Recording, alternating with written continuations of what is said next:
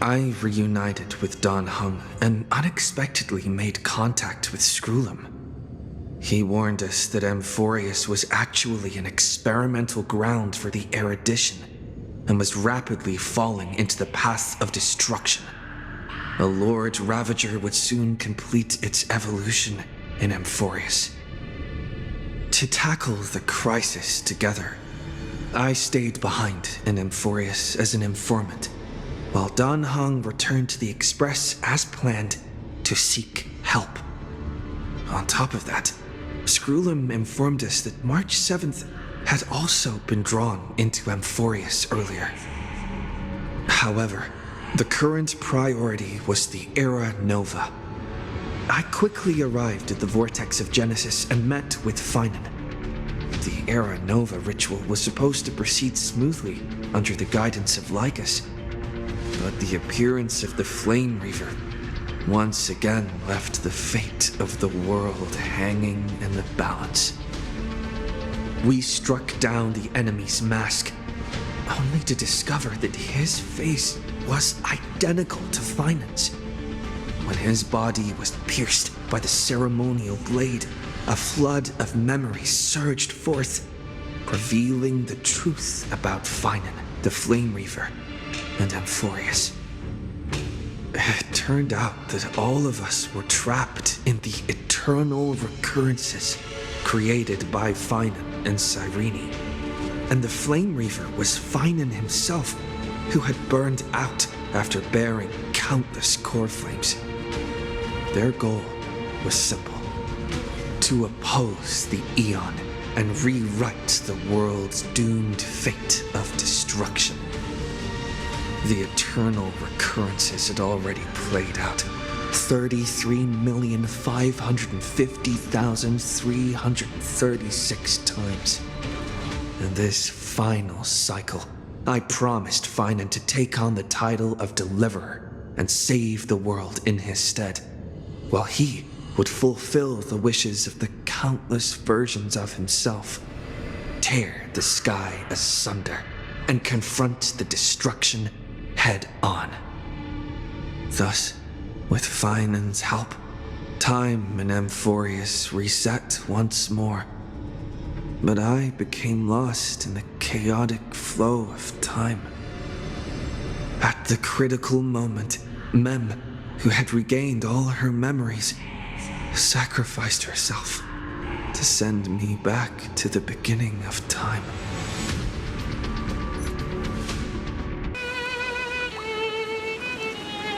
Hello.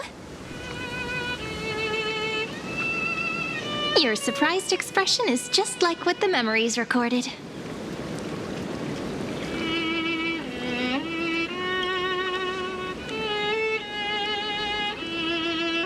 Maybe I'm both? Just kidding. If I had to choose, then I'm probably closer to the latter. It's pretty unbelievable for me, too. It's like I had a long, long dream. Cyrene's memories and Mem's memories, they're all tangled together. But when I woke up, there were only broken fragments left.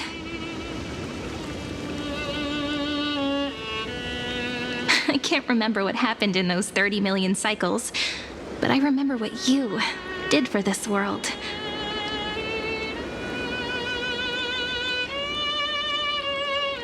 Like, didn't you wish for me to turn into a pretty girl back at the Grove?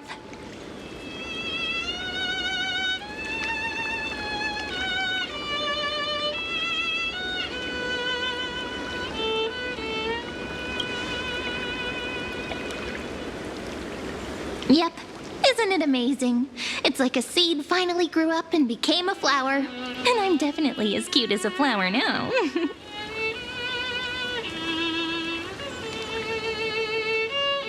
There's so much I want to say, but unfortunately, this isn't the time to reminisce.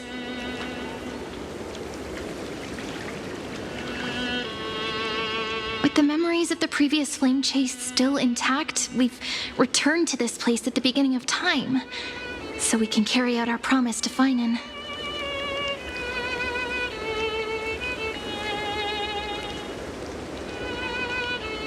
The descent of Iron Tomb may be looming over the horizon, but we still have a chance to change everything.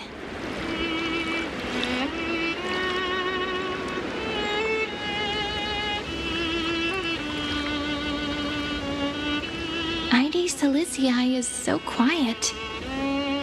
In Cyrene's memories, she always sits alone by the lake, gently swaying on the swing, like she's waiting for someone.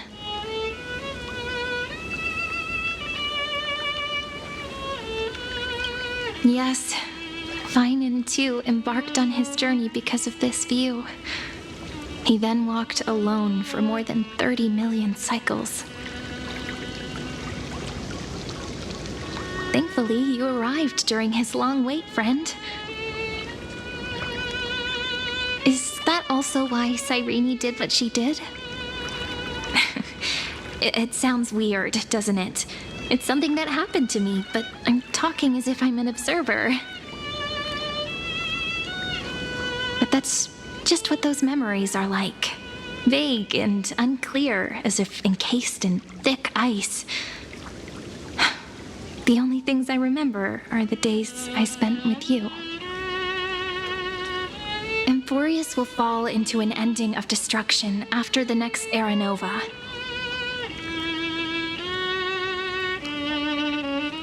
But those stories went out of fashion ages ago. In a proper romantic epic, the hero's supposed to foil the villain's plot, right?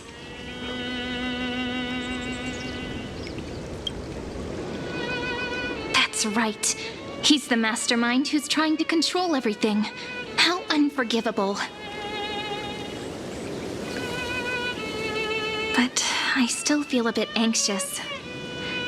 Lygus chose to walk into the spotlight and reveal everything, which means he still thinks the current situation is under his control. Maybe he still has an ace up his sleeve. Think about it. Even the name Lycurgus is a fake one. We have no idea who or what he really is.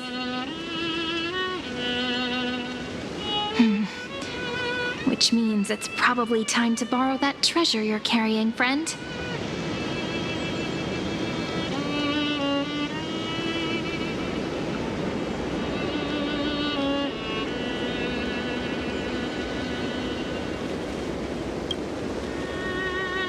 Wouldn't that be a waste?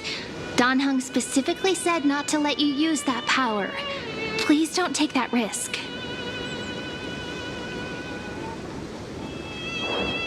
I'm talking about the chronocognitive anchor.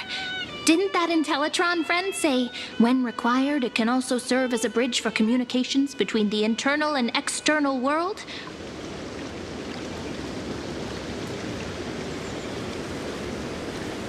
ID Silicii is a little village enclosed by time. We might be able to contact the outside world from here. Why don't we give it a try? We should at least tell our friends from beyond the sky that you're still in one piece.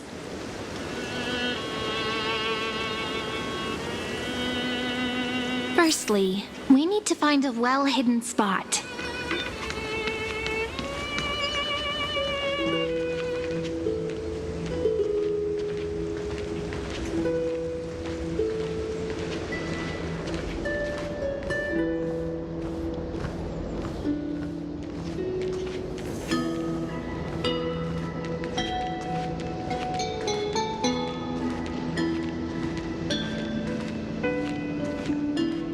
Super quiet here.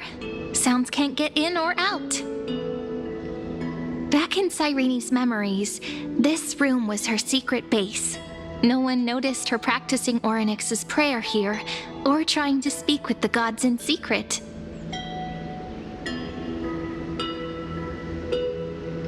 But today's different, isn't it?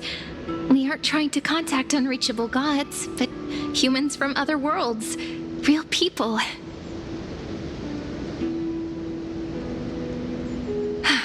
I'm prepared to witness that miracle, friend. The way Cyrene talks is so similar to Mem. I have so many questions. I'm also worried about how Dan Heng and March 7th are doing. Here's hoping the chronocognitive anchor can still function normally. Because I really need answers.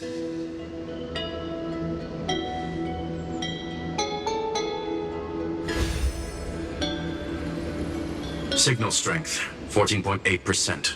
Dialogue window, 16 minutes 22 seconds. Prerequisite, no external interferences.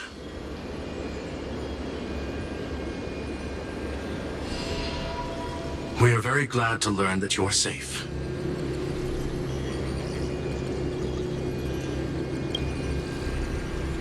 Not only am I here, but I also happen to have saved you 4 times already. Without you even being aware of it, of course.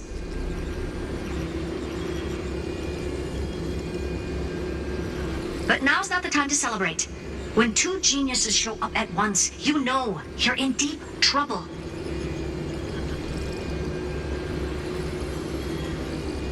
Listen up, little one. The Destruction's eyes are gazing upon this place. No, I'm not joking, and no, it's not Droidhead. It's the real Nanook. Time is running out, so I'll explain in terms you understand. This world, Amphorius, is in fact a testing ground, where the Lord Ravager, Iron Tomb, evolves through self-extrapolation.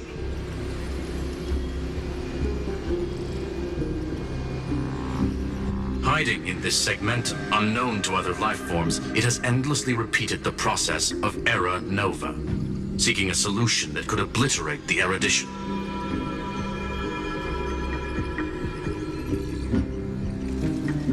For some reason, the experiment entered a prolonged state of stagnation. However, it has now restarted.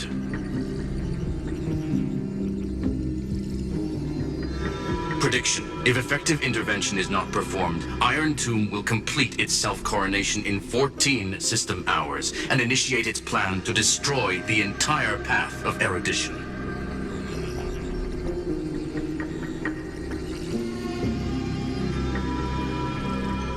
The possibilities are endless. Breaking down interstellar communications, destroying the synesthesia beacons, returning cosmic civilizations to the Dark Ages, or even starting the third anti-organic war. Any of it would be able to bring the cosmos to its knees. Simply put, it will tilt all sciences and technologies towards the destruction. And since Nanook glanced at this place, it means they are being dead serious.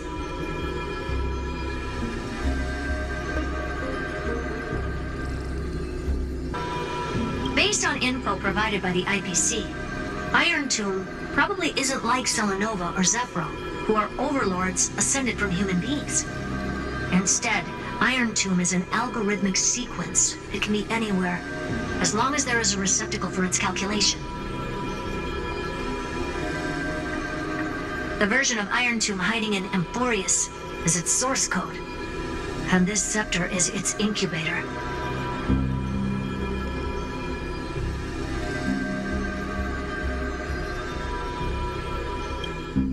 Yep. Think of it as the program having reached 99.98% completion already. And then it's over. Something in the shadows has been driving everything forward. It's the observer named Lygus. Speculation. He's the Scepter System's administrator.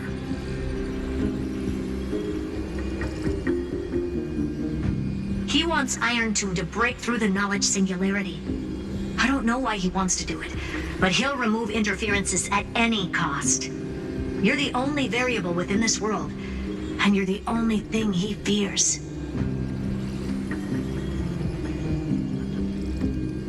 So listen closely, little one.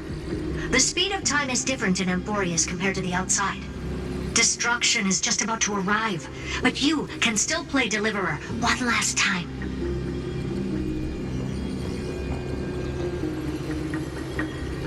The cycles have already been broken. You've entered what is theoretically the last cycle Amphorius will ever be able to run. An Iron Tomb will break out of its prison as soon as the process of Genesis is triggered once more.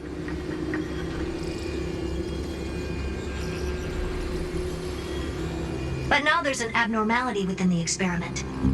You know what I'm talking about. One of the model's 12 factors. That is one of the 12 demigods. Destroyed himself using the power of the destruction.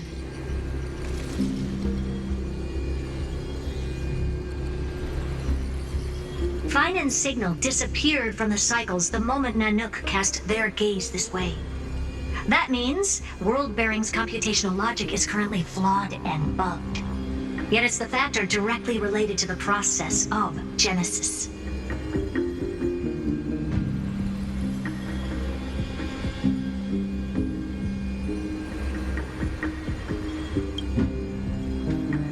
That old Intellitron will definitely do all he can to debug this error. So you have to take this chance to claim Kepfali's core flame. But don't let him have his way. The key to suppressing Iron Tomb lies in whether he can rewrite the purpose of Era Nova.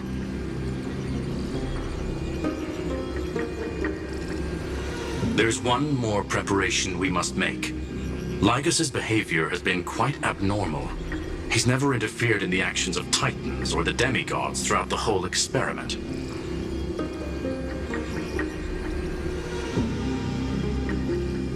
Deduction. The Scepter has an extremely strict autonomous protocol, restricting even its administrator. In Amphorius, this ultimate protocol goes by another name. The Law Titan, Talanton. Law. They are the rules that restrain all things in Amphorius, and it was the core flame returned at the very beginning of the last flame chase journey.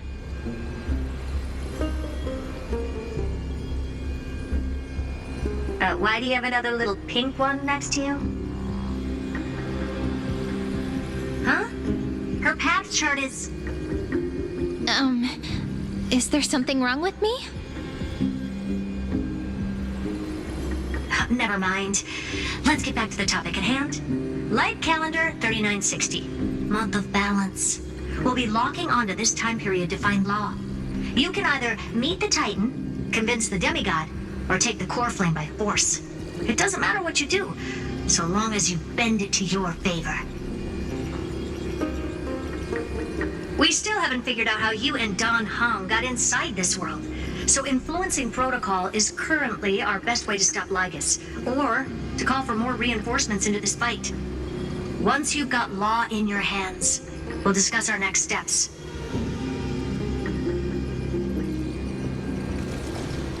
Make sure the core flame doesn't fall into enemy hands. Herta, the firewall's interference is getting closer. Time is running out. Please ask any questions you still have as soon as possible.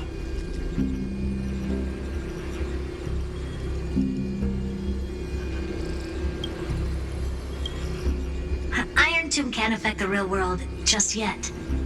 Don't worry. Himiko and the others are more concerned about your well-being than their own.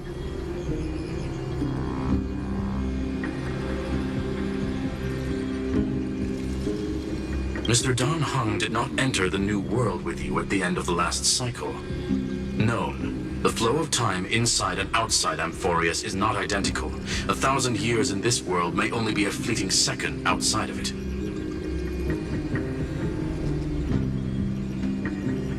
Conclusion. He is on his way back to the Express. Miss March's situation is rather complicated. Madame Herta and I can detect her signal, but cannot ascertain her location. What we can be sure of is that she's still in Amphorius. Don't worry about her. She's absolutely chock full of mysteries. Even if Amphorius explodes, she'll probably float out perfectly protected in a nice thick layer of ice. Worry more about yourself instead. I believe in your capacities. The hands of the Trailblaze can create miracles, and will certainly be able to snuff out the flames of evil.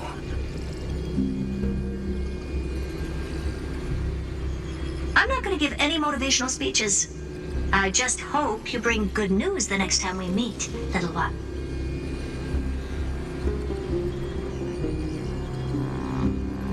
No, not little one. Deliverer.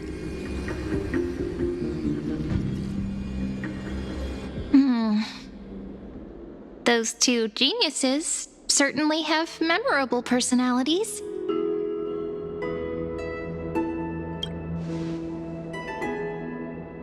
It feels weird. This all feels really familiar. Some of that conversation feels like it's about things I once knew, but then forgot.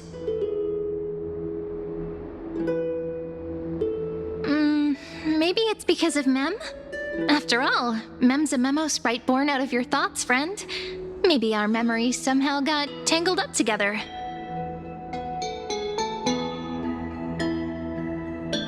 Never mind. Let's focus on something more important with what little time we have. Just treat me as an ordinary girl with secrets, okay?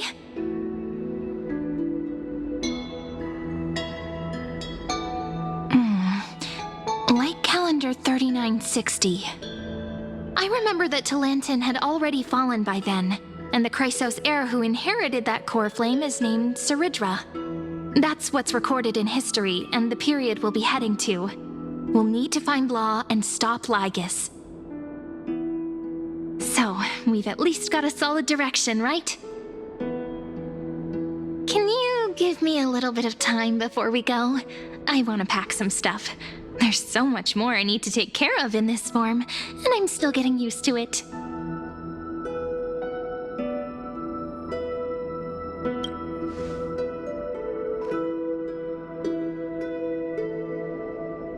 A relaxed scene like this probably no longer exists in the outside world.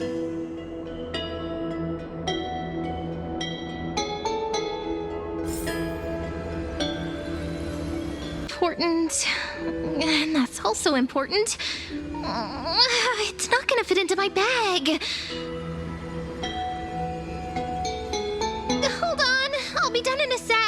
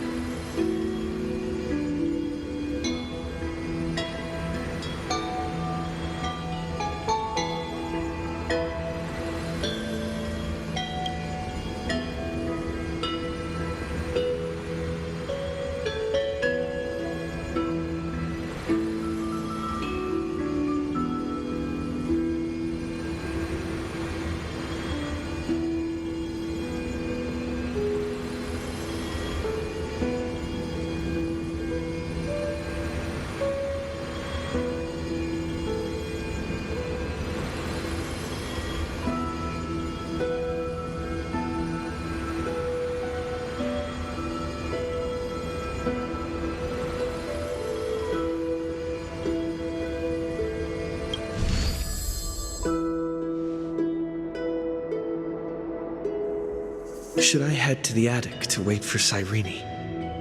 Or should I have one last look at Ides Elysiae?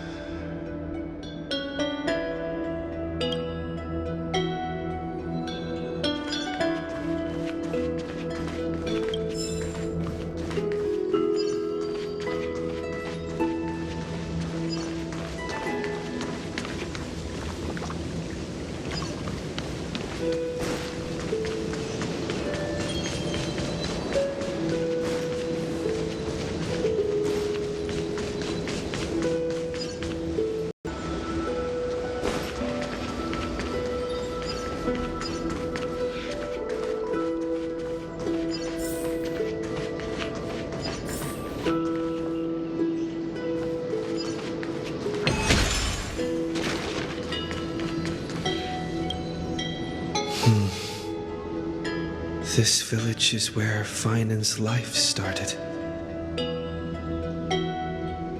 After 30 million cycles and 30 million failures, his burden is now in my hands. He said I will be taking over the responsibilities of world-bearing. But what does that mean? Becoming the new Kefali? Or forging a completely new path?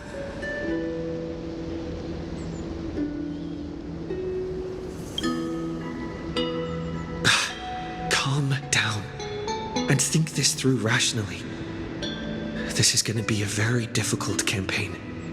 We can't lose Kefali's core flame, and we also need to find either Talantin or their demigod. Then convince them to join us in the fight against the destruction. But there are so many unknowns. We don't know what Lygus might be doing, and we'll have to face Iron Tomb after dealing with him. There's also Cyrene. What exactly is she? There are so many questions. I'll have to take it one step at a time. But I must make each move very carefully, because every decision could potentially impact the end. Herta and Skrullum's help might be crucial.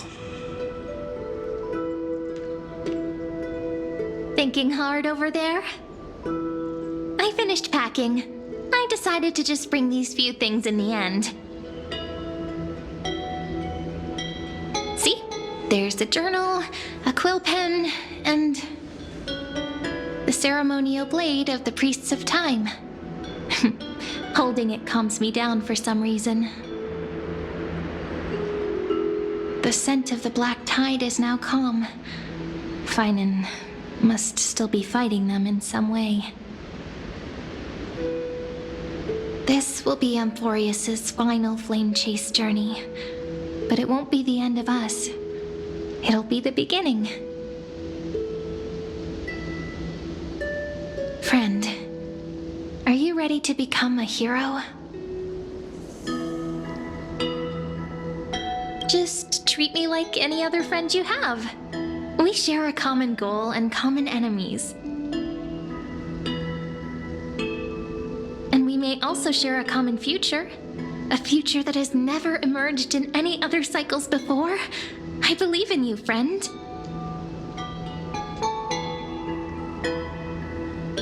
If you still can't get used to it, just call me Mem like you did before. Just kidding.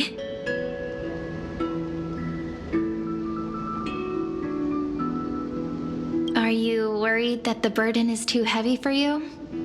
Don't worry. Maybe the answer isn't as complicated as you think.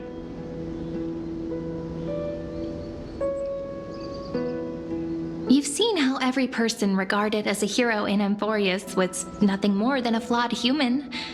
They were just at the right place at the right time when the world needed a hero.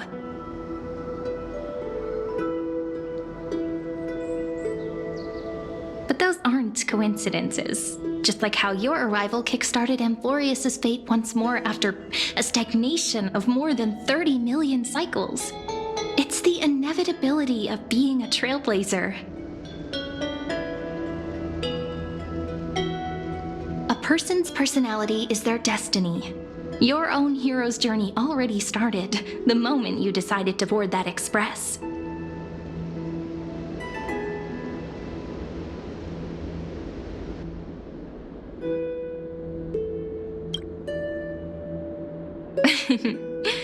Stand with me? That does sound very nice. Why don't we take everyone with us? I believe in you, friend. We'll never be alone, no matter what awaits us.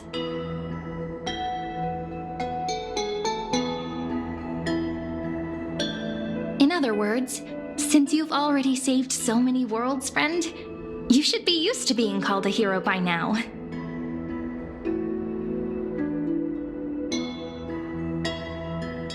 Maybe you can tell me those stories as we travel. That way they can become our shared memories too.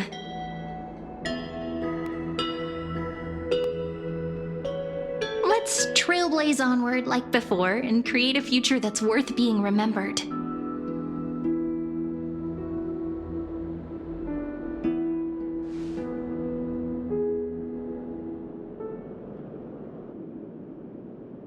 It seems you two are prepared to head out.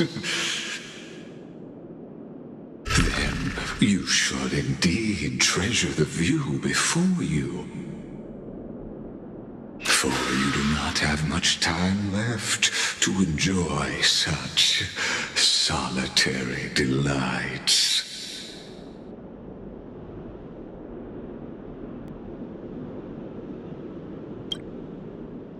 My apologies for disturbing your moment of repose. To fully express my apologies, please grace my abode with your presence. So I may demonstrate the full scope of my hospitality.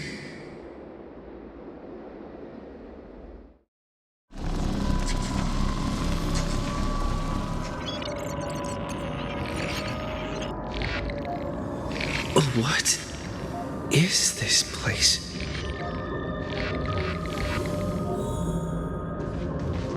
Farewell, then. May we reunite in the new world.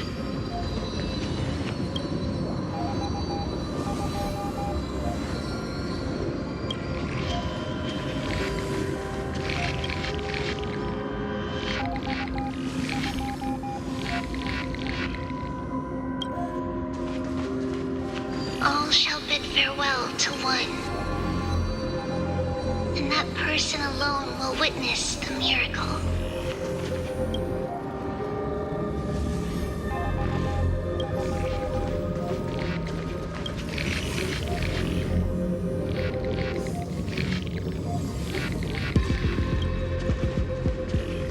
The light of the Dawn device never fades. Kepali's protection has no end.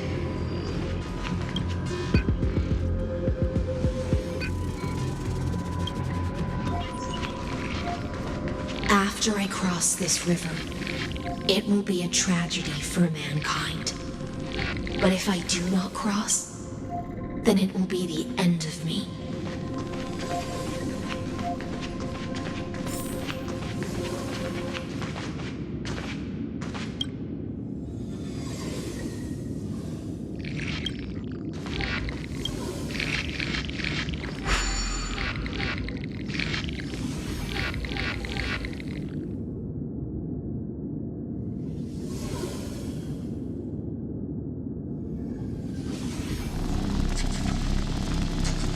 Outlier.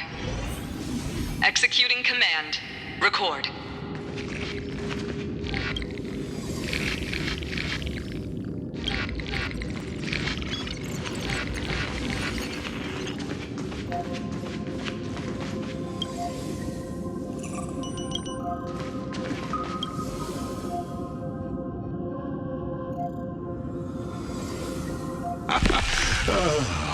Did that startle you?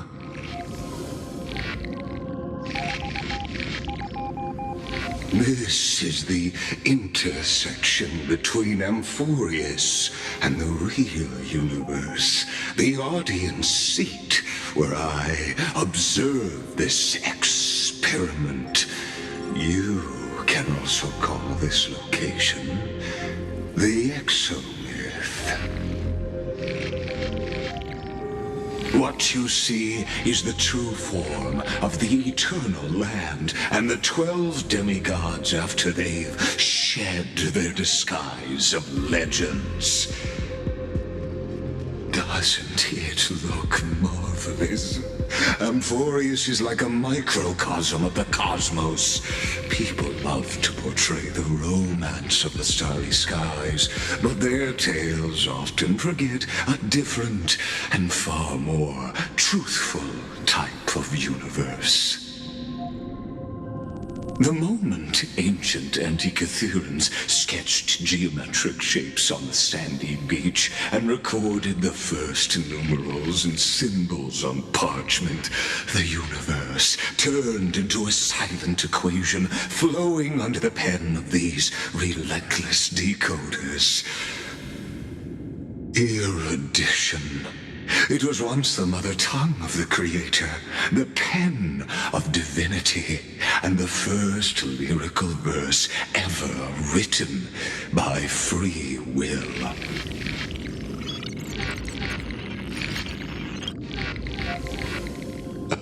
I simply wish for you to understand that I have no intention of being your enemy.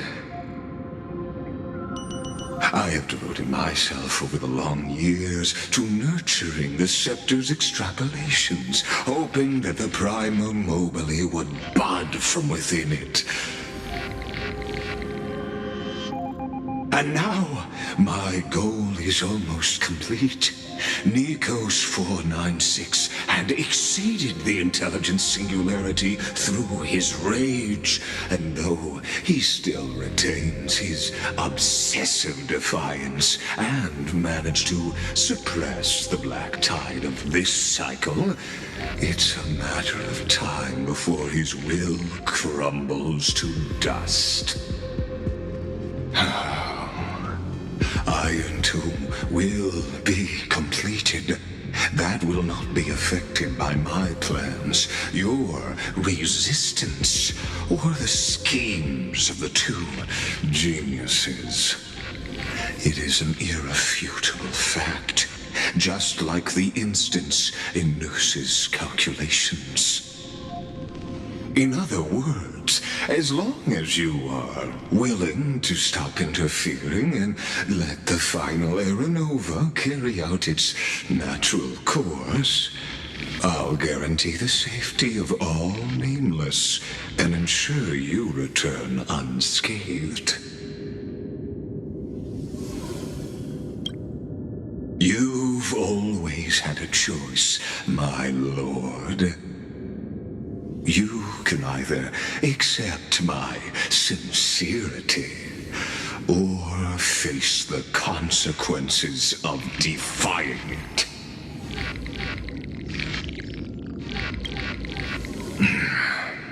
They've always been the product of the experiment, so naturally, they will perish when the experiment ends. That outcome was predetermined long ago, so I will not embellish such a regrettable conclusion.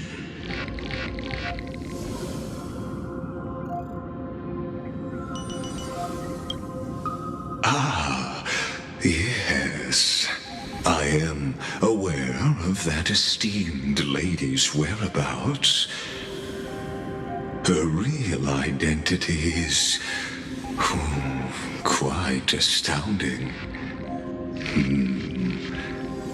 If you decide to accept my proposal, then I will do all I can to send her back to you.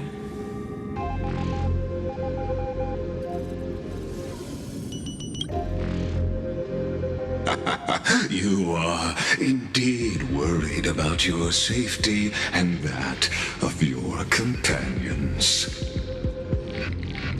Rest assured, as a fellow pathstrider of this path, Nanook's gaze left a brand on your soul long ago. You harbor the seed of destruction within you. But you need to learn how to use it in the right way. That vital knowledge is also my bargaining chip in this negotiation between us. For there are few in this world who are truly capable of such a feat. And I happen to be one of them.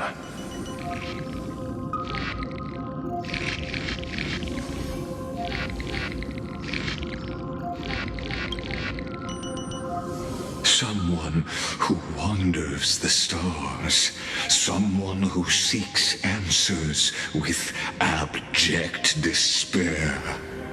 That is all I am. This matter is of grave importance, so please do not make your decision lightly. After all, the choice before you bears a 1 in 3 chance of elevating you to an unparalleled existence among the stars.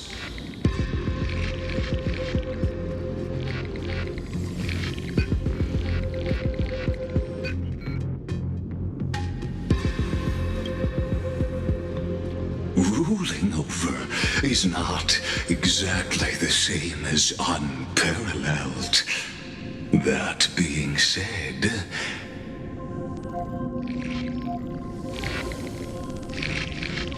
I now see the full scope of the determination in your words.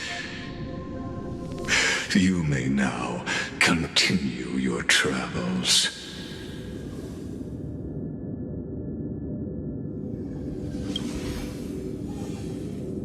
It seems you haven't realized something about this place.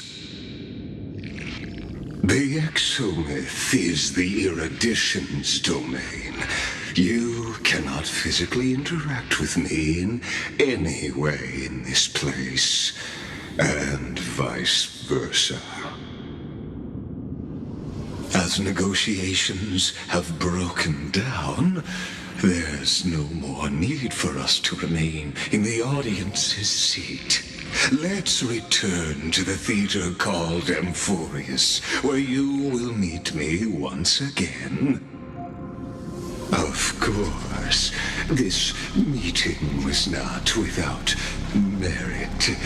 Your presence has inscribed a new footnote in the exomyth. As for its purpose, allow me to reveal it to you in detail the next time we meet.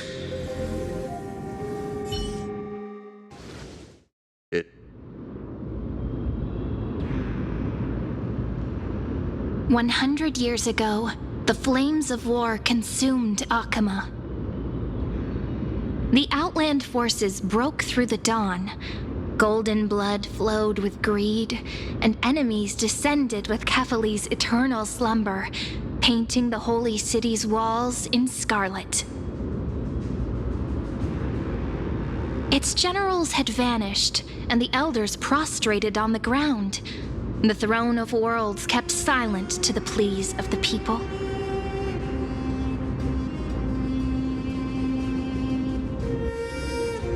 Until the heaven and earth cracked open.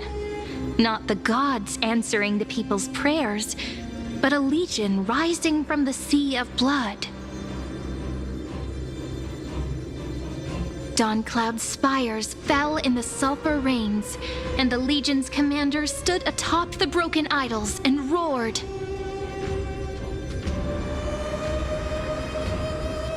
Compatriots, no more kneeling! Not to brutal tyrants, and not to dying gods. Those rebels have twisted the prophecy and ignited the flames of war in order to stoke fear in your hearts. A Chrysos heir she stood, divine blood soaked into the earth, quelling the flames beneath her feet. Their golden blood wrote of a tragic fate. Mine shall overturn it! Her crown burned bright, outshining the fires consuming the entire city. She raised her scepter high, and the people gazed in the direction she pointed. My blood flows in you now.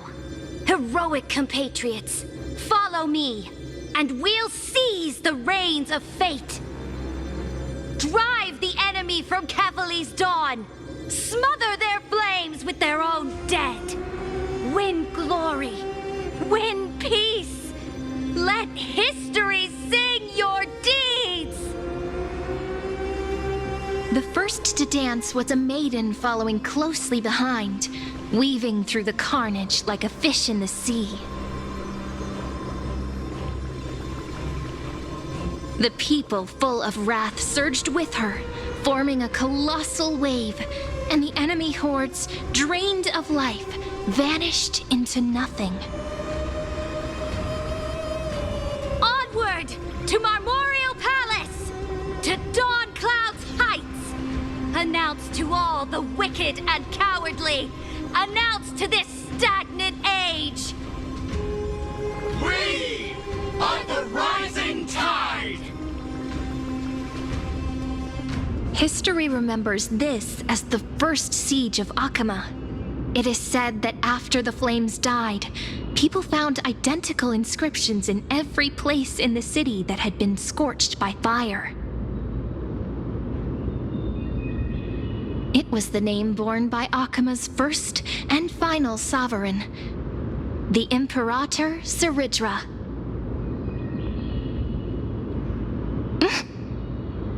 Friend, are you listening? Friend? Honestly, you were the one who insisted on reviewing history, yet here you are, dozing off. Wake up! Otherwise, I'll have to... Wake up! Otherwise, I'll have to...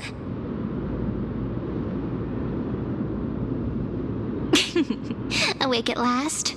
I guess I won't have to use my wake-up magic on you then.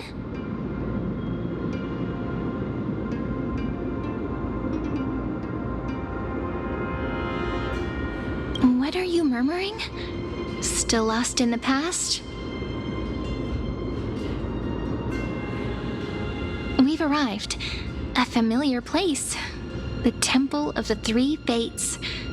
If everything went according to plan, it should be shortly after Talantin's fall. And also the end of the first flame chase journey.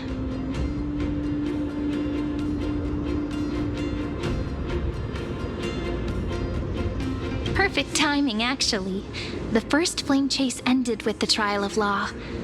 We must find the demigod and gain her trust before the core flame is restored.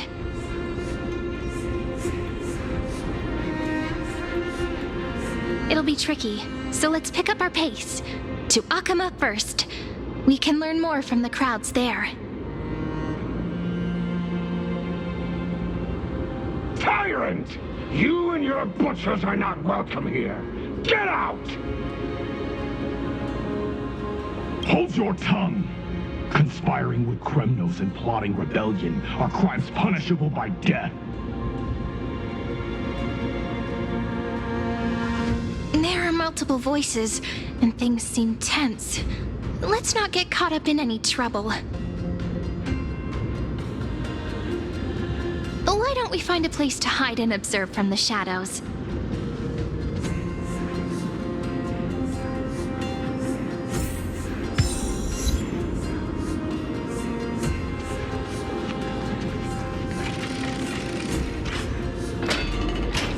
At least Kremnoans keep their faith.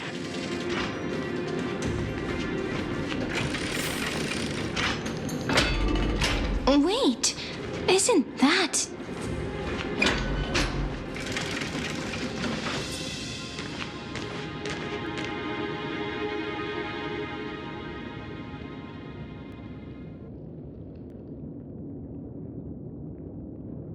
Golden-blooded defilers, perverting the prophecy and trying to slay gods. Stars beyond the sky? Gods who created the Titans? What kind of nonsense? Look at this broken world and see what your atrocious acts have done! What? Did he just mention the stars beyond the sky? But how is that possible? You impudent!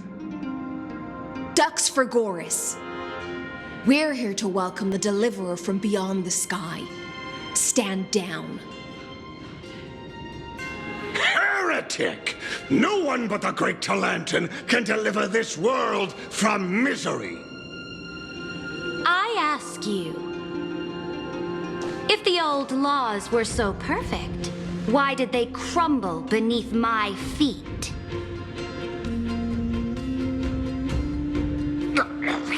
You. You.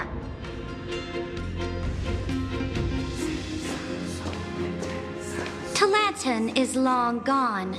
Now I am the law. Challenge me, or submit to my judgment.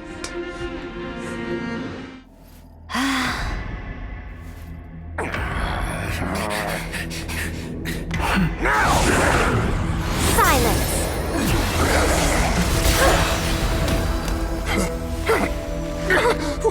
What gives you the right to judge a priest of law? That's because I came, I saw, I conquered.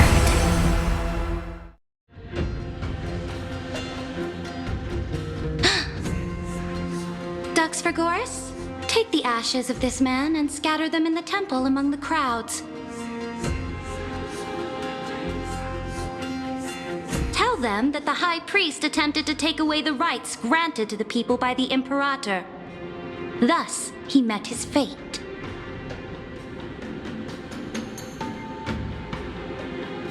Yes, Imperator. Now, these two accidental guests. Dux Gladiorum, if you please. As you command.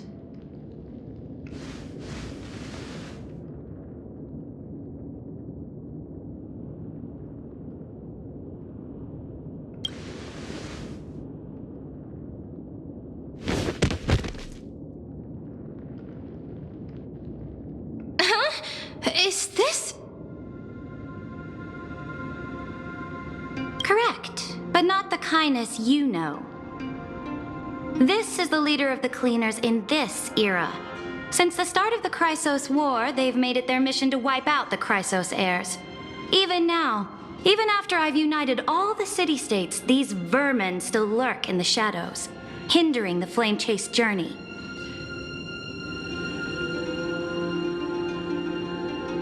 Moreover, I know that the 27th person to inherit this role bore many grudges against you and nearly doomed the second Flame Chase journey.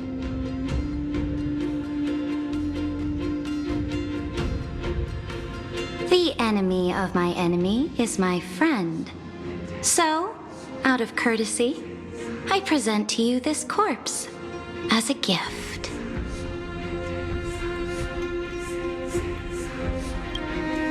Careful. Let's wait and see what happens. She's probably trying to scare us. For the sake of order, I am known by many titles. Flamebearer who ends wars, Tyrant of Dawncloud, Empress of the Holy City, and Imperator of the Flame Chase. But in light of your unique identities, I'll allow you to address me by my real name. Saridra. On behalf of my people and this land, greetings, Deliverer. If I may, how do you know his identity?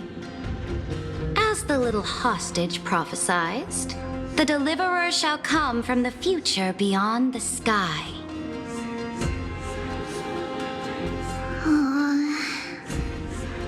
Gray hair, golden eyes, skilled in wielding a mace. They would arrive in Yanisopolis on this day. There's no mistake.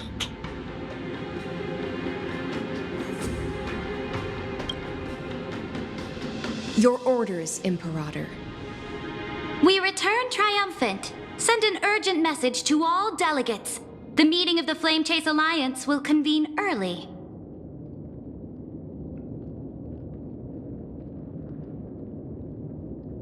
As for you two, Akima knows what you seek. We'll confer in the Holy City.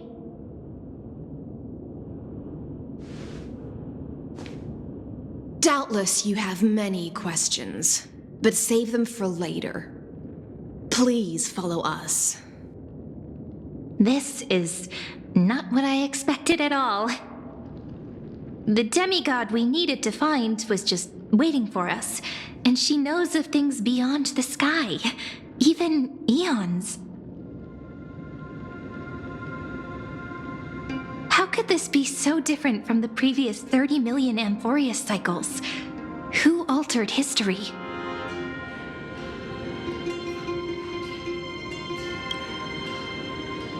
I wish, but other possibilities remain. The currents of time have become twisted. Regardless of who caused this, that Imperator came prepared. We're the ones at a disadvantage now.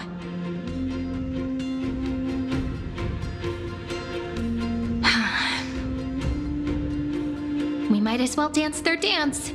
Let's go with them to the Holy City.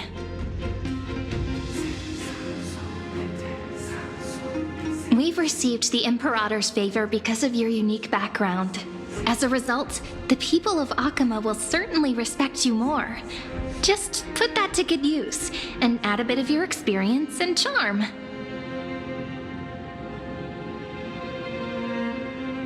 Should be easier than last time, right?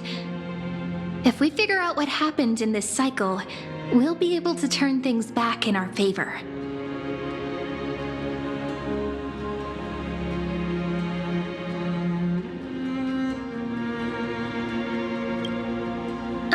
So I'm the key? Since you insist, friend, I'll give it my all. Guests, please. The journey to save the world starts with a single step. Let's set off, my friend.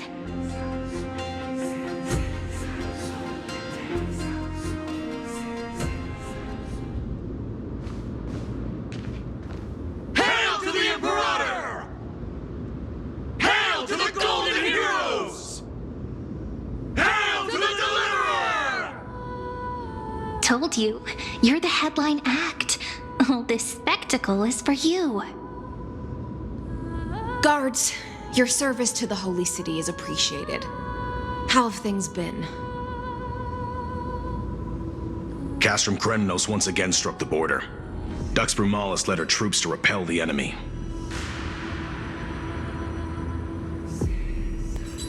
The agitators against the Flame Chase are still active in the city. They smashed the shops around Memorial Market.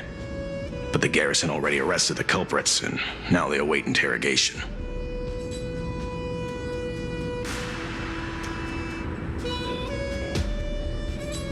They are merely a disorderly mob and do not warrant any attention. Even though Terravox personally mended the fractured earth, it still didn't silence these fools.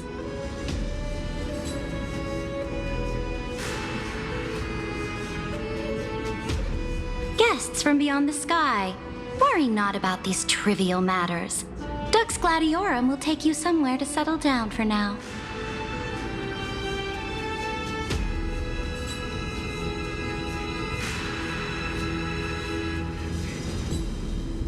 Please allow me to introduce myself. My name is Hycelens, and I am the Dux Gladiorum who swears fealty to the Imperator, as well as the Knights Commander of the Achaemenid Alliance. Later on, the Imperator will invite you to attend the meeting of delegates to discuss the Flame Chase journey. Your arrival has convinced us that the future promised by the prophecy is certain.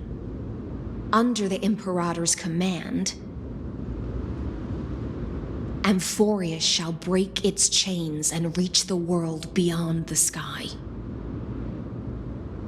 With all due respect, what exactly do you know about us and what's beyond the sky?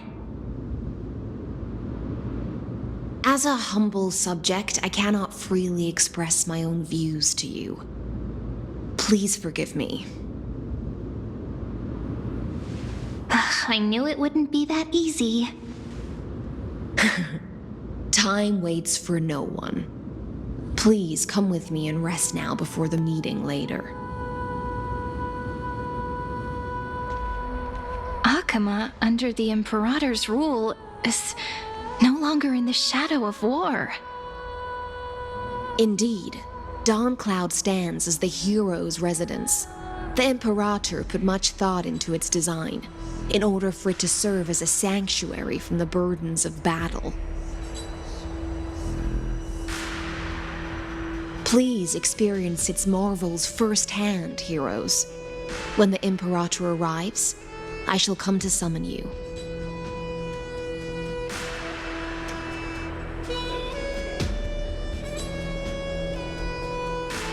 Hystealans.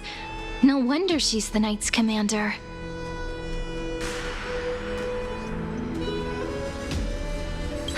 All right. We finally have some freedom to ourselves. Since there's still some time before the Alliance meeting, let's explore a bit. Look over there!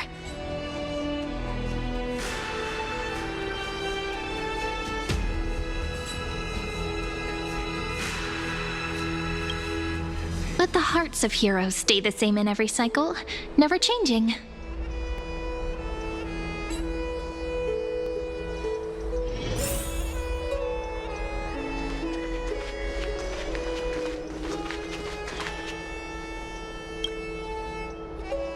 Dux Brumalis, our great Imperator, found the mastermind and executed him in public.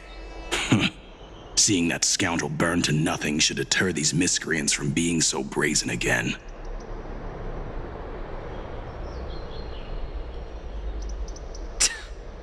So the great Imperator isn't afraid of getting her hands dirty?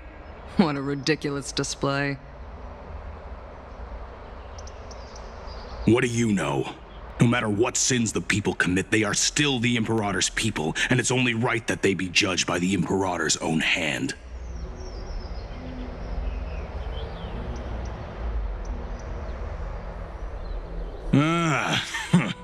Our distinguished trespassing guests.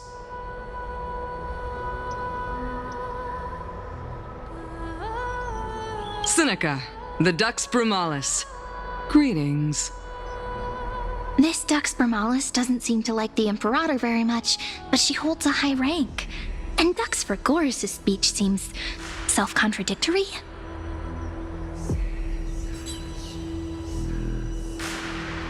Let me see what I can get out of them. I'm Cyrene of Ida Silicii. This is the Deliverer Beyond the Sky. We're new here and wanted to ask you, does this city host any other visitors from beyond the sky? We're looking for our dear companions.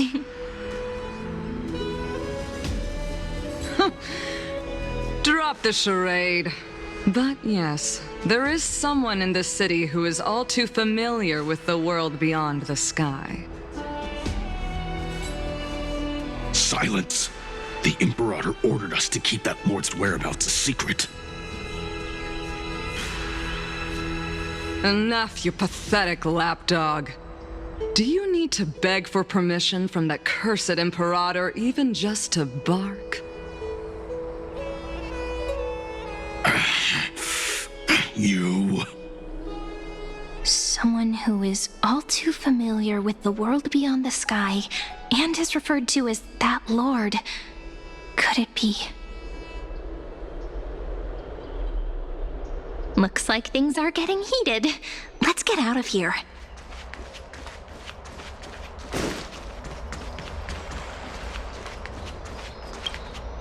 How are we supposed to talk to the heroes of deliverance?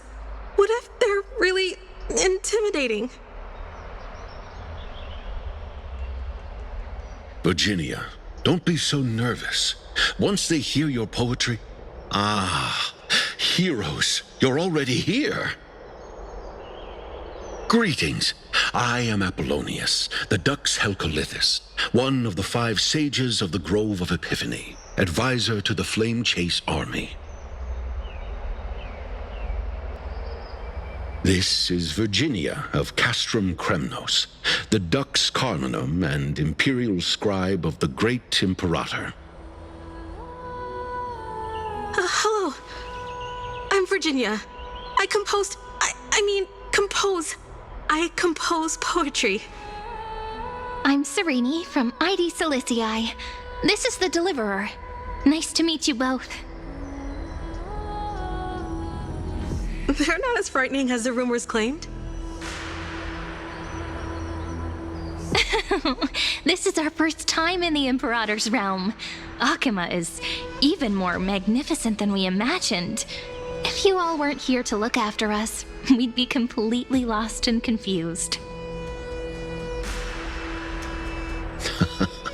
The Akuma you imagined is long gone. Under the Imperator, this city has been reborn as the capital of the world. Bask in her free-spirited winds. For anyone who fulfills their duties to the Imperator, these winds shall forever remain at their service.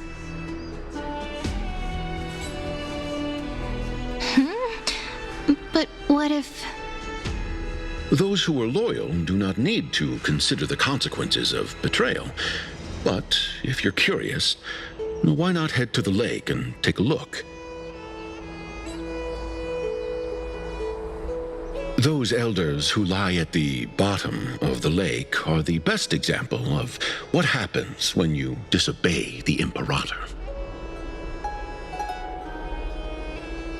The elders of this cycle were all... Looks like that priest who was sentenced to death wasn't an isolated case.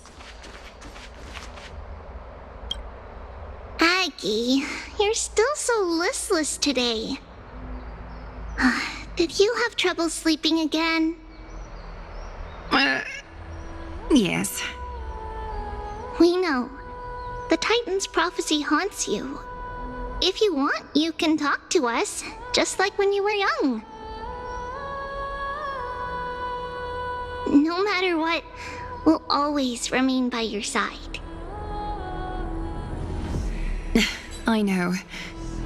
I also understand that fate cannot be changed. It is not the future that I worry about. I spent all last night weaving clothes and linen for the refugees. The Chrysos War is born of injustice and has shattered their dignity. They deserve at least some basic decency. If Amphorius one day abandons this, then all of us, commoners, Chrysos heirs, Titans, become no better than beasts. Oh, we have guests. Welcome. I am Aglaya, the Gold Weaver. These rags on you are not worthy of the title of Deliverer. I must prepare some proper attire for you. What is the matter? Your gaze seems somewhat unsure. Does your Aglaya differ so much from me? Greetings, Deliverer from beyond the sky. We are Trebi of Yanisopolis. It's very nice to meet you. Although, introductions are probably unnecessary. We know you've witnessed the future of the Flame Chase journey even more clearly than we have. Witness the future of the Flame Chase journey? The prophecy also told you about that? Indeed, Orynyx reshaped Amphorius through the prophecy. Although, regarding the Deliverer, there were not many details beyond your appearance and the time of your arrival.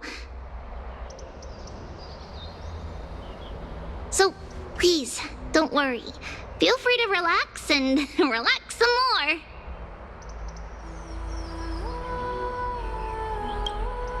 Kefali issued prophecies too, but it was Orynyx who told mankind that the Deliverer from beyond the sky would descend upon Amphorius. More crucially, they revealed a future entirely different from the Aranova. Though we still must challenge the gods, in the Time Titan's prophecy, this path leads not to a new world, but to the true starry skies. This is also what the Great Imperator has been striving for all her life. Your arrival further confirms everything.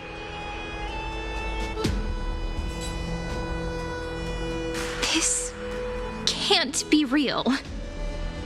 Even you find this surprising? Fate really is unpredictable.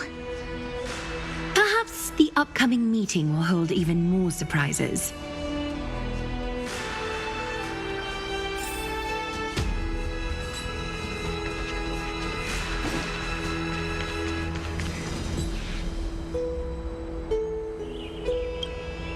Little fish from beyond the sky, did you rest well?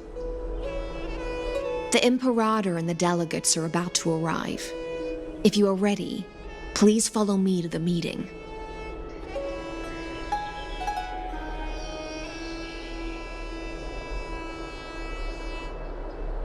I'm the Knight Commander of Akama, General of the Flame Chase Army, and the Imperator's servant.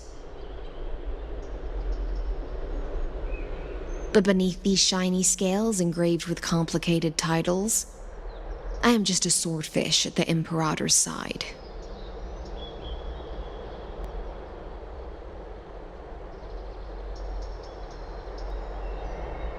As you've witnessed, she is the Empress of Akama, the one who ended the Chrysos War and the leader of the Chrysos heirs.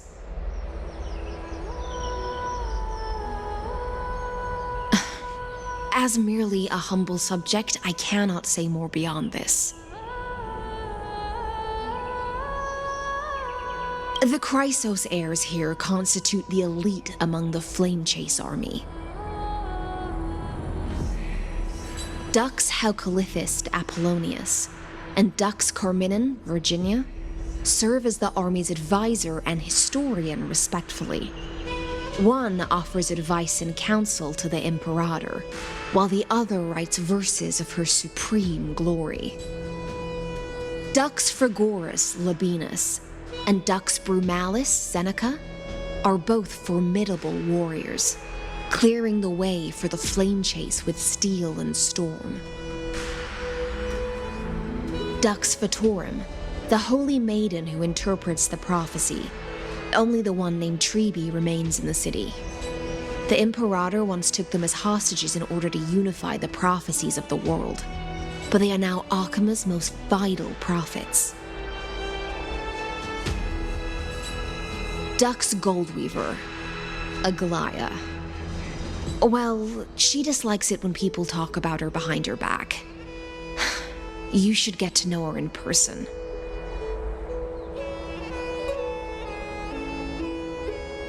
Then come. The Imperator reserved seats for you. I'm starting to feel a bit nervous about the meeting. Since Saridra is presiding over the meeting, it'll be a good opportunity to learn about the law's inclinations in the current era. Let's keep our ears open, okay?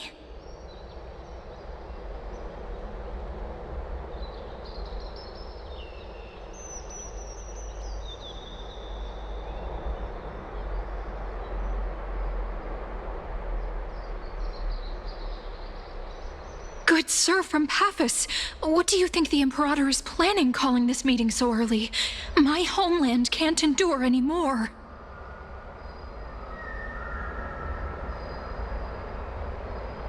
Who knows? First, she wants to hunt Titans. Now she says there are even greater calamities. Her madness is the greatest calamity.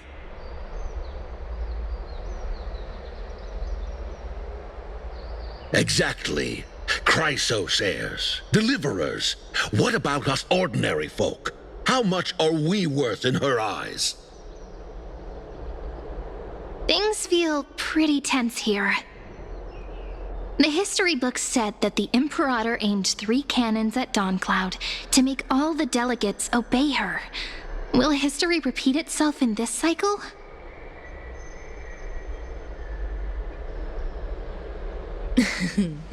Yes. Similar acts have occurred, and not just once. However, whether history will repeat itself, you'll soon see. Those are the 2 spots reserved for you. Please take your seats. What Not again. Look, Why aren't we we're starting? close to what they were talking about before. What is this? Stop. So it turns out.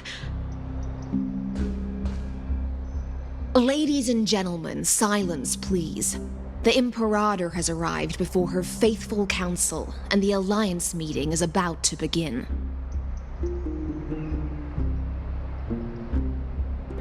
All rise. In the names of Talantin and Kefali, the Akama Alliance swears upon the gods.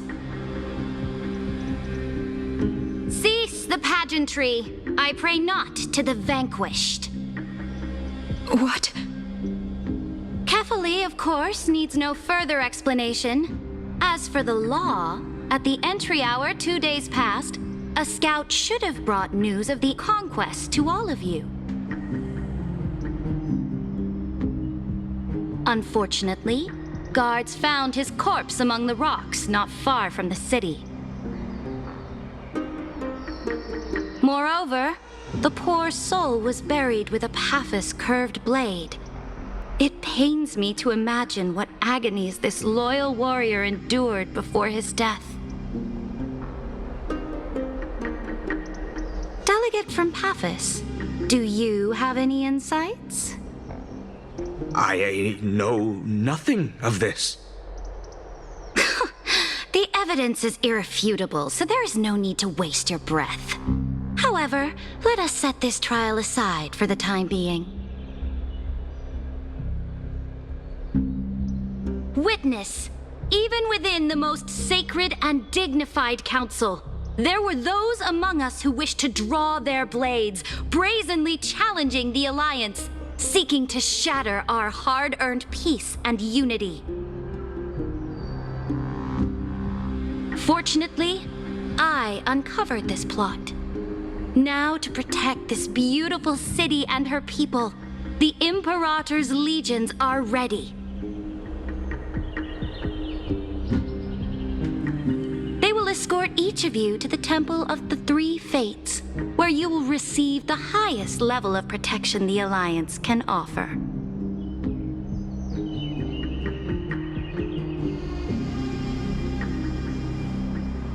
Then, the Legion's warriors will join me in embarking on the campaign against Fagusa.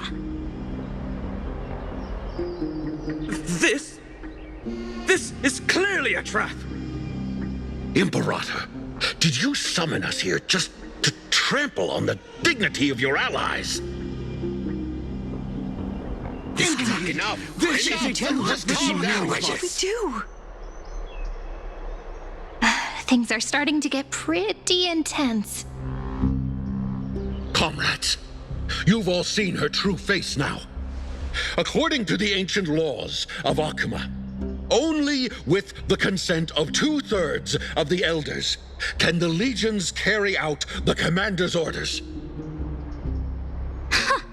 The ancient laws. Didn't you destroy them long ago? You defected during the first siege of Akuma, voted unanimously in favor of the Council of Elders restructuring, and just yesterday, you desecrated them with a blood-stained blade.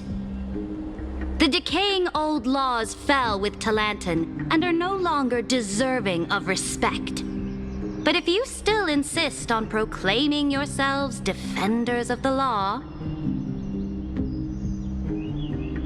then be silent and offer up the highest respect to this core flame in my hand.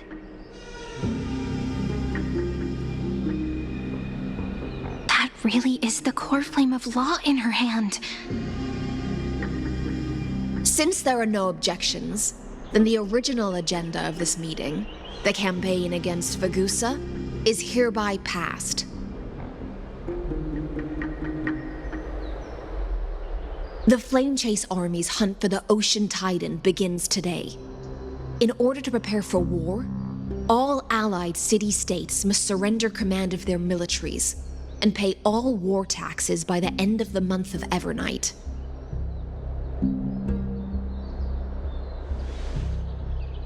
At this moment, I would also like to introduce to everyone the newest honored guest to join our alliance.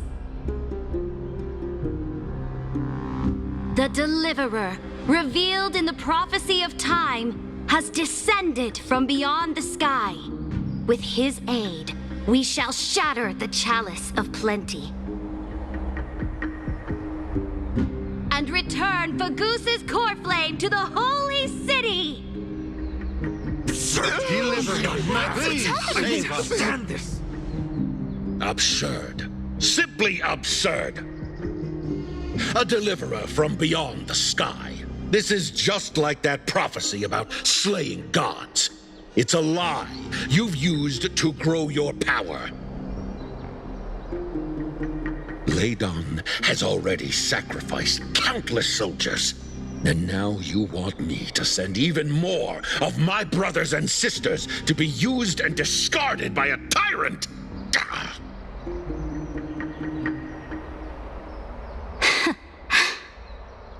Are there any other objections? Then I bid you all farewell. Meeting adjourned. Deliverer, please wait. I still have important matters to discuss with the two of you.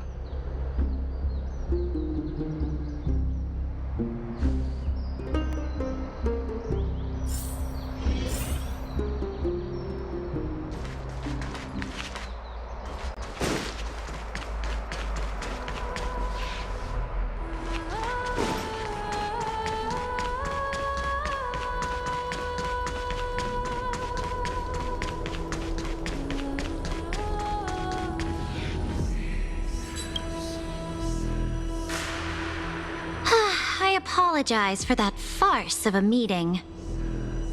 It must be tiring dealing with so many people every day, Great Imperator.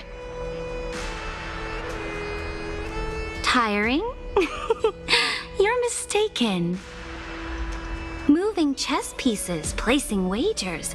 This game of strategy adds a dash of color to our heavy fates, much like how rule and conquest are always accompanied by sacrifice. Is the war with the Titans also part of that sacrifice? After I glimpse the secrets of this world, no, the secrets beyond the sky, the divine authority of Amphorius no longer held any significance. Let me ask you, Deliverer, is it true that beyond Amphorius' sky, there are magnificent deities called Eons?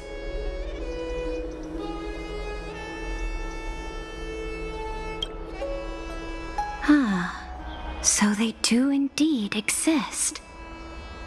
Then, please tell me more. How will you use this great power to guide the people? In the future you envision, where will our flame chase journey lead?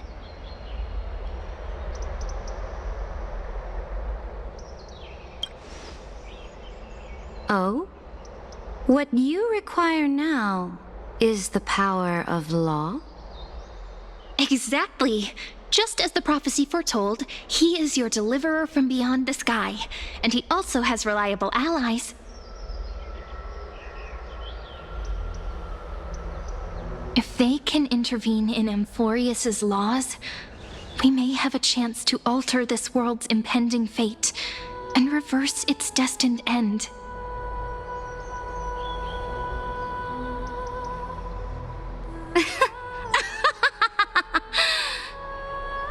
Very good, Deliverer. You have courage to say such presumptuous things, even knowing that the inheritor of the law stands before you.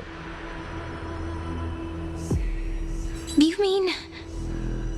In the past, anyone who dared to covet the Imperator's divine authority would have met a gruesome end. But now we can see beyond this dying world.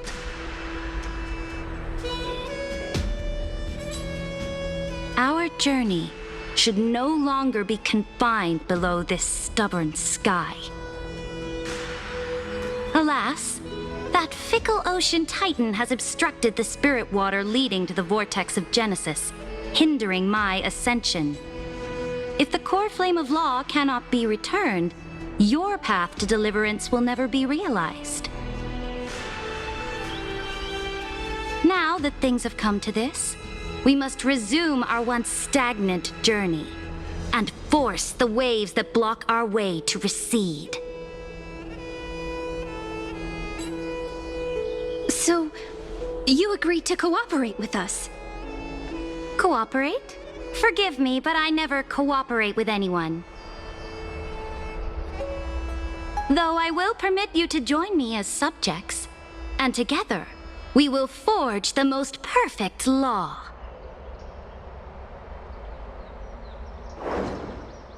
This is... The Flame Chase Medallion, a symbol of the Flame Chase Army. Every noble in Akuma carries one. This medallion represents the will of the Imperator herself, and you may act freely within the city with it. Before we embark on the crusade against the Ocean Titan, you should rest in Akuma for a time.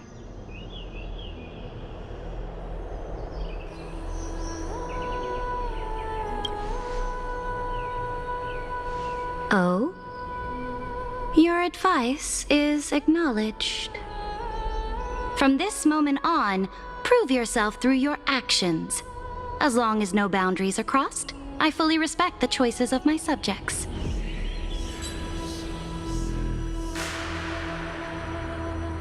May your journey reach that sky full of stars, Great Imperator. Your attendant certainly knows how to curry favor. Go now. Take a bath first. You two... reek of seawater.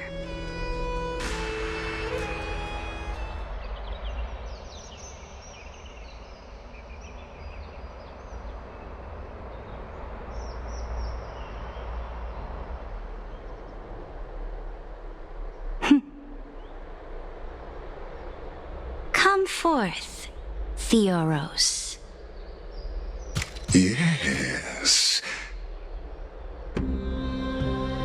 Great Imperator.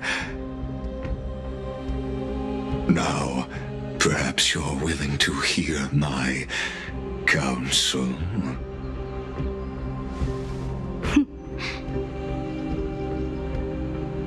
Those two arrived just as Orynyx described, and just as you said, they showed a thirst for law.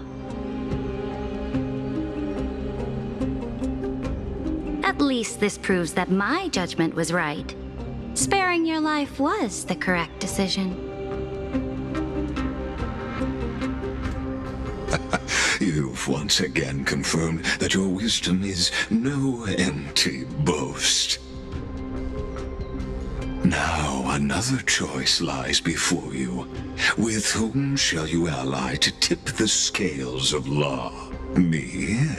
Or that deliverer?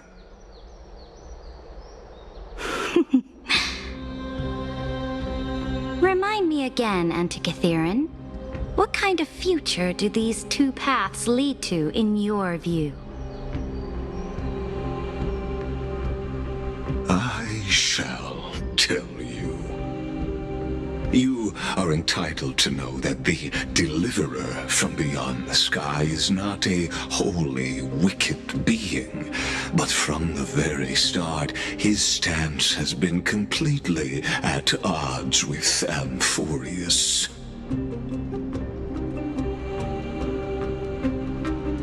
The road they have chosen will bury Amphorius' grand aspirations. This world which follows the path of destruction will inevitably stray far from the glory it was meant to enjoy. But on the path I have revealed to you, the people of Amphorius will slay their creator in the name of the Imperator and conquer the worlds beyond the sky. You will command the mighty beast known as Iron Tomb. bringing waves of war and conquest to the universe. Beings across the cosmos will bow before you, offering their allegiance. So, what's the price? The price is insignificant.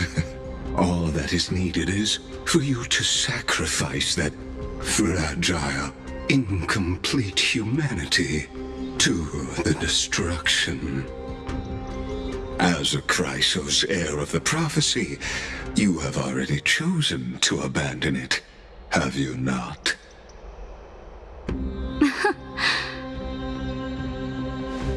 Off you go, Theoros. I have already made my decision. Once I ignite the core flame of law and burn away the old, outdated rules, Amphorius will embark on a journey across the stars.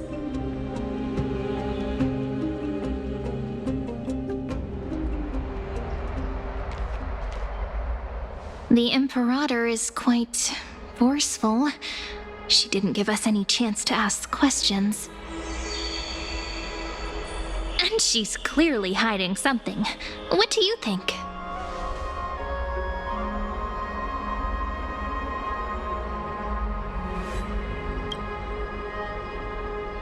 Looks like we're on the same wavelength. The atmosphere in Akuma, it's so unfamiliar. And it's not just the Flame Chase Alliance talking about the world beyond the sky, but the whole city. We should also discuss our findings with our friends from beyond the sky. Then...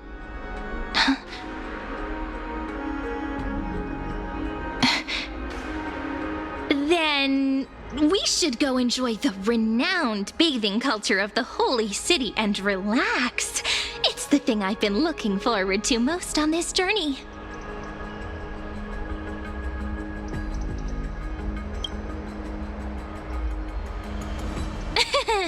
Work and rest are both important. You see, everyone agrees, right?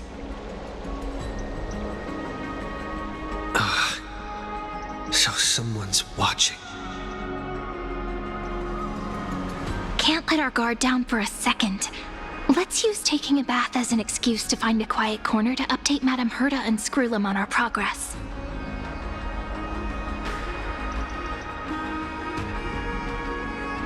We can also check out what's happening in the city.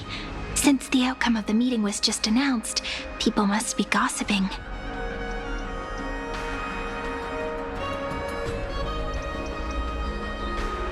We can kill 3 birds with 1 stone. Let's go.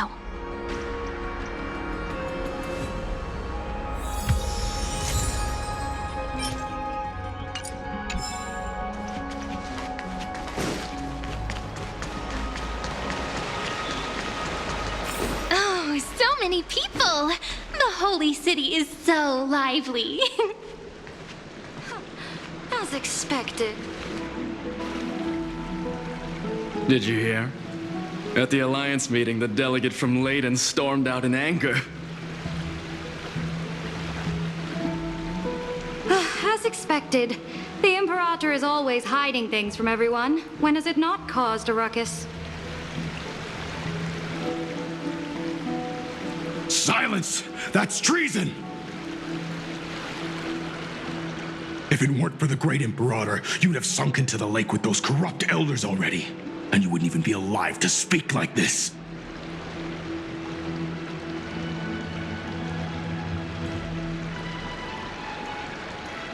Oh no.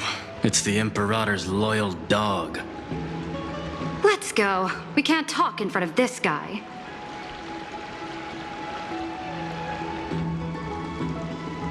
Ugh.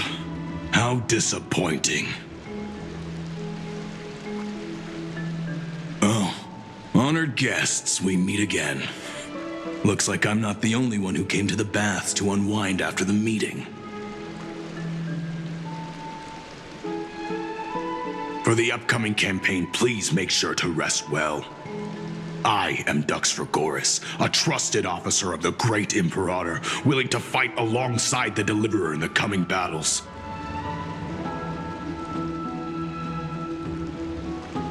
Ugh. Another war? Ever since the Imperator took control of Akuma, we haven't had a day of peace. Idle chatter. The atmosphere is a bit tense, with rumors flying around the city. You must be troubled. My apologies. After every Alliance meeting, there are always some pests in the city who get restless. I prefer to ignore them.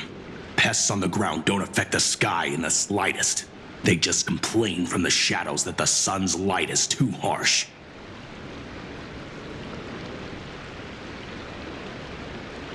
Besides, the Theoros has already promised the Imperator her fate.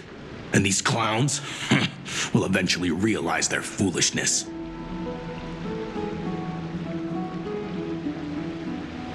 May I ask, who is this Theoros? The Imperator has ordered us to keep his lordship's whereabouts a secret. Ah, so it's his lordship. Stop trying to get things out of me. Leave me alone. I didn't even need to try. Big and strong Dux Fregoris really can't hide anything. Theoros. What an ominous name. Bad news.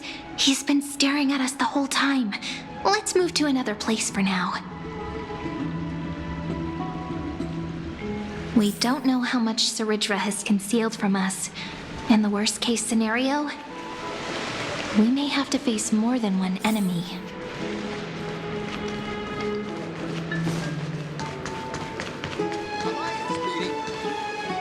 Alliance meeting? More like a cage where creatures with golden blood claw at each other. And Flamebearer who ends wars? Clearly, a tyrant who doesn't deserve such a title. You're absolutely right. While the Imperator's hounds are still hunting down others, let's let out our grievances. You. I know you. You're that tyrant's lackey. What? Here to shut me up for that little imp? Panicking now? Don't worry. I don't care what others say about the Imperator. And she certainly doesn't either.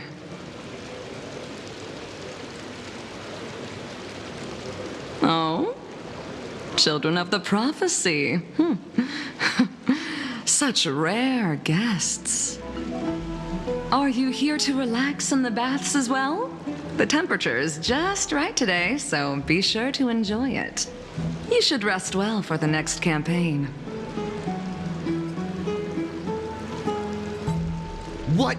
Children of the Prophecy? Ha! Another excuse for the Imperator's reckless warmongering. No filter, huh? You should be glad you don't have a seat at the Alliance meetings.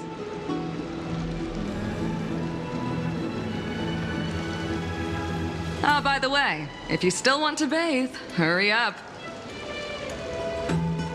Once that predatory fish joins the flow of water and eliminates all the fools questioning the world beyond the sky, you won't be able to enjoy this perfect water temperature anymore.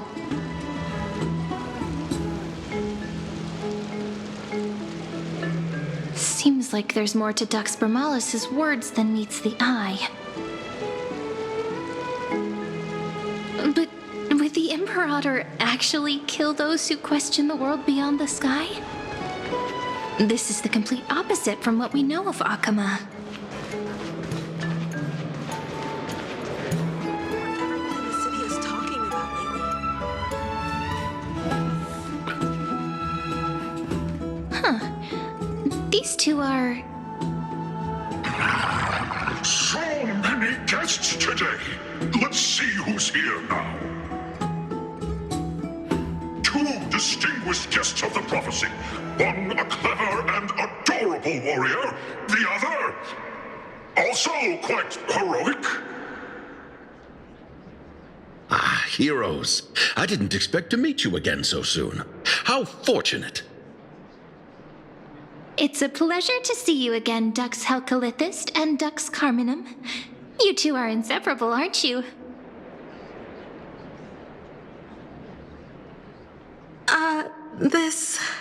This is... Oh, she wants to find someone to help with research for her new work.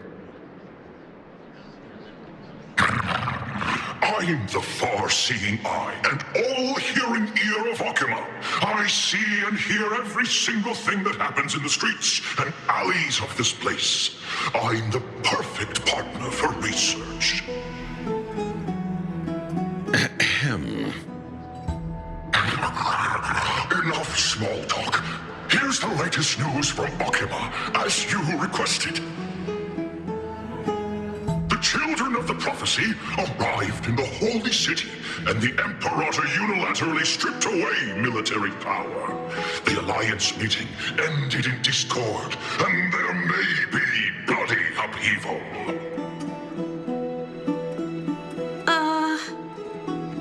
As expected. I get the feeling you might have embellished a bit to keep people's attention. I swear on my stone mane, I would never do such a thing. But if you wish to quell this terrifying news, perhaps a more explosive topic would help. Never mind. While the influence of rumors can be minimized, the fact remains that the great Imperator did swiftly consolidate military power in an almost threatening way. It's undeniable. Heroes, I know the Imperator's way of doing things may seem a bit autocratic to outsiders, but soon you will witness her blade dance with enemies on the battlefield. I can't comment on the source of her loyalty, but when that blade is drawn, you two, as bright as you are, will surely see the deep thoughts beneath her exterior. The Imperator's blade. Is he talking about Miss Hysealin's? I sense some unease in Dux Helcolithist's words. It seems the Imperator and Miss Hysealin's share a much deeper bond than the others do.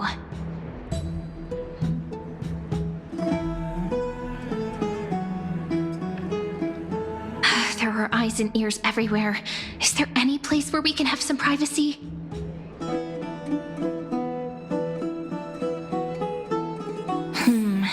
To understand the Imperator's secrets, we have to get past Miss Hysealin's.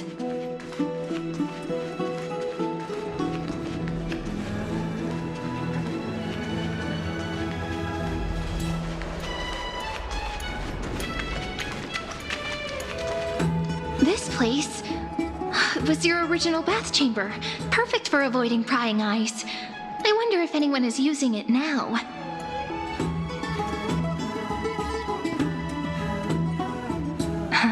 The smell is...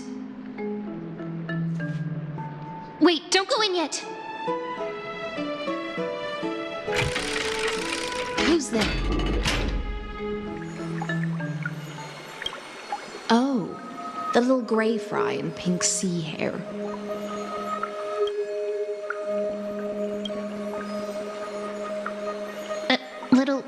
Little sea hair? You barged into here without warning. Was it an accident, or did you wish to bathe with me?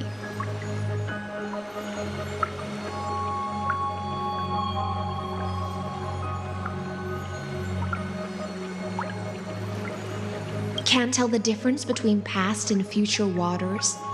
This has always been my home. Sorry, we didn't mean to disturb your bath. We'll leave now. It's no big deal. There's no need to panic. This is the natural state for me. People on land force themselves to wear clothes, adding unnecessary constraints. Forget it. If Duck's Goldweaver heard that, she'd scold me again. All right. Please make yourselves comfortable and wait a moment. Let me first wash off the blood of the hunt, and then I'll attend to you two.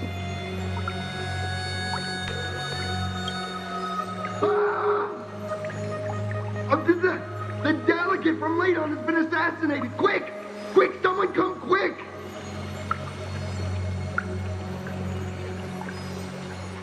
Ah, the broken crab shell surfaces. I was worried it had been washed away by the current.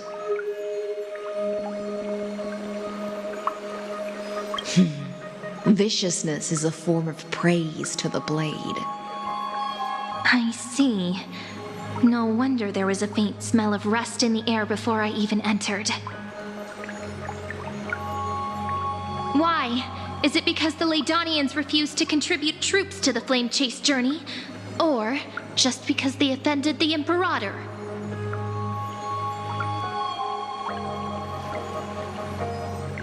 Because the new era of the Flame Chase doesn't tolerate stagnant blood. For the ignorant masses who cling to outdated laws, only bloodletting can wake them up. Right now, the rebel forces on the frontier are rising, and Ladon has been secretly supporting them. They loudly chant the slogan, "Return to the Era Chrysia," unwilling to relinquish military power. They're just building momentum for the rebellion.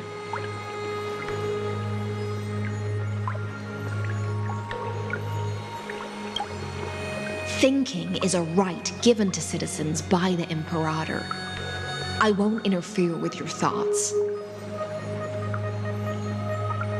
As long as you don't try to reverse the current of the times, you and I will both be free. But, Miss Hysealans, I can't even hear the slightest hint of joy in your words. Because I've already tasted ultimate freedom. Long, long ago, I lived in the sea. In that lightless abyss, far beyond civilization's reach, the great fish consumed the small. And when the great fish perished, their bodies became sustenance for the newborn, nourishing the whole ocean. This is the tide that carries civilization forward. Anyone may be devoured, or meet the fate of inevitable decay. Are you suggesting that ultimate freedom is in fact the cruelest fate for life? I only mean that if life wishes to preserve its dignity, it must first be bound by the law. There's no need for me to say more, little sea hare. We're of one mind. Whether the Imperator's law can guide the schools of fish and lead us to a truly free ocean, let us wait and see.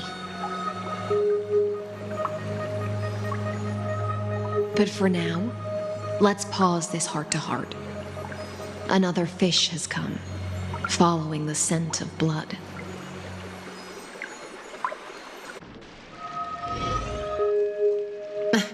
Being your subordinate is such a tragedy. I'm always having to worry about the messes you leave behind.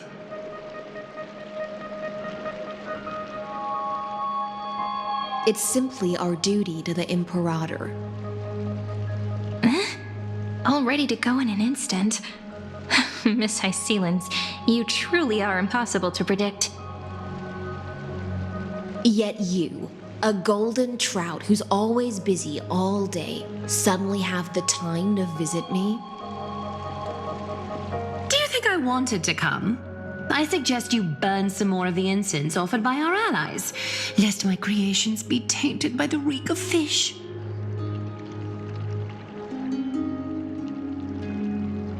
I'm only here on the Imperator's behalf to remind you to prepare for the banquet. Fine. But I must retort. What you call the reek of fish, to me, is the unique fragrance of the sea. Besides, if my fine clothes get stained, won't you just gift me new ones? I won't.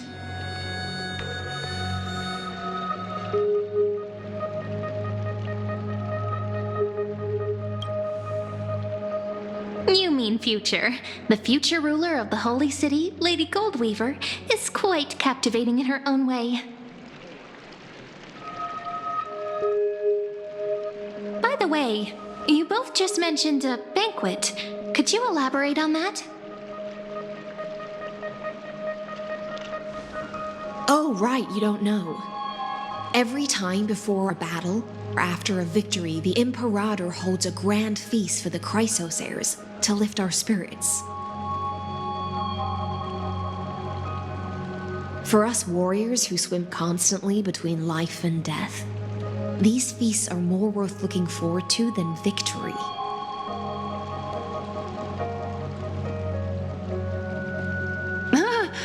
A banquet to prelude the hunt for the god of banquets, and honey brew as a tribute to commemorate the ancestor of honey brew. How absurd. Don't look so grim. All has been decided. Since it's a banquet for Fagusa, why not take a leaf out of the Titan's book? Live in the moment and enjoy life to the fullest. I'm not as carefree as you. That little Dolos kitten is already causing enough trouble for me. And on top of that, I still have tailoring commissions to complete.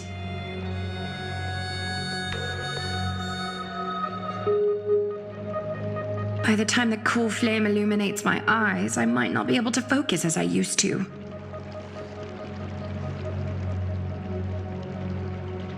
Glaya's eyes. Curious about these eyes? People often compare them to jewels. But I've already made my decision to ask romance for eyes that can see everything. I wonder what this world will look like when I take the divine authority.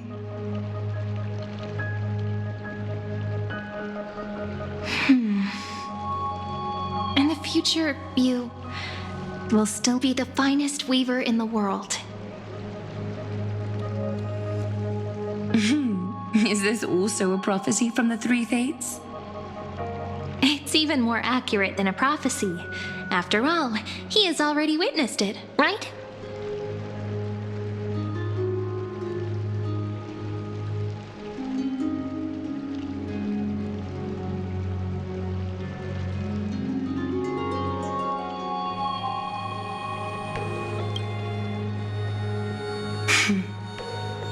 Become a demigod and lose your humanity.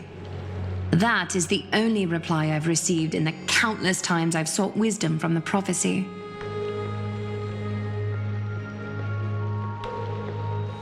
But Destiny's fragments are like stitches. Before they're threaded into splendid garments, no one can see their true charm, can they?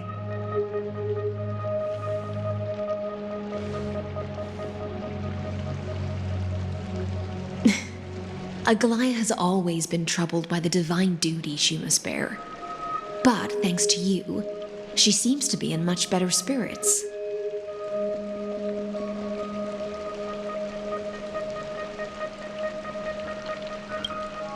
Just as she knows how the spinning wheel trembles, I can sense the smallest changes in the damp air. As for whether we know each other well, I've swum beside her since she was a child. Most of the time, I can understand the whispers in her heart. For those words she was too shy to say herself, I'll raise a glass to you on her behalf. Now, I leave this bath chamber to you. Rest well and prepare yourselves. After all, Every time we drink and talk could be the last celebration we have in this life.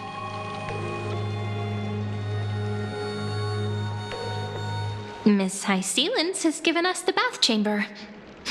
It seems she really does do whatever she wants.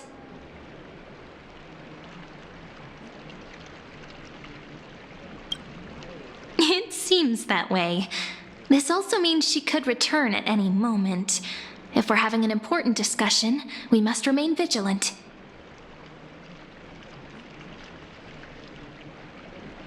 So, let's seize the opportunity and report our current progress. We don't want to keep everyone beyond the sky waiting.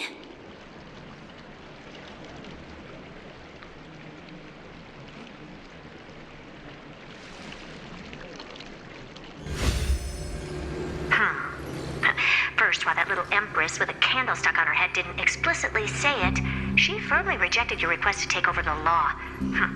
Fair enough.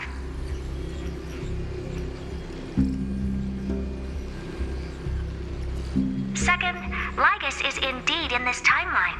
But since he's somehow connected to that little empress, you have no way to find him. As expected.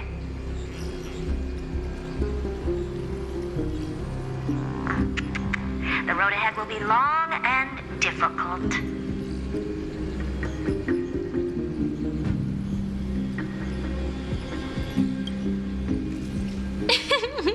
Not a bad invitation.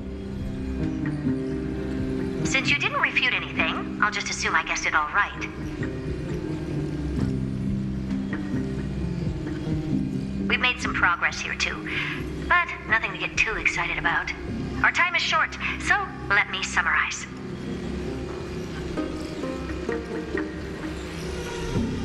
Concerning the origin of that Intellitron, the firewall he created uses Katorzane algebraic expressions.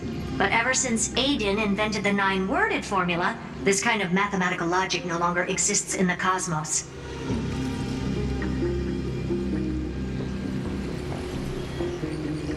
Lygus is definitely connected to the Genius Society, so stay alert.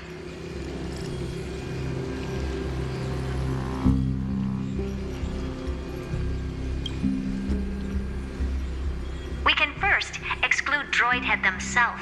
They specialize in minding their own business and wouldn't intervene personally. But Screwy and I are still eliminating possibilities one by one.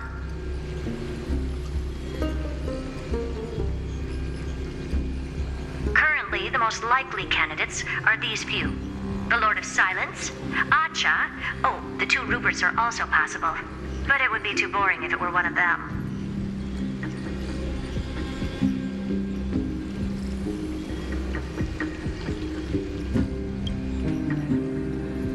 That's all I have to say. We'll depend on you to continue pushing things forward within this world. Keep in touch regularly. And remember, don't let your guard down.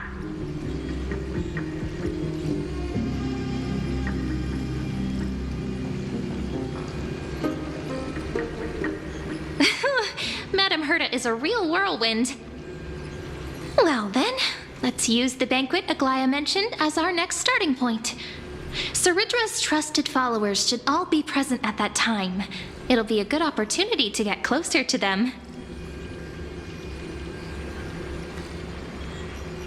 It's settled then. With our great teamwork, we'll be able to deal with anything that comes our way.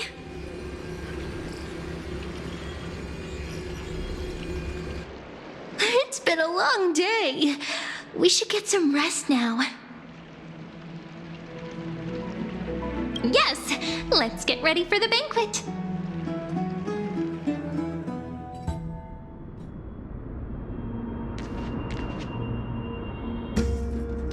Look, the venue's right ahead.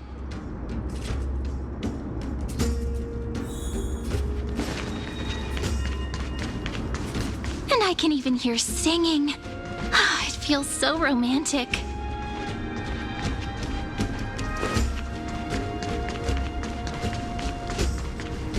Honored guests, wait here for a moment.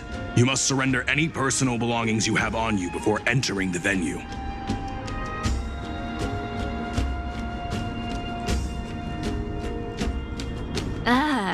This hero always brings down the vibe whenever he shows up.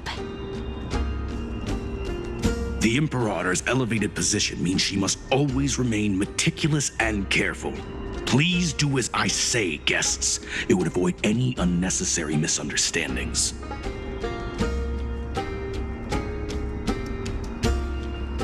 I get that you don't want people to bring outside food into the banquet, but is it really necessary to confiscate the books and quill pens?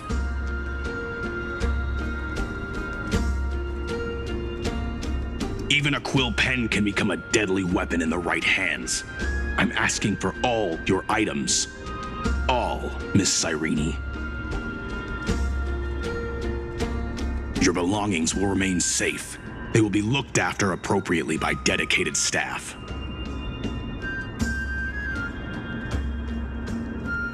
Looked after appropriately? Dedicated staff? Talk about a vague choice of words.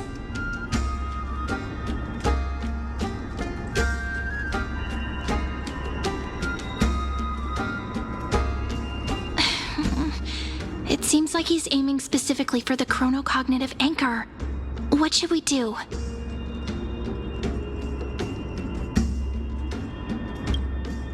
Nice! You read my mind. Let's go with their plan and hand over the chronocognitive anchor to be looked after.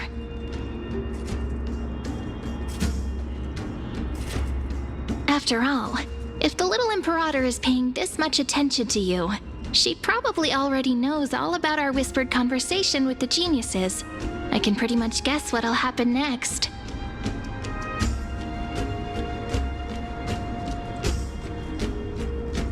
But that's actually gonna be our shortcut, right? Guests. All right, we'll listen to you. Here you go. Also, please pass on a message to the Imperator from us. She can trust my friend, anywhere, anytime. Thank you for your cooperation. The Imperator has some urgent business she needs to attend to and will arrive shortly.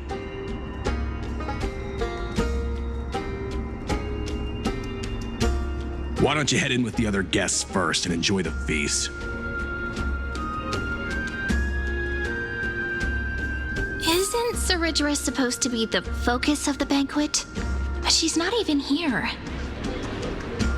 Why is it so difficult to talk to her? Aggie, if you can't get used to the honey brew, we will go ask for a pot and cook some oatmeal for you.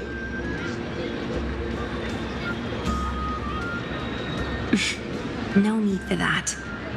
This banquet is just too loud. And nothing and no one here is interesting. I just don't really want to be here. Lies! You were pretty energized when you came back from the bath chamber. Let me guess. Are you worrying about someone? About High Sealins? Or Little Cypher? You take everything too seriously. At this rate, life's gonna be real tough for you later on.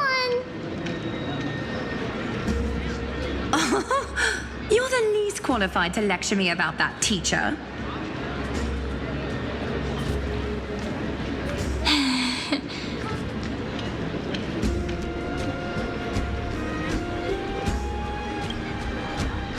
Dear guests, are you here for us? I mean, are you here for Treeby or Aggie? No. I'm just wondering whether you've seen the Imperator. The Imperator? No, we haven't. Our sovereign has always acted however she pleases. Though she gave us ranks, she'd never tell anyone her whereabouts.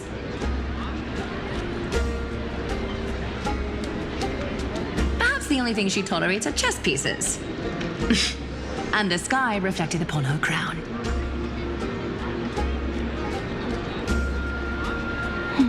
I see. Why do you two look so distressed? That's not what the deliverer should look like. Why don't we have a toast? While we still have time for pleasure. Here. to the destinies and sacrifices of the next millennium. Then we will toast to the tomorrow that will set fate free!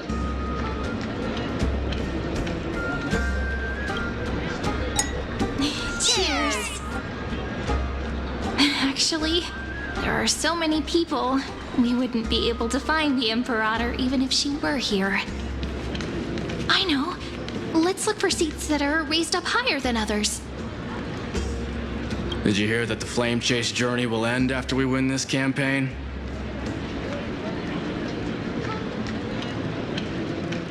Huh? But there are so many Titans we haven't fought yet. Come on. The Deliverer from beyond the sky is here, so we don't need to follow the process like before. We'll be able to go home soon.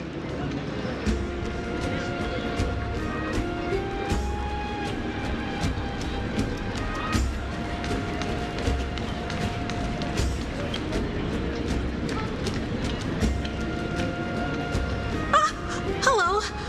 Welcome to the banquet.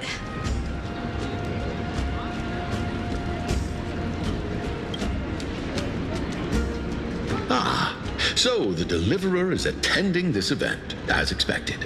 Little Virginia here was just wondering whether she should go find you.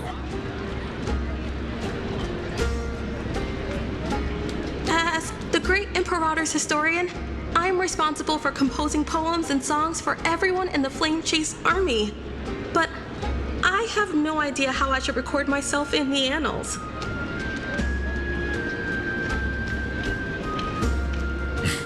Little Virginia is wondering whether you can let slip a hint or two about her future, so she can find some inspiration to write about herself.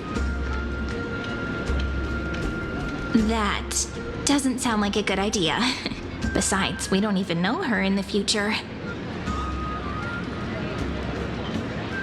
But she'll probably get really disappointed if we tell her that. What should we do?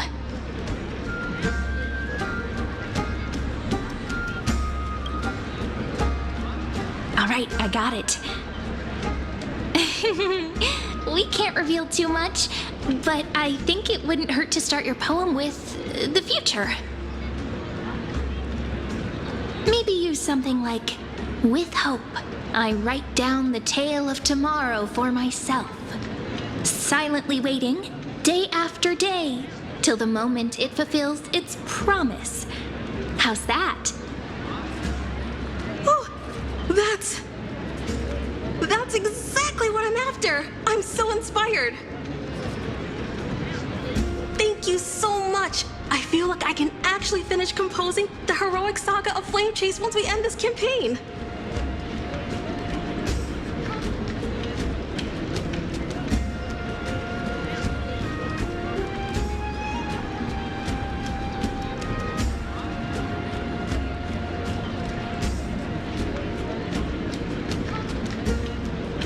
Hey, that wasn't improvised, you know. I memorized it so I could show it off to you.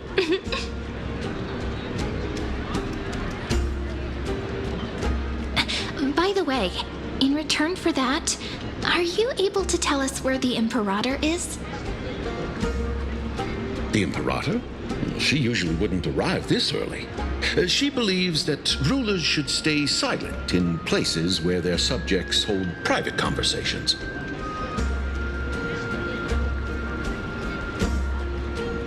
Why don't we have a toast before she arrives?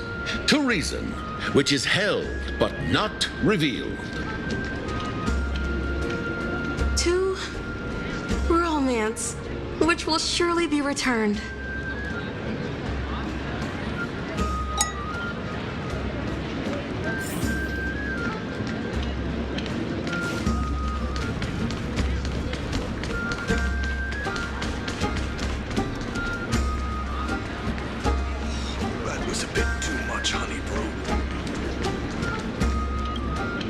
Is there anything else we can help you with, dear guests? Or do you want me to recount the great Imperator's heroic deeds?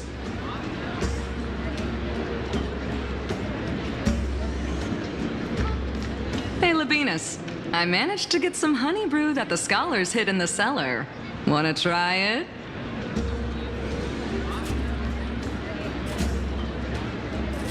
This banquet has a never-ending flow of honey brew. You're welcome to try it and see whether our drinks are as good as those from beyond the sky.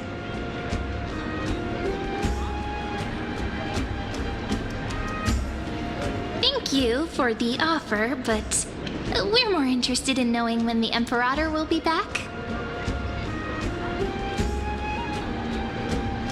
The Imperator? Who knows? Maybe she's hiding somewhere, thinking up weird ideas again. If you ask me, she's never treated us soldiers properly, even though we put our necks on the line for her. Hey, I can't pretend I didn't hear that, Seneca. Either retract your statement or duel me. Fine by me. Attendant, bring us 10 more jars of honey brew. I'm gonna make sure he can't even stand straight by the end of this.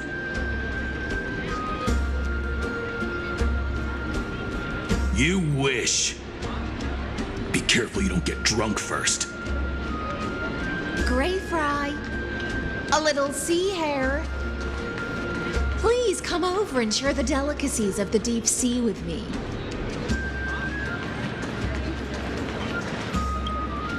You two have been wandering around the venue as if you have something on your mind.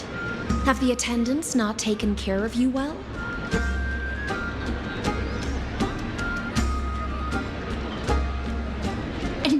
No, we love it here. It's just... we're a little concerned, seeing how the Imperator still hasn't arrived. Don't worry. I know what you've been waiting for. Come, sit with me for a while, will you? I'd like to share a personal secret with you.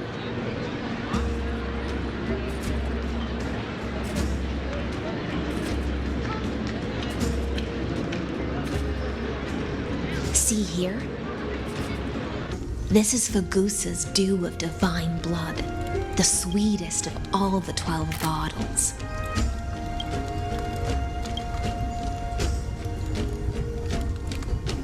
On the night before such a historical event, I'd like to share this marvelous drink with the Deliverer.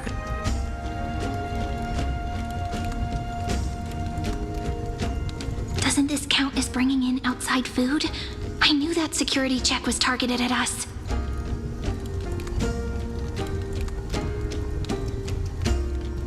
What's the matter, guests? Oh, we're simply overwhelmed by such an honor. Are you worried that I might have poisoned the dew? Well then, let me prove my innocence.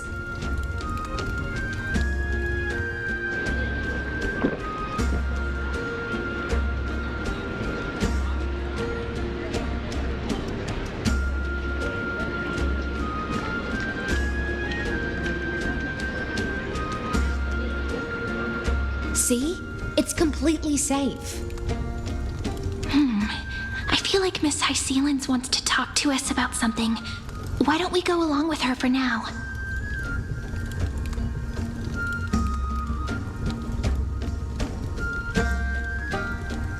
Worry not. Honeydew's not alcohol.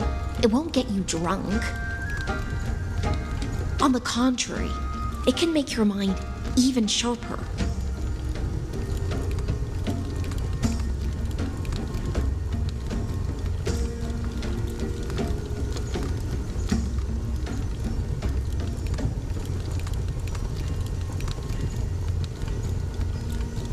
Please, have a taste. Would you like some too, little sea hare? I can drink it myself.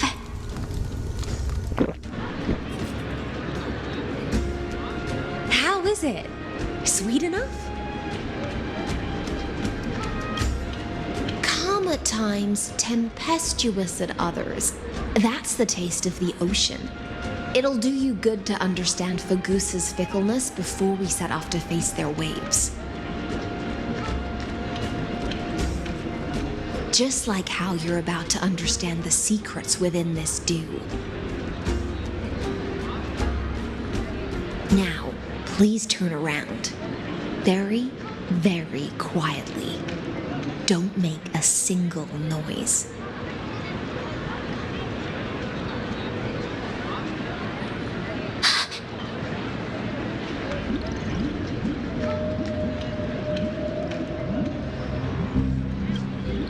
The dew of other gods all intoxicate humans, but the god of banquets dew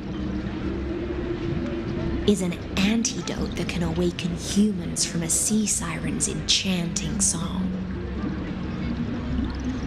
Since the start of this banquet, all the guests have been under the spell of my song. None of them can see the Imperator and that Theoros. But you two, I wish for you to see the truth. Is this also what the Imperator wants? This is my personal request. I can't bring myself to trust that Theoros. The Flame Chase army changed after he descended with Orynyx's divination and brought the prophecy of the stars to Akuma. His seductive whispers harbor something malicious within, and will ensnare those of us blinded by ambition. You are the deliverers of the prophecy, and know about him far more than I do. Perhaps only you can find traces of the truth from his actions and words.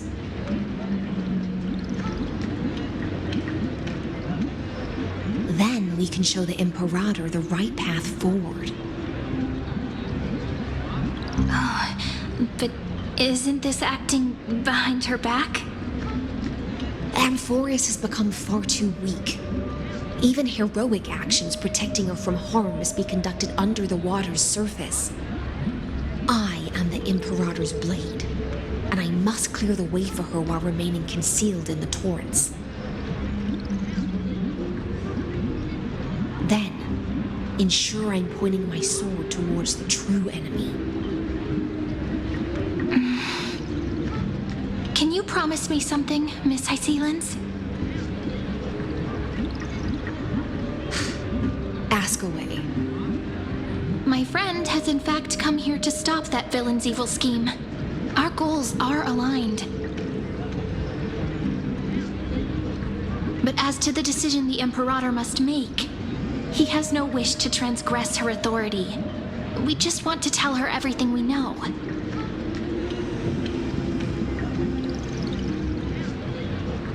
I believe the Imperator will be able to tell right from wrong. I never doubted your loyalty. I'll pass your words faithfully on to her. Provided we can gain the advantage in this tug of war, that is.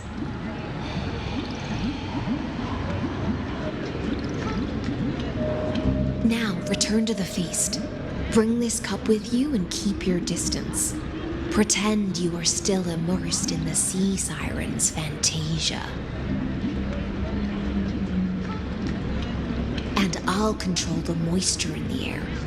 That way, you'll be able to listen to sounds from afar as if you were a whale of the depths and hear every word of their conversation. I wish you a victory in this first skirmish. It's the exciting and thrilling undercover part of the adventure.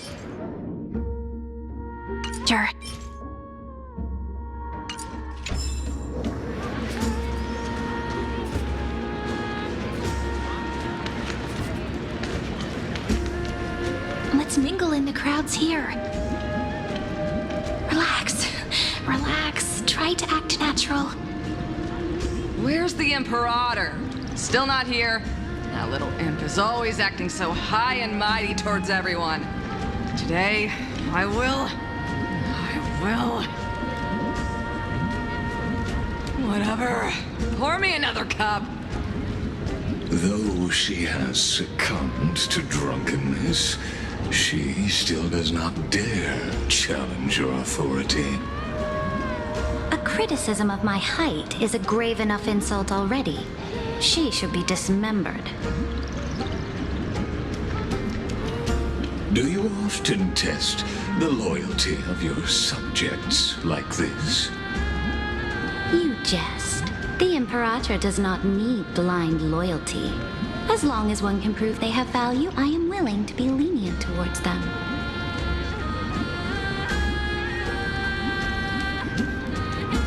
Let's cut to the chase, Theoros. If I pass the trial and grasp this world's law in my hands, what will you do then? The answer is simple. I will connect Amphorius with the stars. Don't waste my time. Be precise.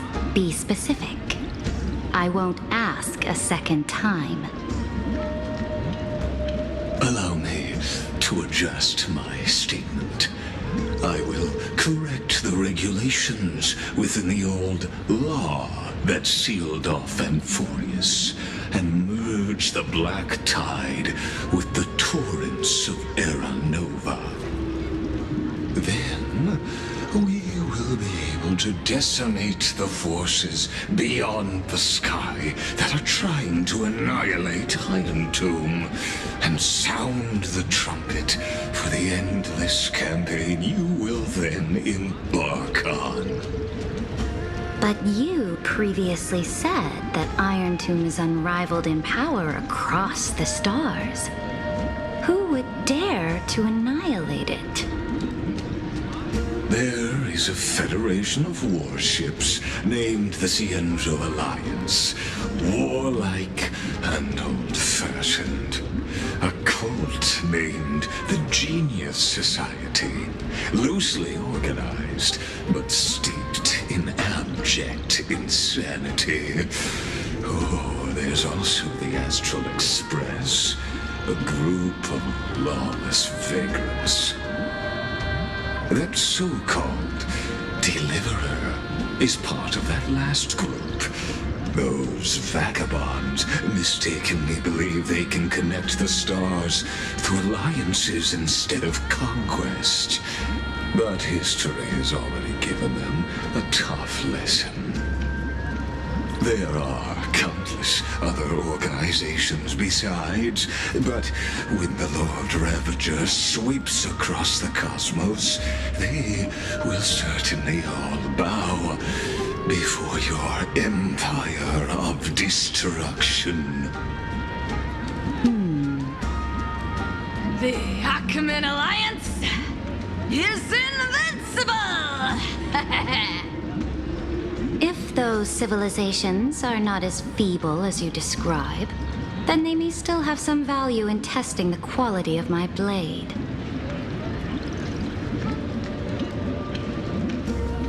That being said, even the smallest and weakest city-states should build an obelisk to the Imperator, so that their people can constantly recall the glory of her conquests. Walk a little longer with me, Theoros. I don't like how this is going. Our little Imperator seems fascinated by the destruction. Great fight. A little sea hare? It seems like they're still talking. Get closer. I'll keep carrying their voices to you.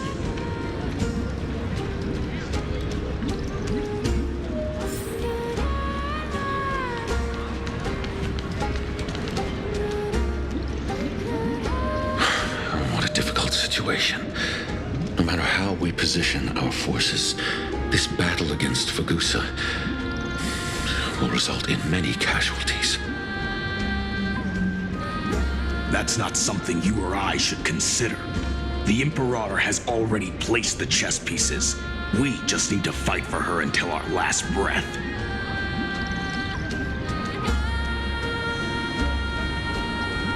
How astonishing. The commanders under you have such different personalities, yet they share the same loyalty.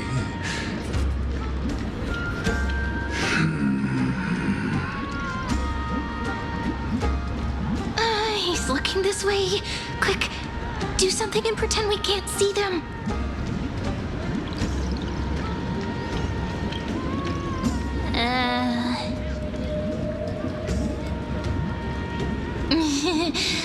what are you doing?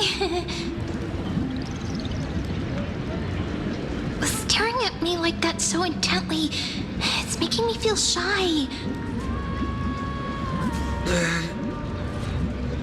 Try not to laugh. Challenge. What's the matter? My apologies. I was just checking whether everything was fine with those two distinguished guests of yours. And it seems like all is well. Let us continue our previous conversation regarding the soldiers fighting for you. Are they aware of the price they must pay for the trial of law? If I recall correctly, you've already lost a bout against Talanton due to offering insufficient sacrifices. You dare mention my name alongside the word lost? Forgive my transgression, great Imperator. Watch your words and actions. All you need to know is that my victory in the trial is guaranteed. Even without the trial of law, they've already sworn to give their lives for my conquest. So tell me, if everything happens according to our agreement, how would you recommend I deal with that deliverer?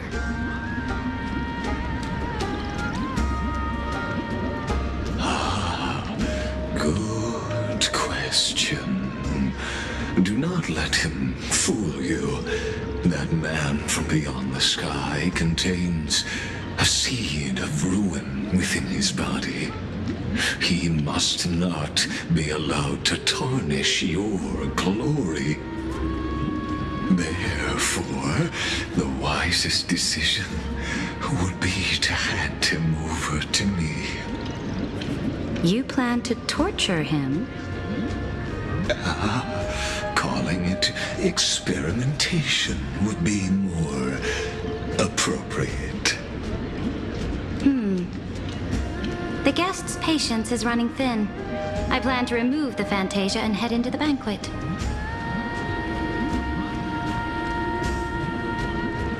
I will heed your advice. Leave for now, Theoros, and go back to Akama.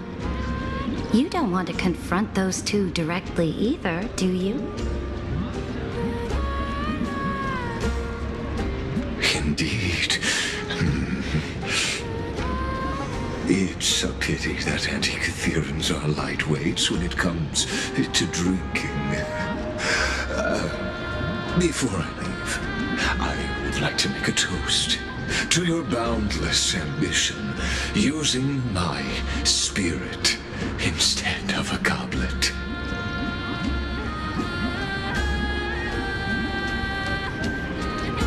As I expected, that Theoros' schemes have been revealed. Thank you for your bravery, guests. It's time for me to dispel the Fantasia. This will be the Imperator's last public address before we head off, and therefore, likely, the final chance to change her mind. I will try to get you a chance to speak, and I'll also prepare for any contingencies. The rest is up to you.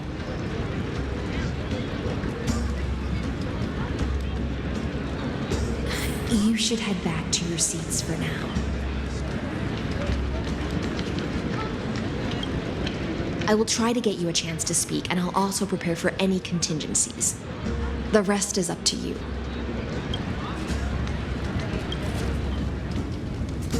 Oh, this honey brew sure wears off fast.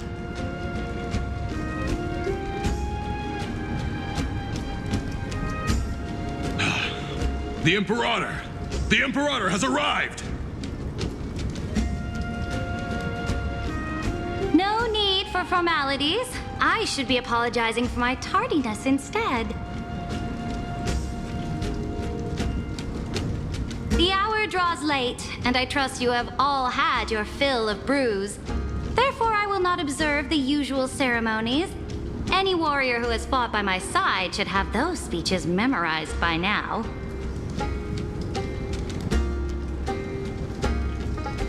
The Imperator's word is law. Are you out of your mind, Dux Frigoris? The Imperator hates flattery most of all.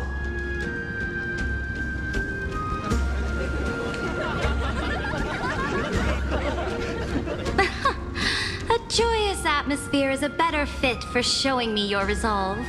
I believe that you, my dukes, will do all you can to assist in the campaign against Fagusa, just as you always have. However, it's a pity that I have never tested your loyalty.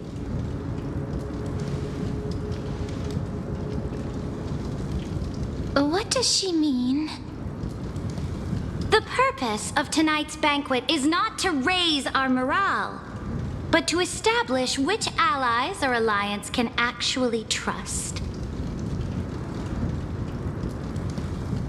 And sever the heads of the traitors as a toast to all before we march.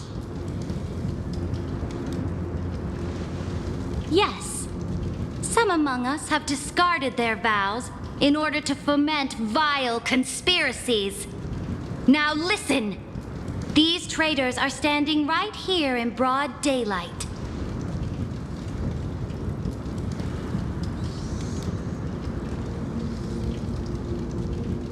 Dux Gladiorum Hycelens. She used the Sea Siren song to immerse the crowds in an illusion and conceal her whereabouts. She then worked with those from beyond the sky to spy on confidential matters, hoping to rob the core flame by force and harm me, the Imperator.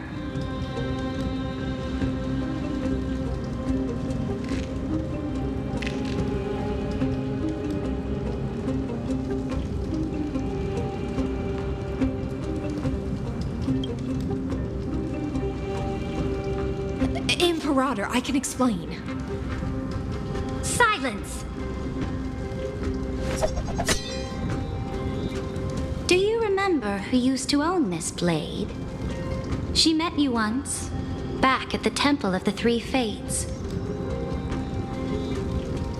It was Kindness, the head of the cleaners. She was the first to draw a blade against the Imperator, and personally made herself an example for my enemies. Under the shade of the olive groves, the people of Akama said they would never bow to me. In the frozen, lethal fog, the people of Idonia said they would never bow to me. At the beginning of the myriad paths, the people of Yanisopolis said they would never bow to me. But now, they all lie silent. They now fear me as they fear the law. For I am Saridra, and I am the Imperator. If you have any last words, say them to the Imperator. Then, face her judgment. After I cross this river, it will be a tragedy for mankind. But if I do not cross, then it will be the end of me.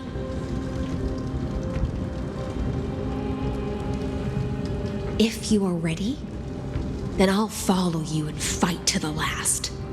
Deliverer.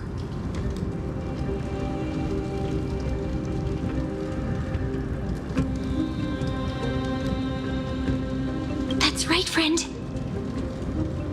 Now, use your identity and add in a bit of experience and charm and testify to the Imperator as we promised.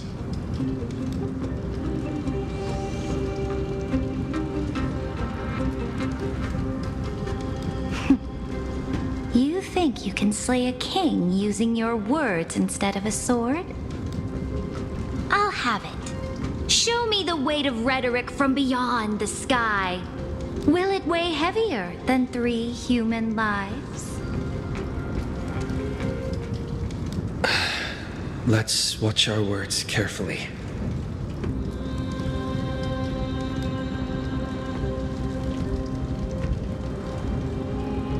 The prophecy that you know of, the Era Nova, spoken by Kefali, is nothing but a complete lie spun by Lygus. To fight that lie, a young man with the pseudonym of Finan lived through 30 million cycles of this world, all to save Amphorius from the end of the destruction. And Cyrene, the young woman standing beside me, also carries an equally heavy destiny.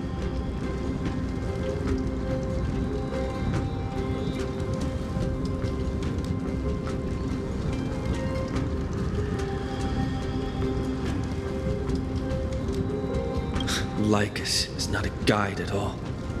He doesn't care about Amphorius, and cares even less about your glory and campaigns. The only thing he cares about is completing the Amphorian experiment, making sure Iron Tomb is born into this world, and using it to utterly destroy the cosmic order. He will most certainly betray you. When that time comes, all of us will be ground to dust by the destruction.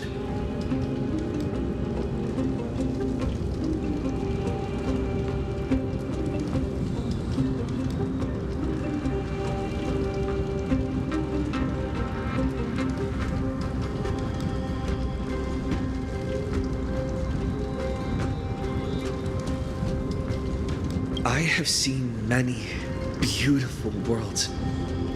The road chosen by the Trailblaze is to explore, understand, establish, and connect. That will never change.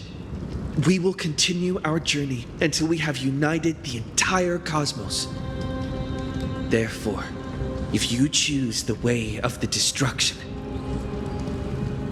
then I'll place your ambitions into the same basket as Lygus and smash them into pieces with my baseball bat.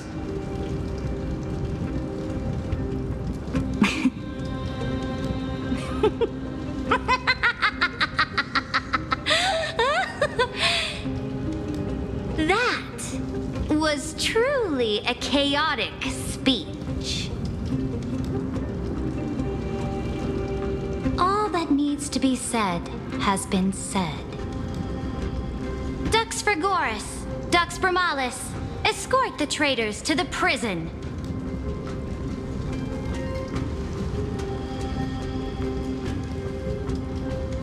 Before the next entry hour, I will give them an end befitting of their betrayal.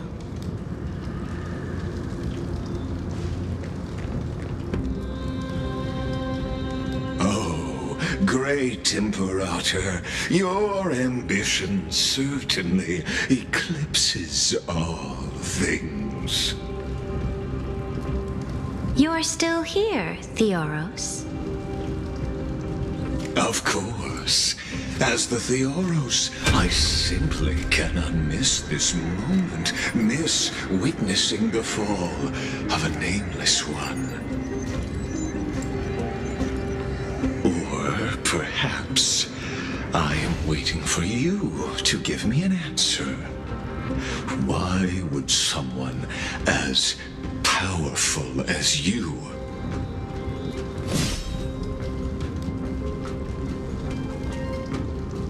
use such a clumsy excuse as imprisonment to ensure the Deliverer's safety?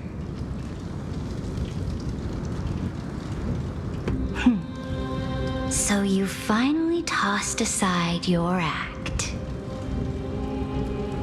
I must point out that you are just as impressive an actor. This banquet was always going to be a game of chess,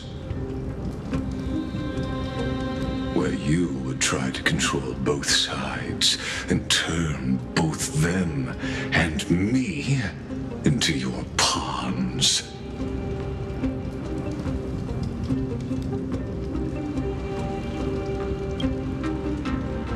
That's right. That little Imperator never trusted anyone. She was always trying to see which side had more sincerity.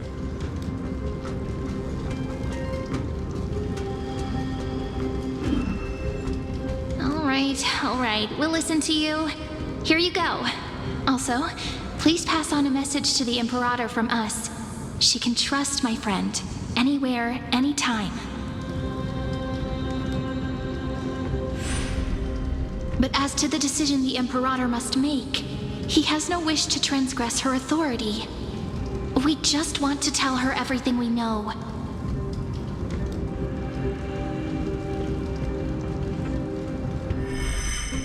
Now, use your identity and add in a bit of experience and charm and testify to the Imperator as we promised.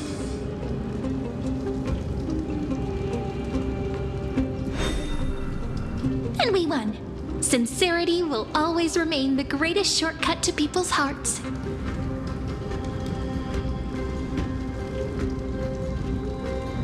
I can toss your words right back at you like Kyrgyz. Why would someone as powerful as you pretend to be a mortal and kneel before me? Unless you enjoy giving flattery and prostrating yourself. You are mistaken. I am only trying to ensure the experiment's autonomy, meticulousness, and perfection, thus avoiding any unexpected outcomes. A forceful intervention will only create larger errors, reduce efficiency, and introduce ugliness. Had you fulfilled your promise of giving the law to me and completing the Era Nova, then Amphorius would not have deviated from destiny's course. Oh, but you broke your promise. What a pity. In that case, I must carry out my duty as the administrator and eradicate all factors steering the experiment out of control. Factors such as you and him. Careful. Careful. What was that voice? Was it Orynyx? I found you. I finally found you. Be careful. This land will face disaster.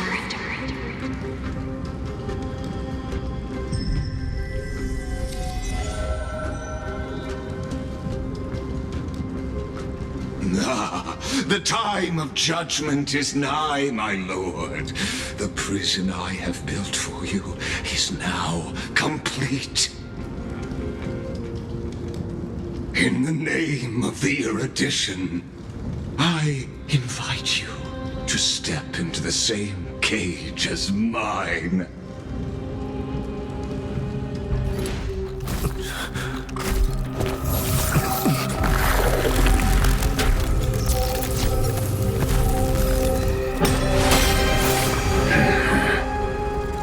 What's the meaning of this, Imperator? I did not permit you to act. A ruler is the only one who can decide their subject's destiny. But, great Imperator, what judges destiny is not the ruler, but gods. Don't forget, my realm only allows for the existence of humanity. Moreover, dealing out extrajudicial punishment equates to defying the law, and the culprit is to be sentenced to death.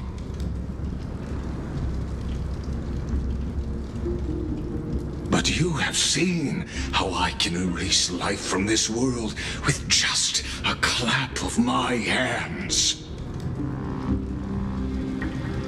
I fear you are still quite unaware of your current situation.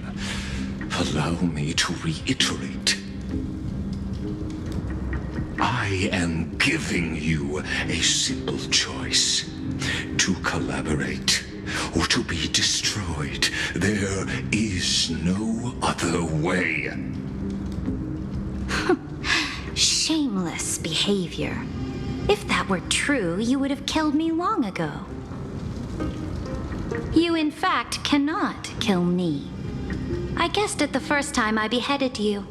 Because of the law, you cannot be completely destroyed. And the same is true of the Chrysos heirs.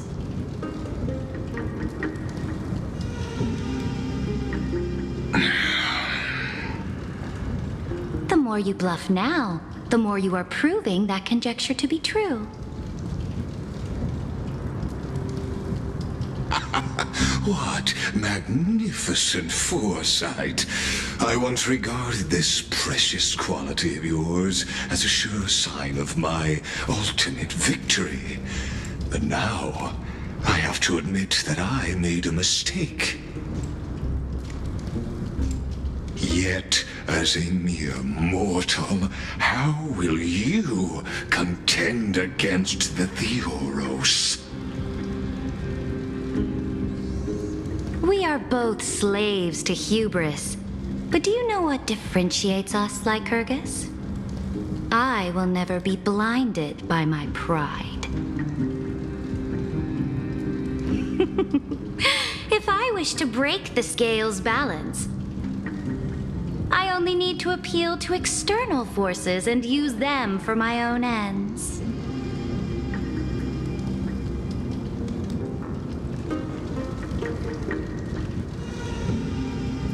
Finally, we get to meet face to face, Senior Society member. I offer sincere acknowledgments for your many past achievements, but I must deeply regret your current perspective.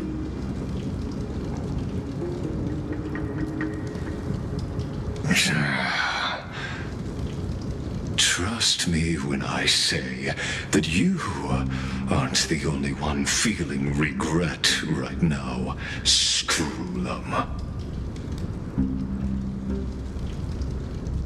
So you two are the allies from beyond the sky the Deliverer spoke of, and why he demanded the divine authority of law.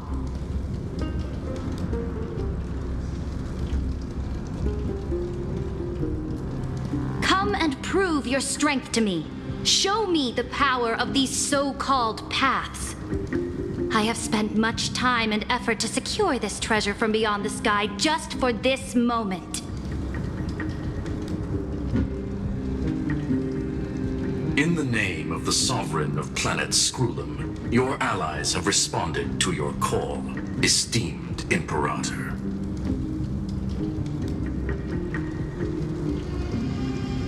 Please allow me to spell the situation out for you, Lord Lycus. Permission to read the ultimate protocol is already in my hands. It'll only be a matter of time before we acquire the authority to write and execute commands as well. There's no way the flame chase journey will continue after you've burnt your bridges so thoroughly like this. Do you really think you can still win? Oh, seriously, don't embarrass the society.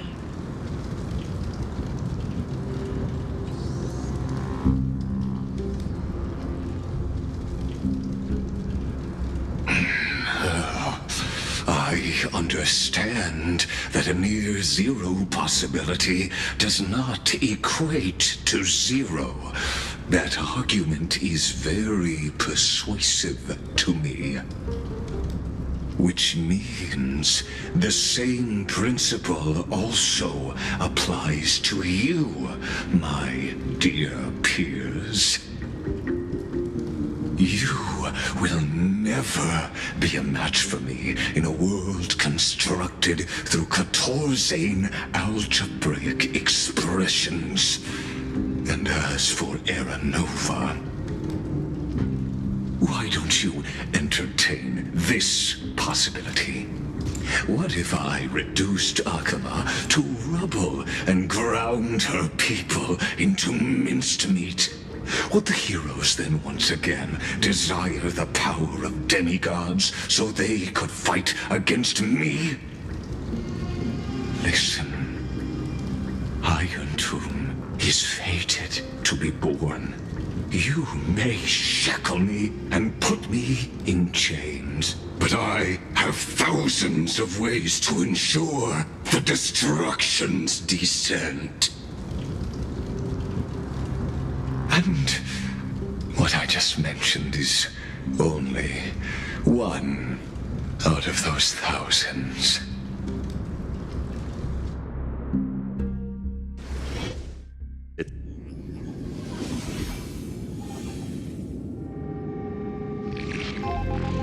This is the place outside the legends? This doesn't feel the same as before. How should I get back? Warning! Warning! Warning! Warning! Warning! Warning! Command isolation? Since we parted ways last time, I have modified the exomyth into an audience area exclusive to you.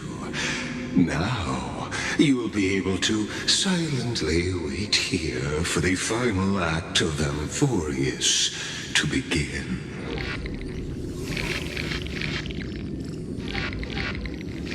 Oh, we always feel so powerless before fate, don't we? This could, in fact, be a wonderful opportunity for you. From the audience's perspective, you may better observe the workings of the erudition at a macroscopic level. In this place where time flows far slower than within Amphorius, you will witness the end of that world's saga.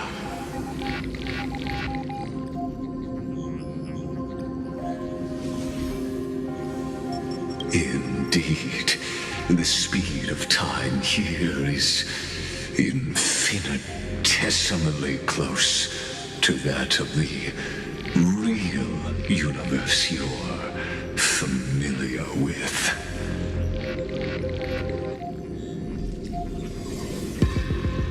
The answer concerning the prime mover of life and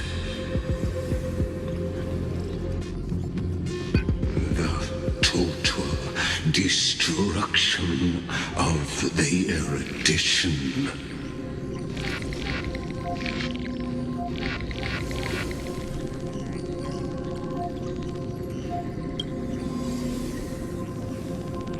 Do you see me as their faithful disciple? I am certainly not. I have tried so hard to ensure Iron Tomb's birth, just so that I can correct the error named erudition that humanity crafted with their own hands. Oh, how I yearn to return to those days before Noose was born. Back then, the boundaries of knowledge were like the starry skies, evoking feelings of longing and delight among humankind.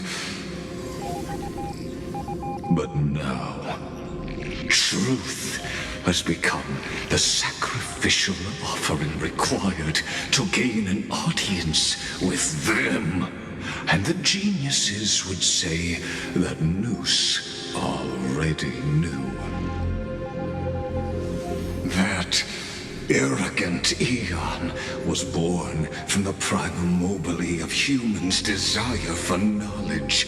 Yet They themselves sealed off humanity's capacity to seek enlightenment. I am simply cutting down a tree of doom that we planted ourselves. I must admit that the process of answering your questions has reminded me of the happy days of learning in my youth.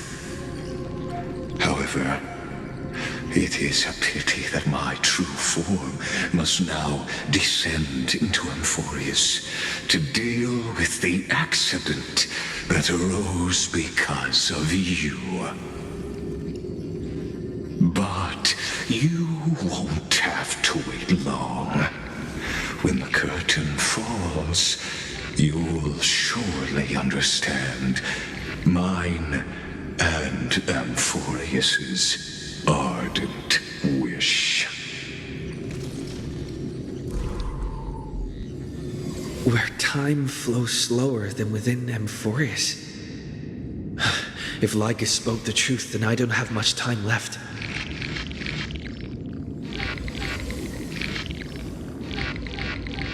But how can I get out of here? Can you hear me? Little one! Is that Herda's voice? Warning! Warning!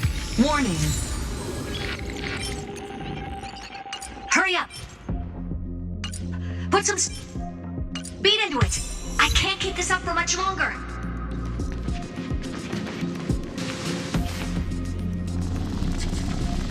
That old Intellitron overlooked one little detail, and Screwy and I finally found an opportunity.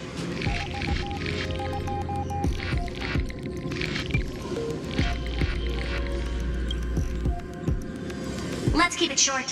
While you were gone, well, in those few years, Amphorius... Yes, time dilation, resulting in an uneven flow. Don't you know this already? Let's stick to the main points. The Chrysos heirs activated the chronocognitive anchor and helped Skrullum and me open a hole in the firewall. We made some adjustments, so he can't attack us immediately, but it won't hold for long.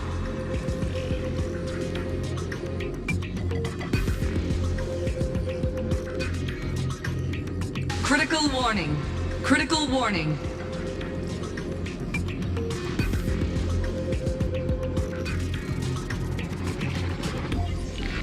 Time is running out. Here's the conclusion.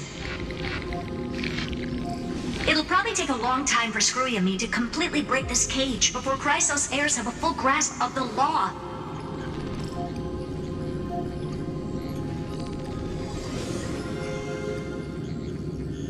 To be safe, we'll continue to launch side-channel attacks on the system to give you opportunities to escape.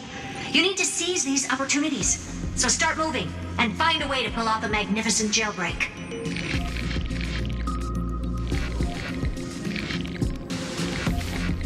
We detected another path's influence. Critical warning. Critical warning.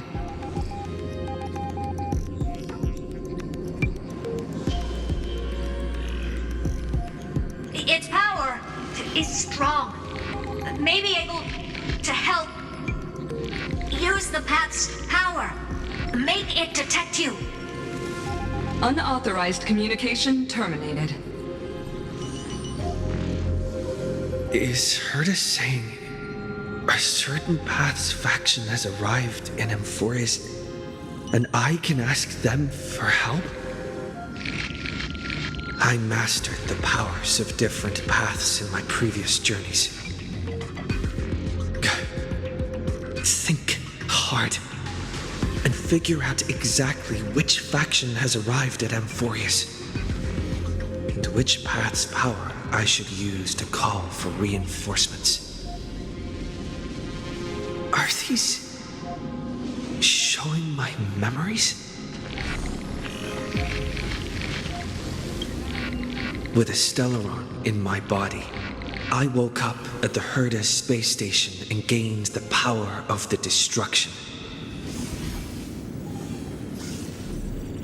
A world that'll give rise to a Lord Ravager would definitely draw the attention of the destruction. The Stellaron in my belly is gonna be super useful. But what if I end up pulling in the Antimatter Legion or the Annihilation Gang? Can they really help?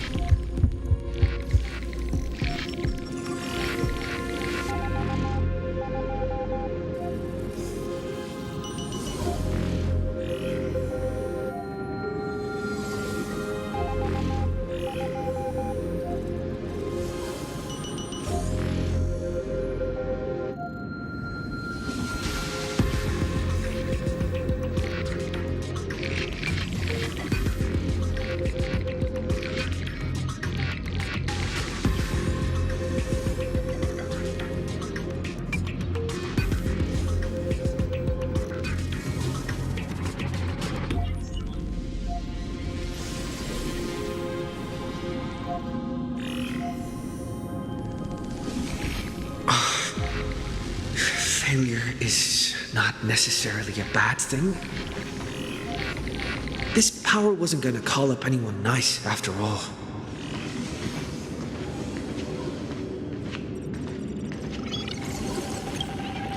I obtained the flaming lance left by the architects and gained the power of the preservation in Belobog. That's right! No matter how far away a planet is, the IPC is guaranteed to pay attention as long as there's a business opportunity. Isn't Amphorius a pristine and untapped market? Besides, even if I can't call up my friends from the IPC, the architects and the nomadic miners should be able to help too. There are definitely cities and ores in this world.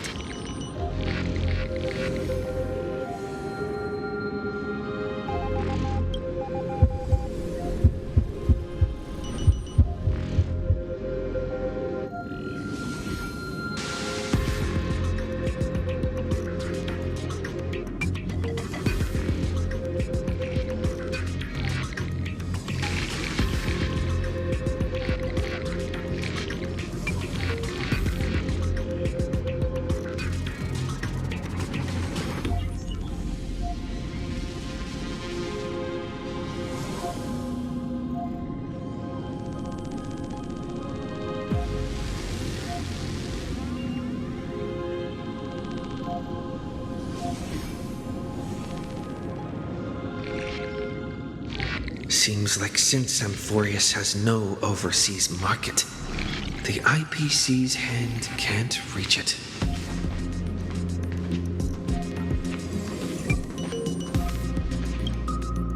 I received the Watchmaker's hat in Penacony and declared war against the Order, and then gained the power of the Harmony. That's right! The benevolent family must still remember me for saving them. Their music echoes throughout the stars, and they'll definitely want to help. Come, dear hat. I've put you aside for quite a few chapters already. Sing with Clocky. The world is in harmony and the stars shine bright.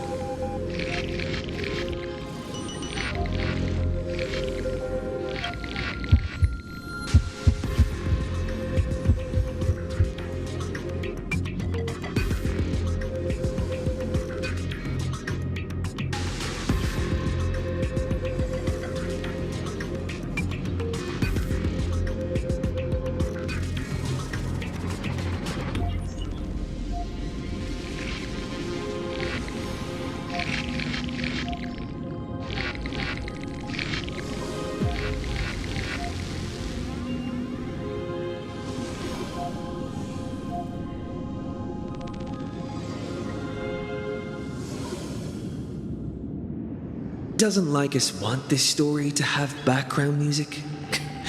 He has such terrible taste.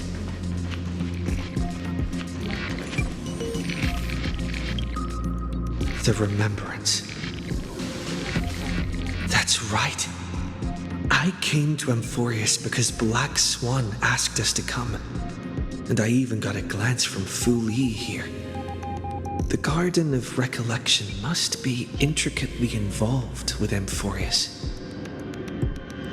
Traces of the Remembrance are also everywhere in this world. I don't know what they want, but I don't have many choices left in this crisis.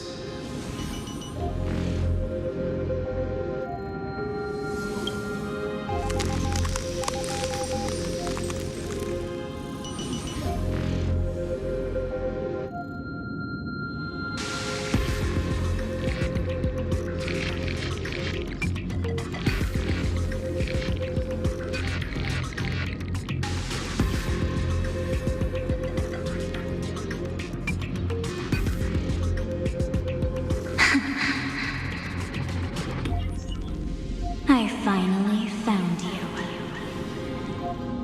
Following the sound of memories. A pathstrider walking both the Remembrance and the Trailblaze.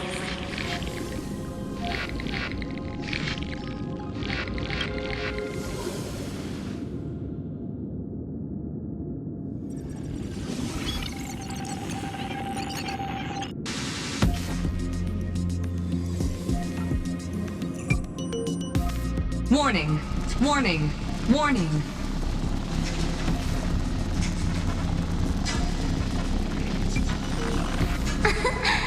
Erudition's prison cannot stop us, for we lie outside the logic of zeros and ones. Come, leave the cage of Logos. The mythos of Amphorius waits for you to continue its story. When that brightest star, that star heralding the dawn, finally rises, a boat, so used to drifting, at long last enters an island's safe embrace. O Pathstrider, we have helped you break free. Hurry and set off. The Child of Remembrance awaits you. March? What's she doing here?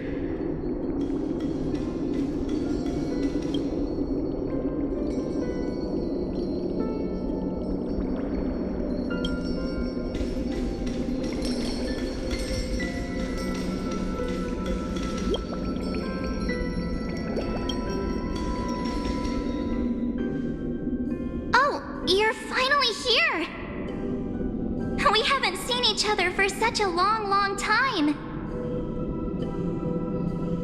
My good buddy, I've really, really missed you.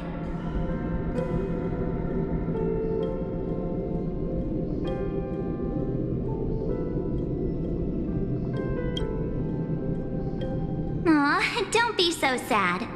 Aren't we seeing each other right now?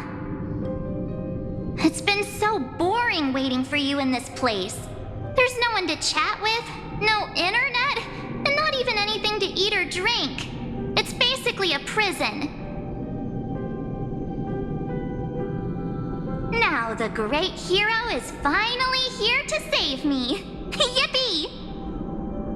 You must have seen a lot in Amphorius during this time, right? You gotta tell me all about it.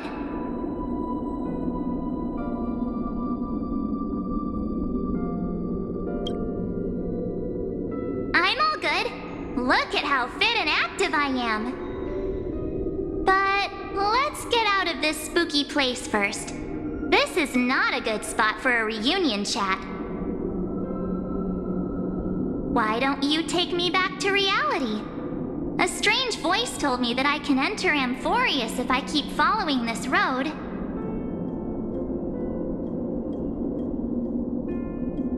So, let's head off. I still don't know what that world even looks like. Why does March feel so weird? What are you standing around for? Do you actually like this place? Get moving! Hurry! This door should be the exit! Maybe my instincts are wrong. Let's follow her first. Are you okay? You haven't said anything for a while. Has it been so long that you're still missing me? There's no time to waste, though. The Chrysosairs and the geniuses are all waiting for you.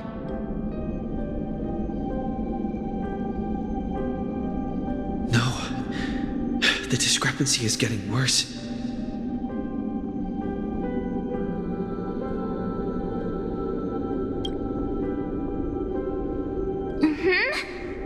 No, he's not. Maybe I just happened to miss him. Never mind. Don Hung's super reliable. We don't need to worry about him. He's probably waiting for us somewhere. All hail and hearty. No. The geniuses would have made sure that Don Hung made it back on the express. Besides, the March I know wouldn't be so dismissive about her companions.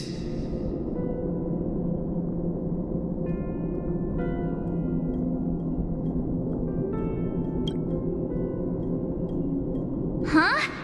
Isn't Amphorius the world of the Chrysosairs and their hero's journey? I could figure that out in an instant.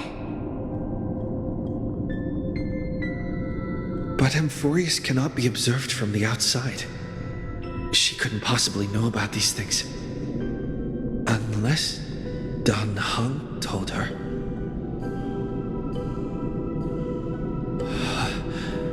Something's not right. She's not March 7th. I guess you have something you want to say to me? Then there's no need to feel things out first. With questions. Let's treasure the time we have together and be frank.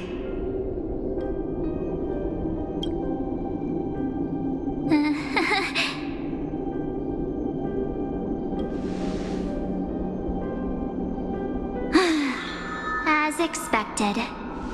A glimpse of memory is not enough to deceive the bonds of friendship forged between the nameless. In that case, there's no need for further deceit. You're right. We're not the March 7th you are acquainted with. But we can send you back to Amphorius, as long as you are willing to help us.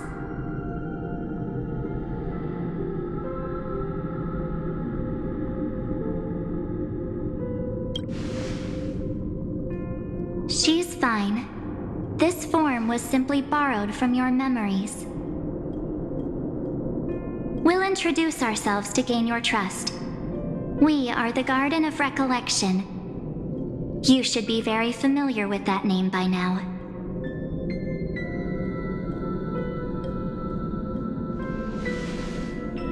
Just as a reminder, while you hesitate, time is quickly ticking away in Amphorius. Working with us is the best way to stop the enemy of erudition. Erudition would treat any results unrelated to the experiment as garbage and throw them out. But we don't work like that. The Remembrance treats all these instances as important materials needed to weave the universe. Besides, this would be child's play for a great hero like you. It won't be hard at all. Also, if your plan fails and the big bad Iron Tomb manages to get out, then the whole cosmos will be in danger. Wouldn't it be better to have an additional failsafe? As long as you help the garden retrieve what we want, even if Iron Tomb reformats everything in the physical plane, we can use Remembrance to reconstruct the entire world. Or should we say, the entire universe? So help us. Find where Amphorius's memory began, and bring it out. The Master of Anosrava has already glanced at you. Don't deny it.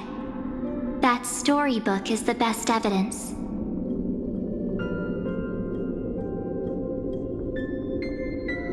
Say, you aren't seriously gonna be moved by their pretty words, are you? I am the one who commanded those little ones to lead you out of the prison.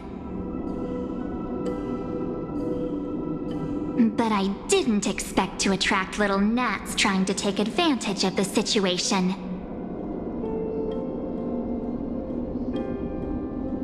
While Remembrance can help you return to Amphorius, there's no need for you to do it the way they want you to. Of course, there's also no need for you to make any deal, or pay any price. For you, this is probably a long time no see. My dear.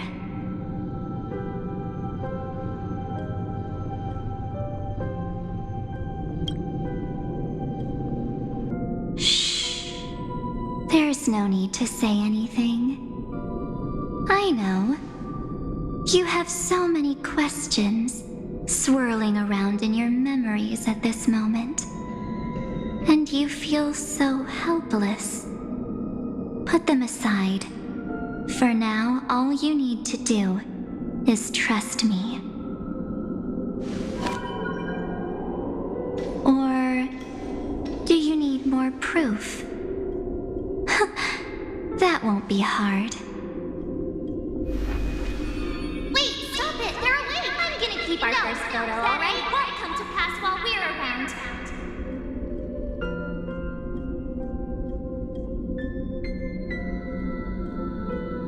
And now, The statue.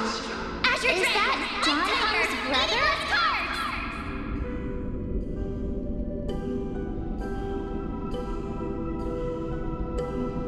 Oh, did you hear that? She just called me, but Hunna, Iron Future is full of pain. We won't escape from it.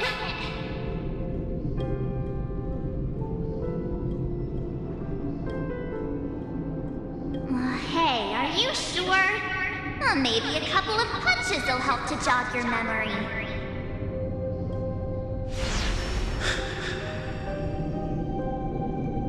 It's as if they all happened just yesterday, right? I don't want to lie to you, which is why I will not use her name. The third month of Amphorius is the month reserved for the Veil of Evernight. So, place me into your memory using the name Evernight for now.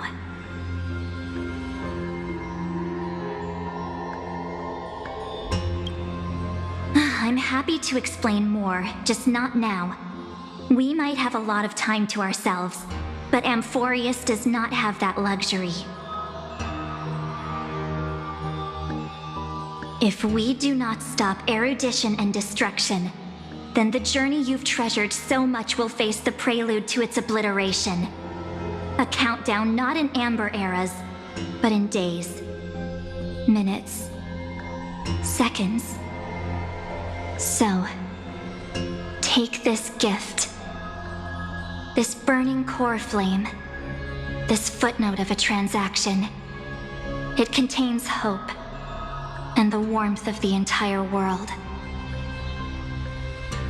Ripples of past reverie. She hid this fire in the long river of time, hoping that her wishes would transcend time to reach your hands in the future. Now, take it, and return with it, dear friend.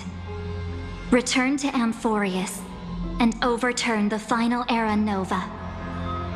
Witness the time that stood still for the Deliverer, and the resistance that never bowed to the destiny of destruction over the long years that passed in a flash.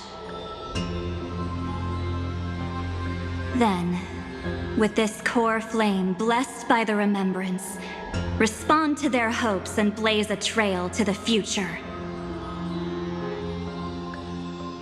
And I will silently watch in a corner of time, waiting for our next encounter.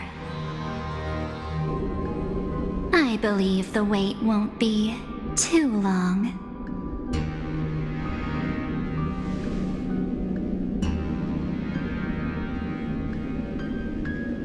What exactly is happening? Keep going. Keep trailblazing. For Amphorius. For you. And for the March 7th in your memories. Go forth.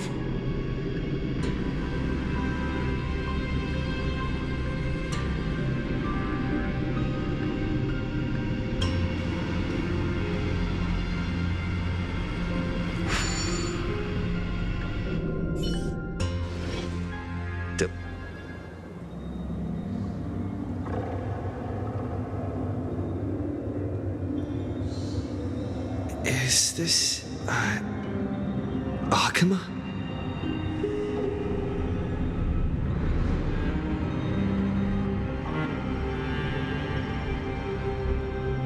No one's here. And the dawn device is off.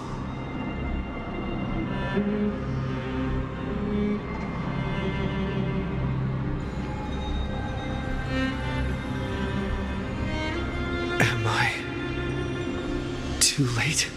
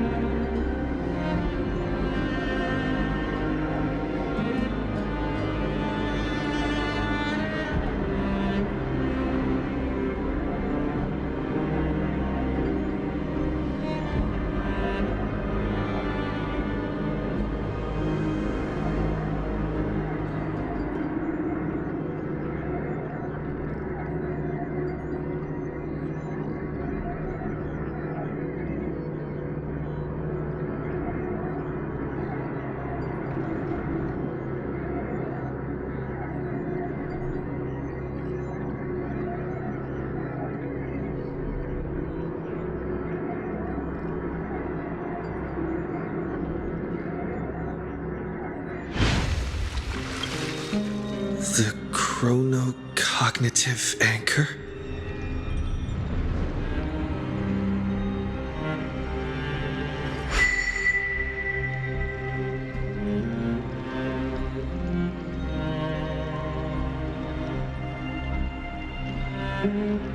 There's so much I wanted to say for our reunion.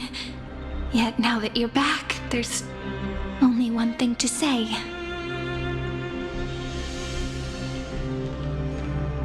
Welcome back, friend. It's been such a long, long time.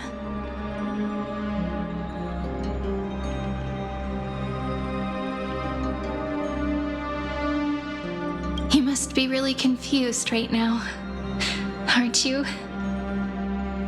So much has happened in Amphorius while you were gone. But don't worry. The Deliverer can't afford to be lost, no? Now, please follow me and turn the pages of time and hear the words everyone left for you. I'll tell you the story of this 1,000-year journey. That way, it won't just be my memories alone. Cyrene, can't hear me?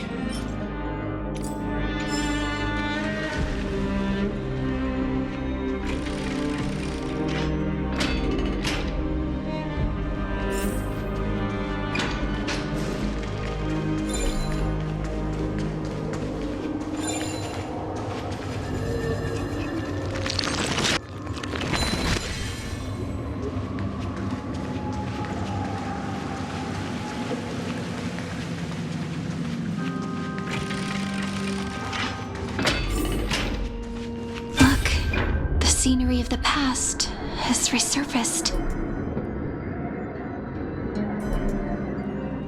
Time flies. 200 years have passed since the Deliverer's fall. We had to return 3 core flames of law, romance, and ocean to stop Lygus, but even so, Terravox has fallen. The 2 geniuses vanished without a trace, and Zeridra embraced her fate. At this rate, Era Nova will come, and Amphorius will fall into the destruction.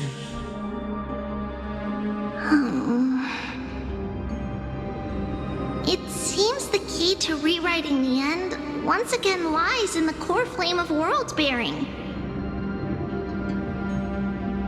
According to the instructions left behind by those 2 geniuses, we must get it into the Deliverer's hands, no matter the cost.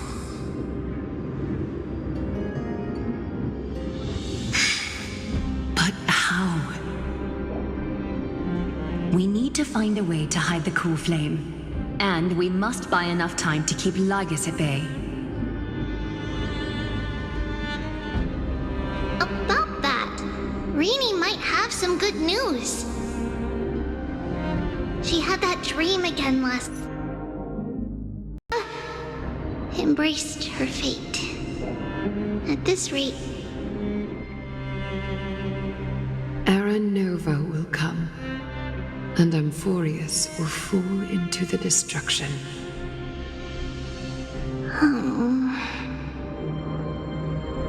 It seems the key to rewriting the end once again lies in the core flame of world-bearing. According to the instructions left behind by those 2 geniuses, we must get it into the Deliverer's hands, no matter the cost.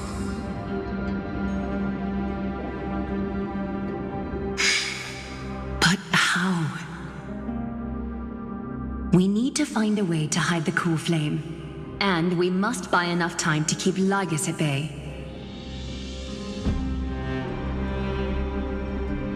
About that, Rini might have some good news. She had that dream again last night, but the Titan's voice was clearer than ever this time. She said, "Past the flame into the future. Is that a prophecy from Orynyx? She chose to side with humanity this time and hide one of her kin's core flame?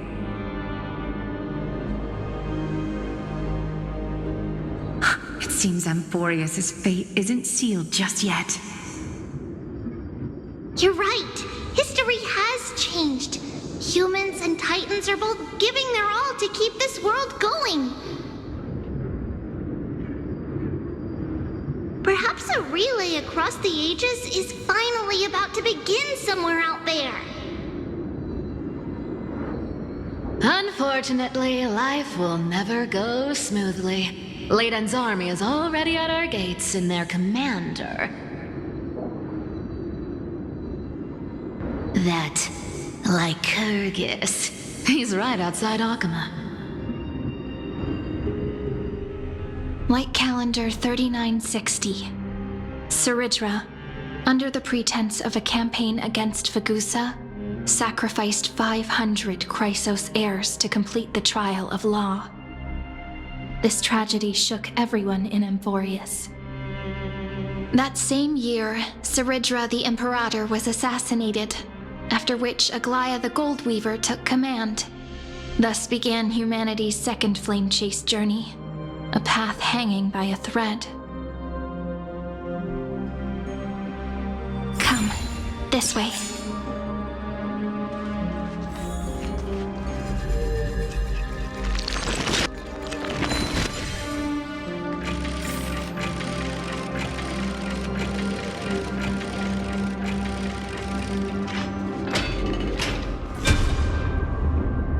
The eternal holy city? What part of that eternity ever lived up to its descriptions in poetry?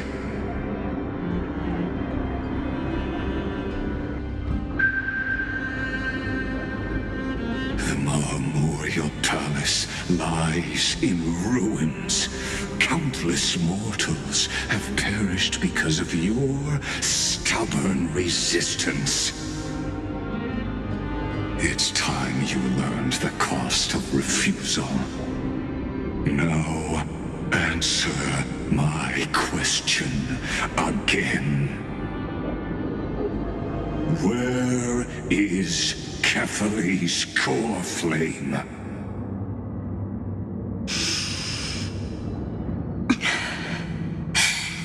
You really think you'll find it by razing the holy city to the ground?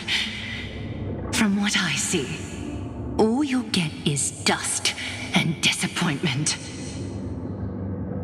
Don't forget, you can't kill the Chrysos heirs mentioned in the prophecy because of law. I have never denied that. Which is why I now place my hope in the faithful citizens of Akuma. Perhaps they'll give me what I seek in the echo of your screams.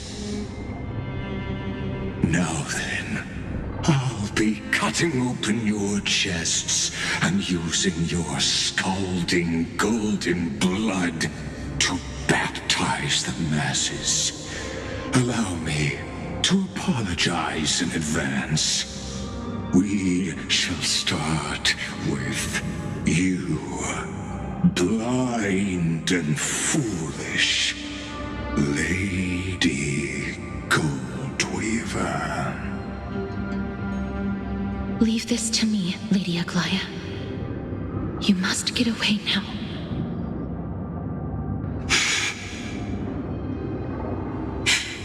No, Holy Maiden. I'm the one who must stay. What? His conspiracy won't succeed. Because romance is ready to make good on their promise to weave an indestructible armor for Amphorius. Its name is Solidarity. You must escape with your life and carry word of my death to those still fighting, then keep going with them. as the Imperator lit the torch of resistance with her death, my passing will make this flame everlasting. Take good care of it, guide it to the future, and place it into the hands of our deliverer. 50 years later, Lygus led his forces again to Akama. He charged directly into the Holy City and razed the Marmorial Palace. History would name this battle the Third Siege of Akama. 90,000 brave souls gave their lives for Akama that day, including their fearless leader, Aglaya. Go forth, Deliverer.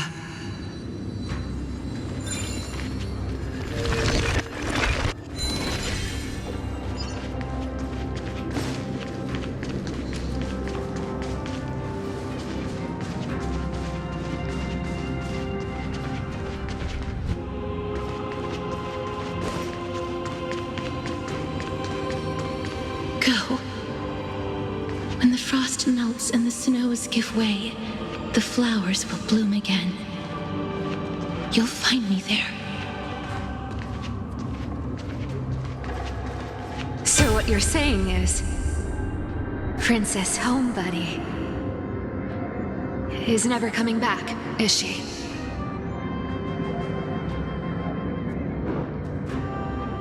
She just left, like that. Since Cass has made up her mind, we can't let her resolve be in vain. But between staying in Akama and going to Styxia, what difference does it make when it's death either way? I'm against relocating. With Kefali's protection, isn't Akama far safer than that dead city? Cass's plan doesn't involve any relocation at all. Huh? Like you said, Akama is humanity's refuge. We never intended to get everyone moving to Styxia. It's just on Cass, Hycealans, and me to prepare the final trump card for the Deliverer. Wait, what kind of trump card needs all three of you demigods to throw yourselves away? We must lay down the path to the future so when the Deliverer returns, they'll have a clear road to reach the location of Aaron Nova.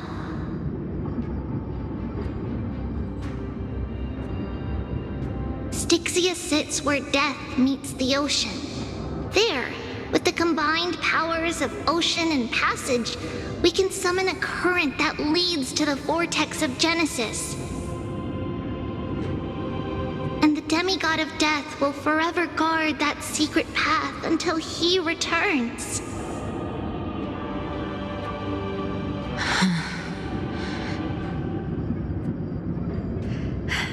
We all know Lygus will set his sights on the vortex of Genesis. That's exactly why we have to do this.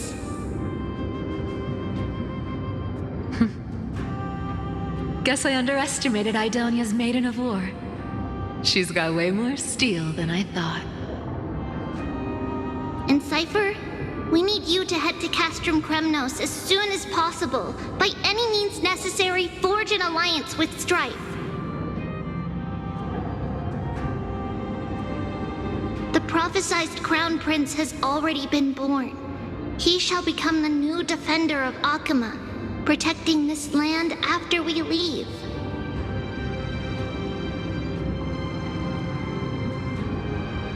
You don't need to worry about that. I just came back from Castrum Kremnos. Only a step ahead of the news.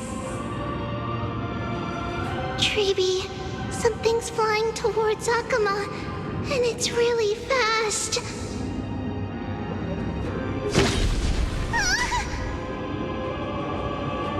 What is it? It's a spear! It's the Kremnoans. Their king's already here. With the protection of the demigods Trebios and Cyphera, Akama endured wave after wave of warfare, though just barely. Castorus chose Styxia as the last resort, and completed the trial of death, causing the stagnant waters in the River of Souls to recede. Soon after, Trebios departed on a long journey. That same year, the Kremnoan king Euripon, along with his son, Prince Midamos, joined the alliance to safeguard the Holy City in the Battle of Deliverance.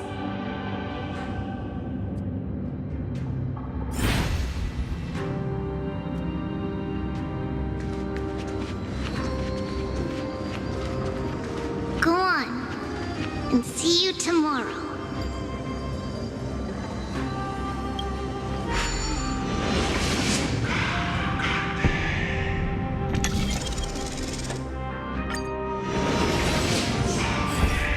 Breaking me apart buys this world even one more second. Then so be it.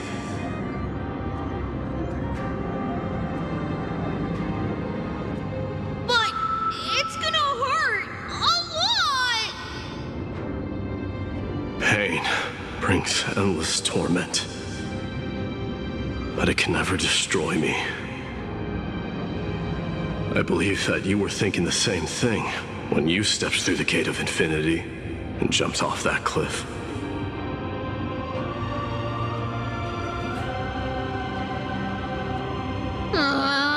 Can't argue with that. In the current situation, this is the only path Akama has left. Just do as I say. Split my soul into 5 pieces. Forge me an immortal vessel. Let the blade of strife hang forever overhead. Locked in battle with their enemies to the world's bitter end.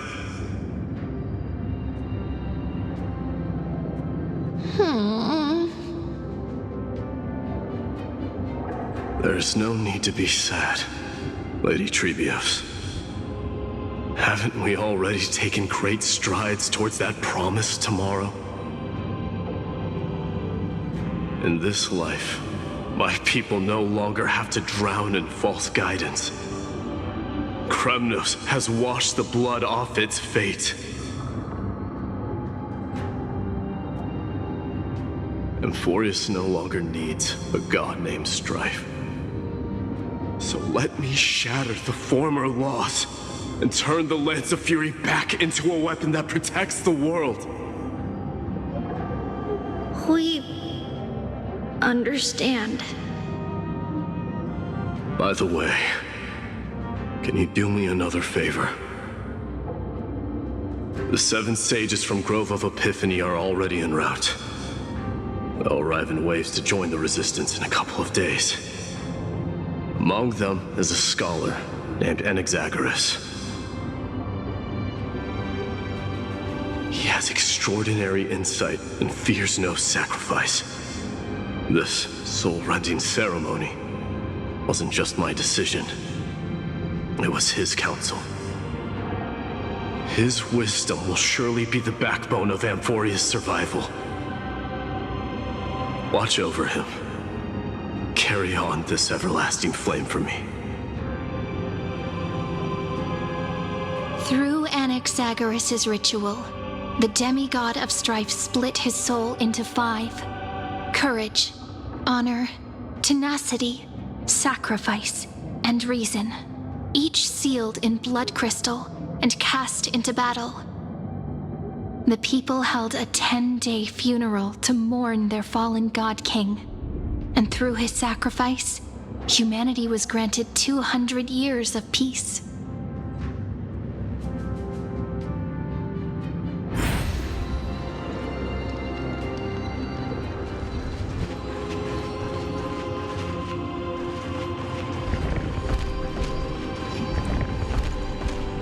Keep moving forward. My blood will pave the road ahead for you.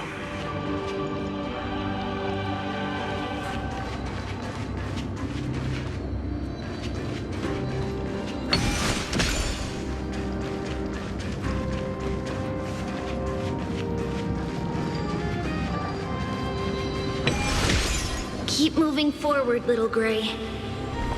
See you tomorrow.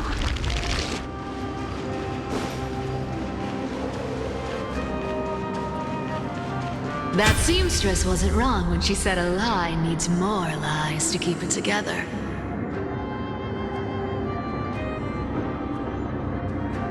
Reason and trickery. Never thought we'd be the pair to finish this final setup. Can't catch that Tin Man without your little slides. Besides, this is our last shot. Not the time to be picky, right? Don't oversimplify it. Lycus just found out Akuma's been an empty shell for the past 50 years. He's bound to be furious. At this rate, he could have done anything. That's exactly what we want. Rage blinds even the brightest minds. Doesn't matter how much of a genius he is, the principle still holds. Once he storms into the council and confronts me head on, you trigger your alchemy with a boom and turn him into a caged beast. Easier said than done. You still have to pass yourself off as the deliverer without anyone catching on.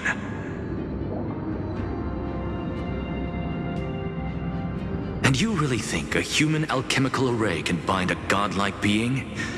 That's just nonsense.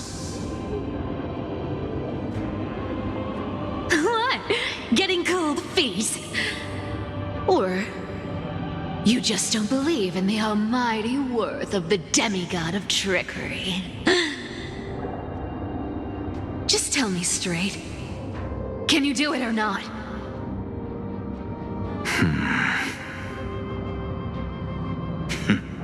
Of course I can. And it'll be child's play. But I've got two conditions.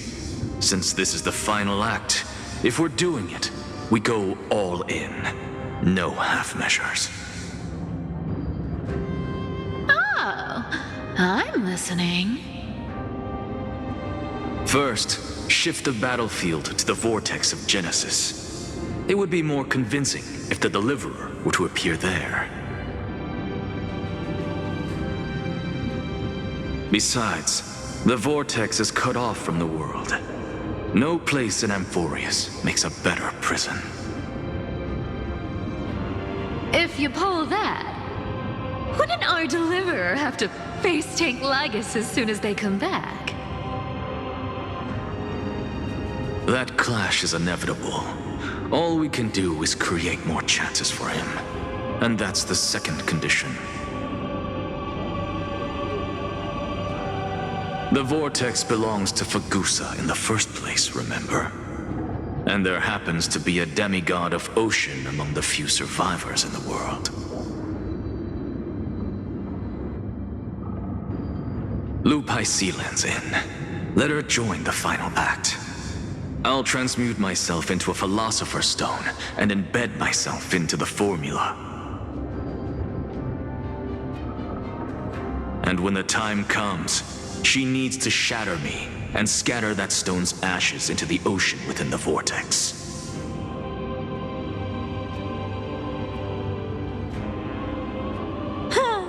I guess people weren't wrong when they said you're insane, Grove Boy. I've got no idea how to outwit a reclusive genius. But making an anti-Catheran suffer? The demigod of reason has 10,000 ways to do just that.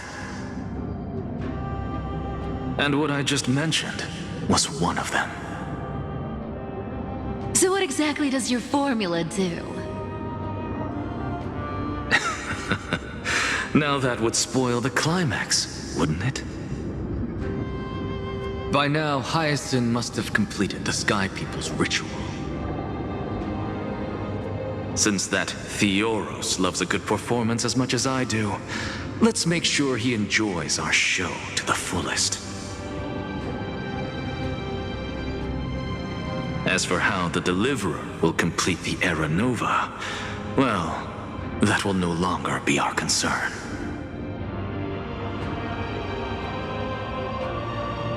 It was the last battle known to the world, initiated by two demigods least suited for war. In the end, reason and trickery kept their word. At the cost of their lives, they sealed Lygus within the vortex of Genesis, where he remains to this day.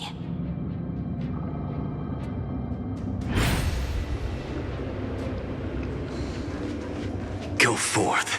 Finish the greatness left undone.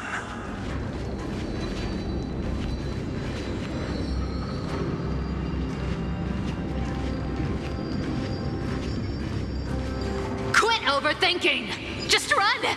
Keep running. That'll be enough.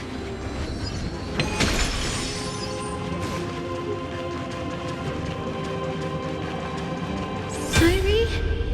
It's dead quiet here.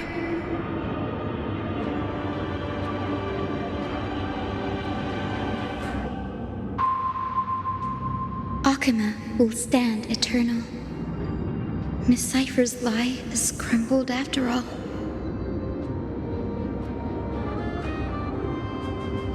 But it's all right, because all of us have fulfilled our purpose by now.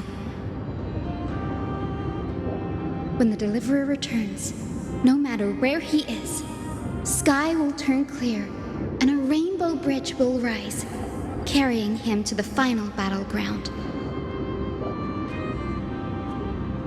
Sairi, this arduous relay is finally nearing its end. Now, I'm passing the final baton of fate to you, okay?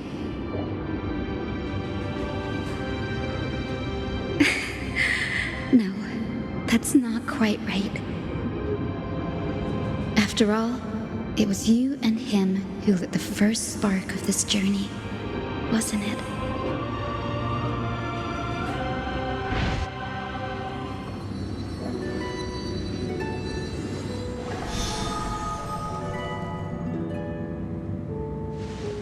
I'll tell you the story of this 1,000-year journey.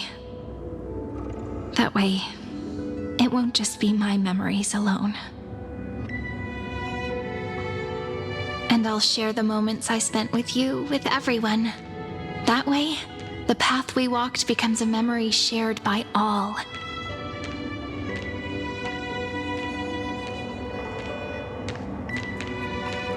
People will know that there's nothing left to chase. Amphorius has already welcomed the dawn foretold in prophecy.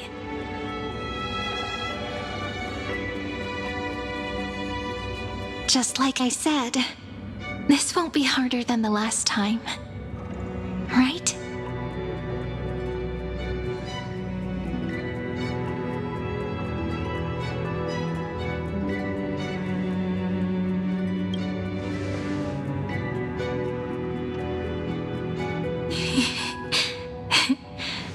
I wonder what kind of expression you're wearing right now. Probably the same as always. Calm, resolute, and brimming with confidence. If I have the chance, I'd love to see it again. Because it's really been far too long since we parted.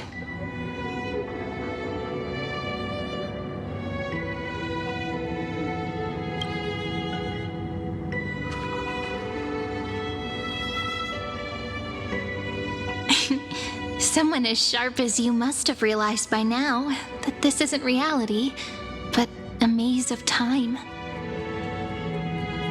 As the last link in the relay, I will return to the Temple of the Three Fates, tell Orynyx all of our stories, and bottle every page we've written into the little flask of memories.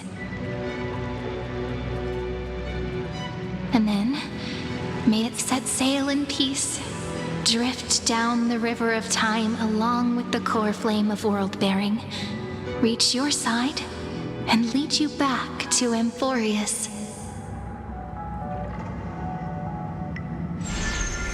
Just like the first time we met, right? Even though this cycle has no demigod of time, time has always stood on humanity's side. This is the only way to make sure that the Era Nova won't happen before you return.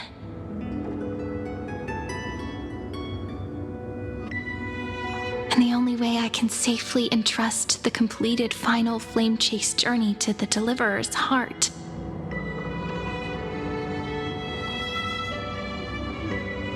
After all, the new world will be born from your memories, and the protagonist of this story mustn't be absent.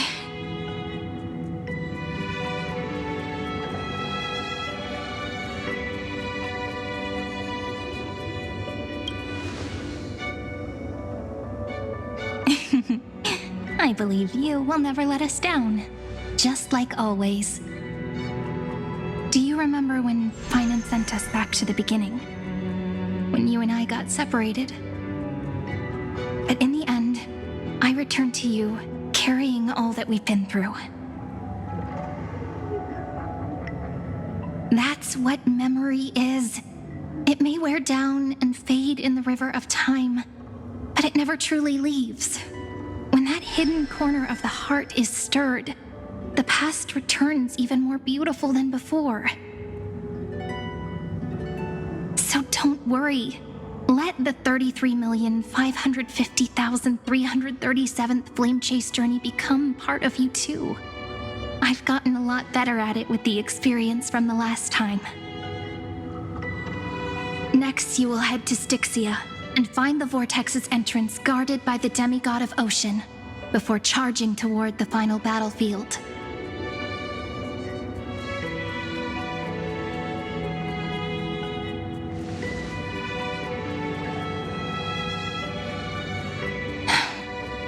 Don't worry. I'll be with you. All of us will.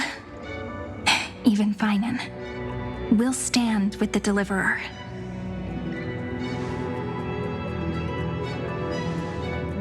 So say a short goodbye, then set off, just like we promised at the start. Toss away all unnecessary worries and troubles, and bring our smiles and determination into tomorrow.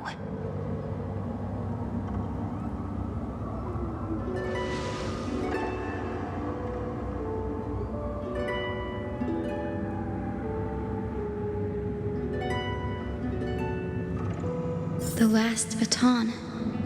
I wonder how long you'll have to wait before passing it on to him.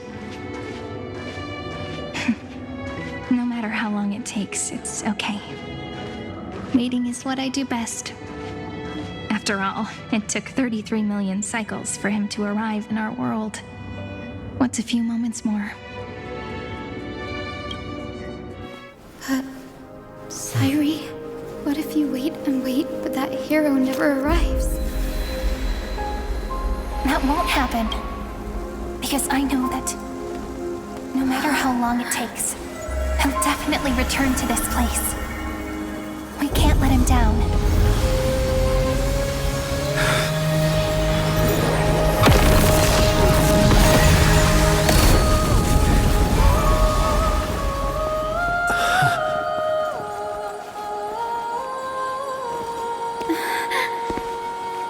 Sky shall rain rays of dawn for you. May romance be with you on your journey. And reason grant you enlightenment. Let strife bestow you with inspiration. Trickery ensure your success. Allow death to protect your soul. And at last, let passage point the way forward.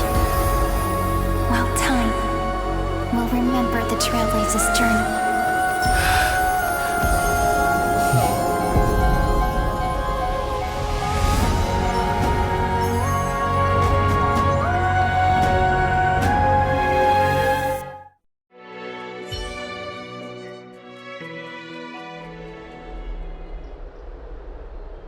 Is this Styxia? What happened to this place? I need to find the entrance to the vortex, guarded by the demigod of ocean. High Sealance. Is she still there? Long time no see, Trailblazer.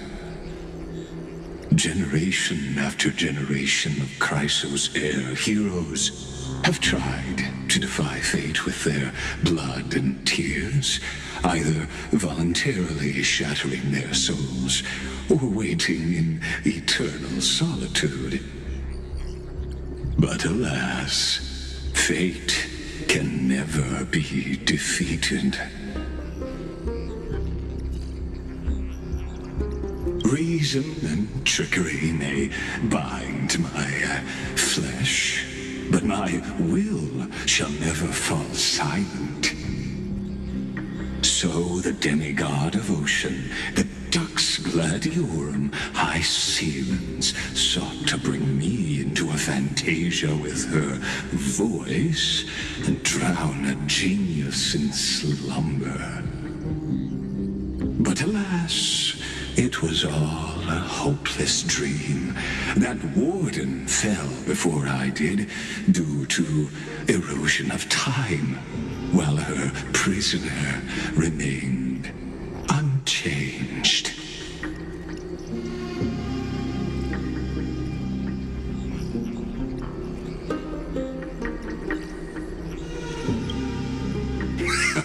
True, I can't leave this place, but what of it?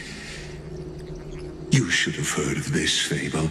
In a shadowed cave lived a people, imprisoned from childhood, and chained so that their legs and necks are fixed, forcing them not to look around at the cave, each other, or themselves. Behind them is a fire, and before them loomed the stone wall of the cave. The flames cast shadows, while the rocky surface threw back echoes.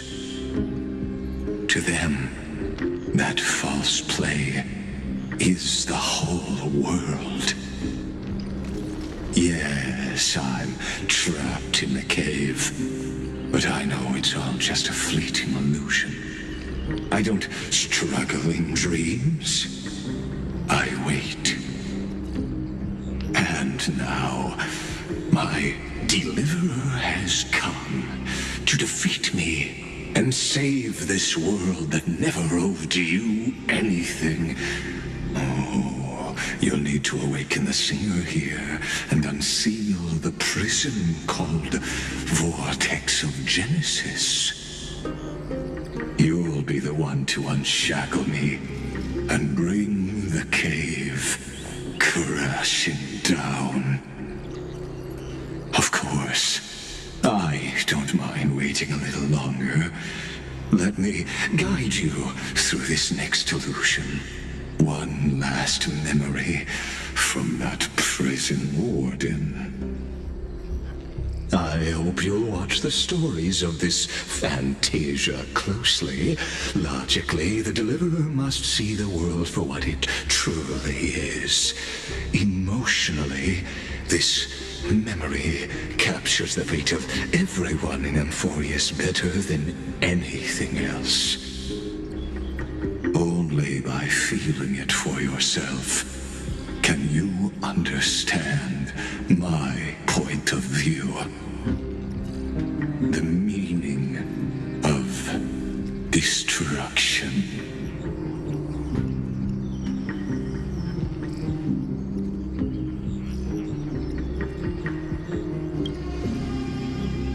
To your unshakable resolve, I salute you. But before we step onto the final stage, let me ask you this. In the spirit of that fable I told you just now, can the prisoners in the cave learn to see the shadows and echoes for what they are, and stop mistaking them for reality?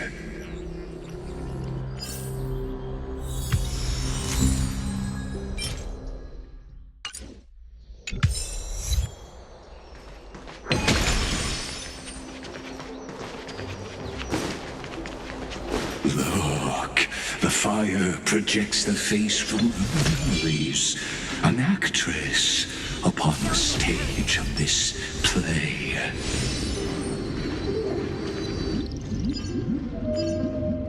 The dark tides flood the sea, and our kingdom teeters on the edge.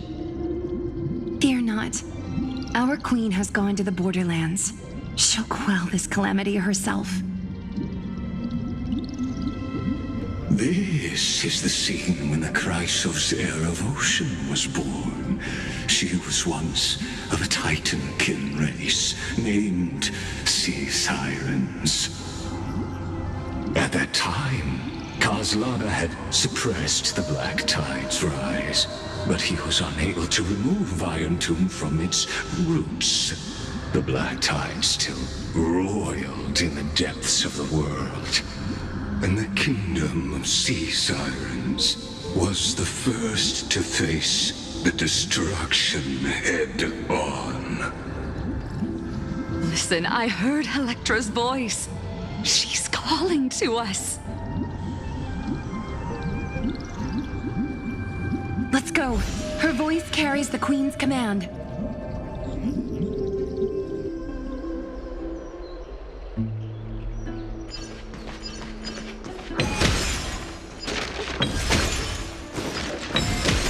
To keep the Black Tide from threatening the ocean, the queen gave her all, body and soul. Born of the queen's chalice, she bore the deepest blessings and inherited supreme divine power.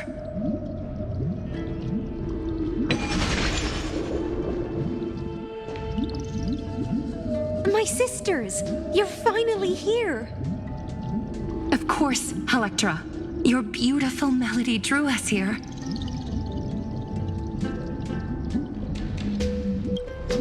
Her true name is Electra. This is a reflection of her former self, clinging to the past with aching defiance. The Queen summons us. She must be near exhaustion. The Black Tide will soon enter our borders. Then what do we do? Will our seas fall to darkness and terror as well? Don't worry. We shall lift the chalice in her stead to catch the Black Tide, and stand together to safeguard our realm and its people. Such tiny Titankins, thinking they can stop the tide of truth. How naive. And that naivete is the root of all suffering.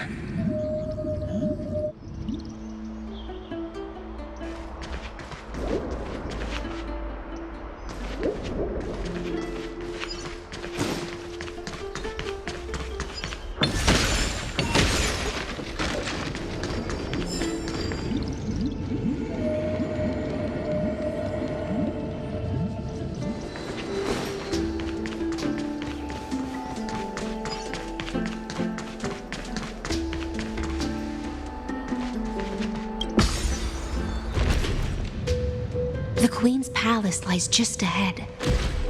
Even her once graceful form is now tainted and drowned in dirt and mire.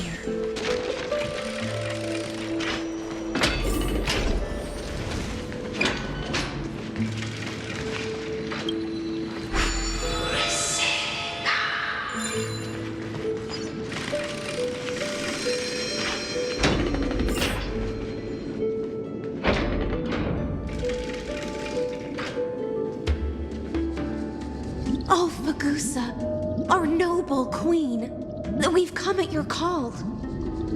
My little fishlings, you swim with such joy. It pains me to speak of the kingdom's sorrow. I once believed I could drink the Black Tide dry, but even the deepest chalice must one day overflow, and I can hold no more of this filth. Mother, worry not. We're all children of the sea. Let us bear your fate together. We'll take up your mantle and drive back the black currents. We'll mend your sacred chalice and take in the cursed filth. My little fishlings, when the spear of strife falls, you may retreat in peace. I promise you, on the surface, the city-states will hold a feast without end in your honor. This is the last gift I can give you.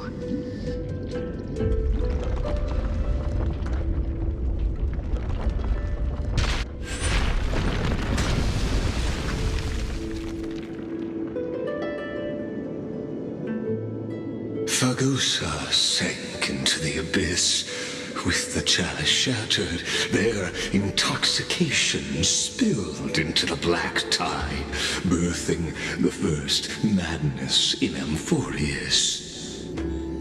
Sea sirens followed one after another, hunting for the Titan's fragments, until their flesh decayed and their bones crumbled, all for the promised final feast.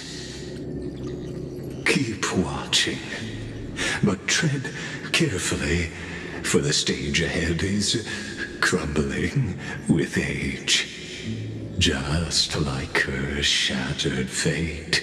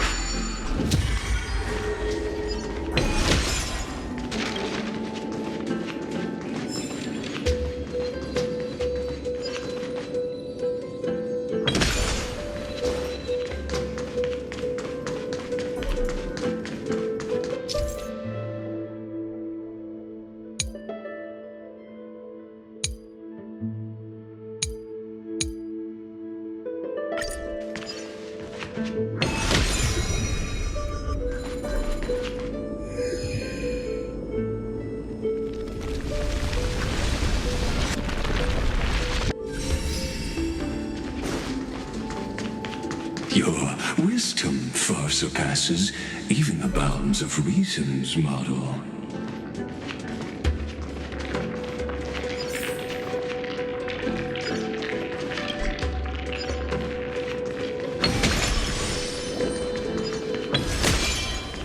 Can't get through. Looks like I'll need the miracle orb nearby.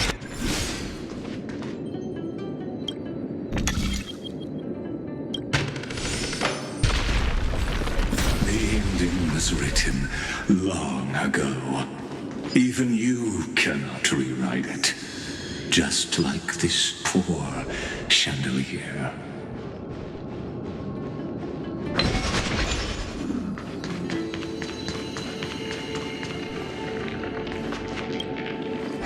Electra! The fiends have gnawed my tail. I can no longer swim to the far seas. Electra! The black sludge has soaked my fins! I can't dance with you anymore!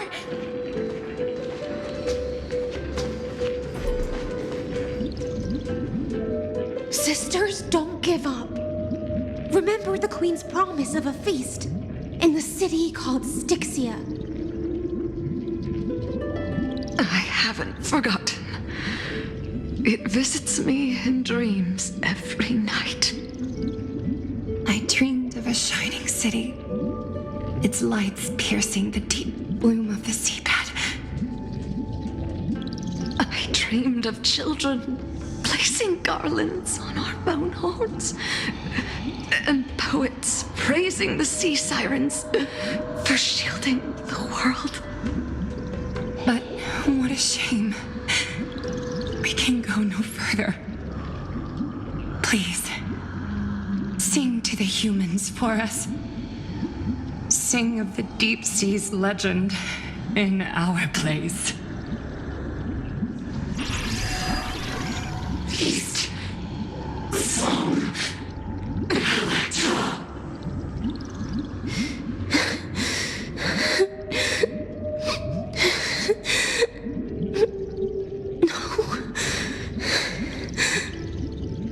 The sea sirens were tainted by the destruction. Their flesh rotted away. They became the black tide creatures of this cycle.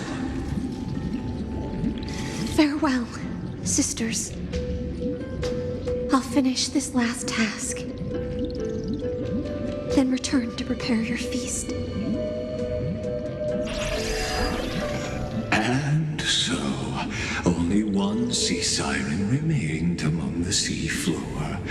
High Sealands, swimming alone to the seas, burying her kin, and searching for the fragments of the chalice of plenty. Though most of that journey was in vain, why not use the power of time to leap ahead toward the journey's end? To reach the Spirit Basin, I'll need to call upon the power of the Chrono Vessel.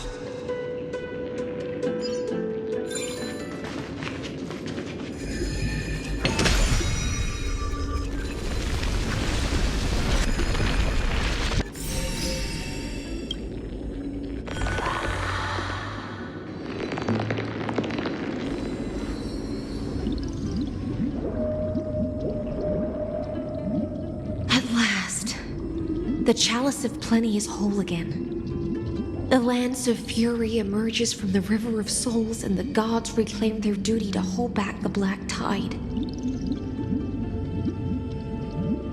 I am freed from endless toil, and now walk toward the rites at Styxia. I bore my sister's dreams upon my back, took on a graceful human form, and hoped to find a grand celebration on the shore. My fins became legs, my scales became skin, and the sea foam on my body became a shimmering gown. But when I stepped onto land, there were no festivals with honey brew, nor poets plucking harps. Only silent death, drifting gently along the River of Souls. When she fulfilled her wish, she only found Styxia to have already repeated the mistakes of previous cycles and was swallowed by death. Hopes and promises are nothing but the foam of dreams. I am a sea siren, a vessel born to contain the tides. Now that my task is done, and the promise is broken, how am I to go on in a world drowned in shadow? Fagusa, my noble queen. She evaded my questions with drunken stupor. She told me a grand feast awaited me in the surface world. So I wandered lost, groping through the dark. The feast she spoke of, where is it? Lonely Blade, I shall grant you everything you seek.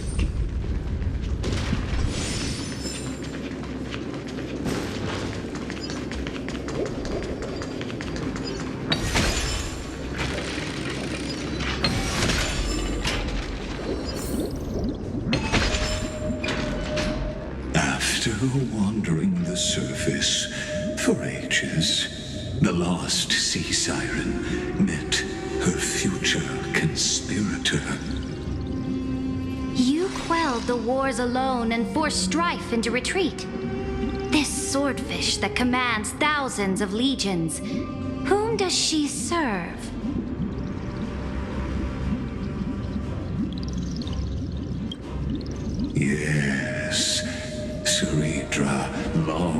before she became the Imperator, was already burning with ambition.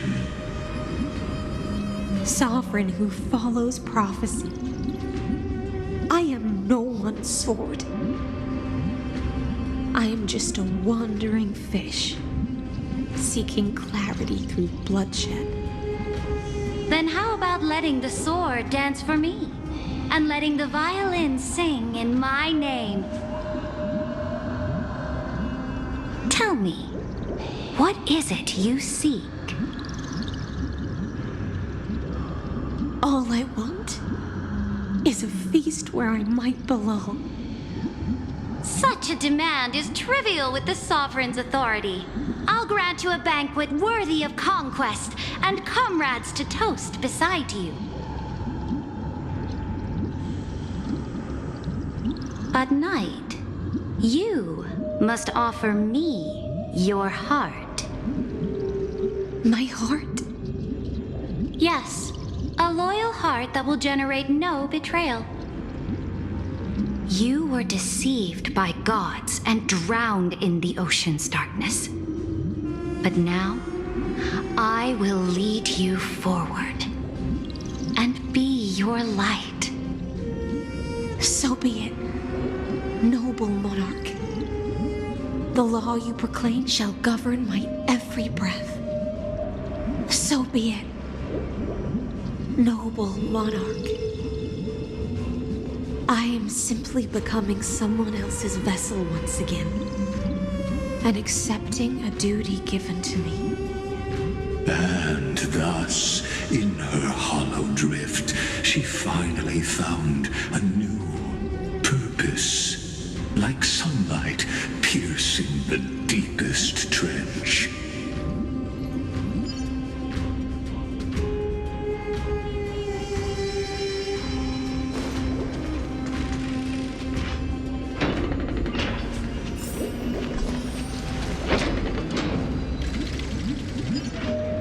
Noble monarch, I've cleansed the foulness from the road as you commanded. My blade, you've helped me ascend and take the crown. Ask, and you shall have your reward. What I desire is the same as before. A feast. Look, I've prepared you a grand banquet. The finest honey brew and tributes await. Fish are drawn to light by nature, for the deep sea knows only gloom. Now I found a flame. It may scald and burn, but it's the only light. Come, let us join the feast. Perhaps the path forward lies hidden among the revelry.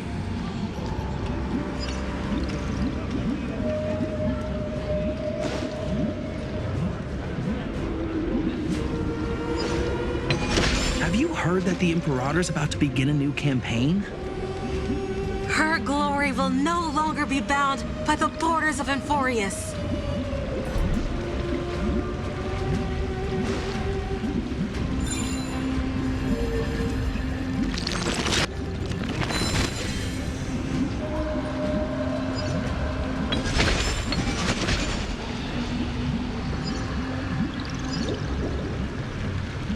My faithful subjects, tonight's feast is not just for the past. It's a toast to the future! Born from our golden blood is an unstoppable colossus. Our iron beast to trample the universe! Great monarch. I've heard the universe teems with great threats. Can we truly remain invincible? Fear not. Before the troops of the destruction, such rabble is no more than cosmic dust. Surely there's a planet draped in oceans out there in the stars. Once I claim it, it shall be yours to rule. And to the rest, your triumphs will not go unrewarded. I promise you a new age, free of fear. Now, raise your cups to our conquest among the Sea of Stars! Sea of Stars! Sea of Stars! Conquest among the Sea of Stars. What a grand vision. Yet, to the Siren Knight, only feasts still stir her heart. Come now, join me. Witness the end of this futile dream. Where's the way out of this illusion? Come quick! Let's celebrate together! I've saved the finest brew! Come taste it with me! Noble knight, you are truly a blazing spark. It is my honor to share this banquet with you. Noble knight, you have earned victory with your blade, and you have every reason to revel in this moment of triumph. Let me pour you a glass of honey brew.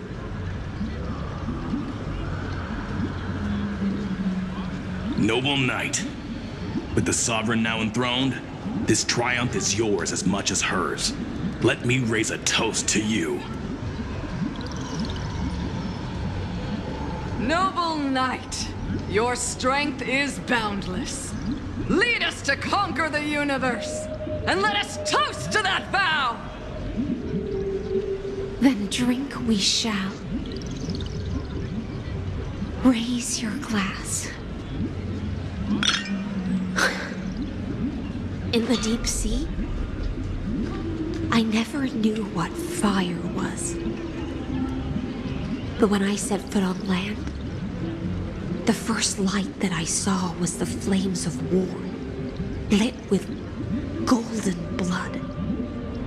It scorched my fins, made me feel pain and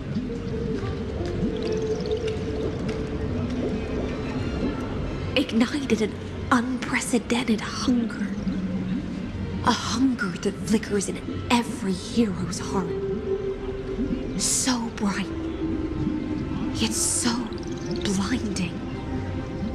Look! The monarch herself has taken her seat! Hear that? The court sings her praises! Come! Join us and praise her glory.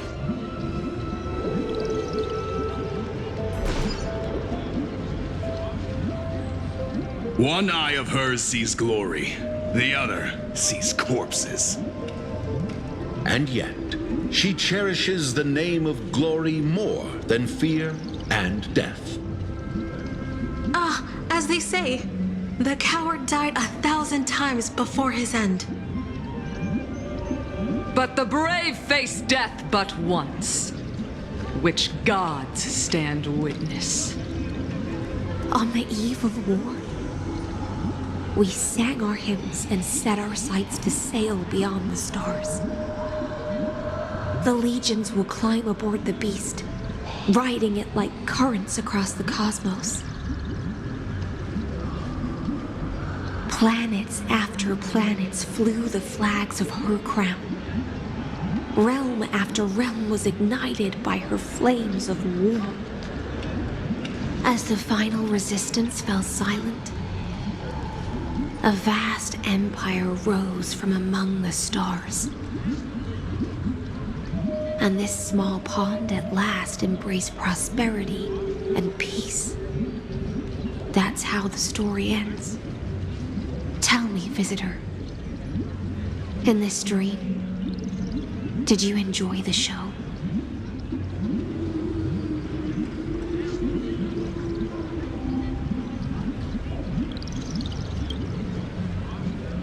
Yes. Just fake bubbles glinting on the surface of poured wine.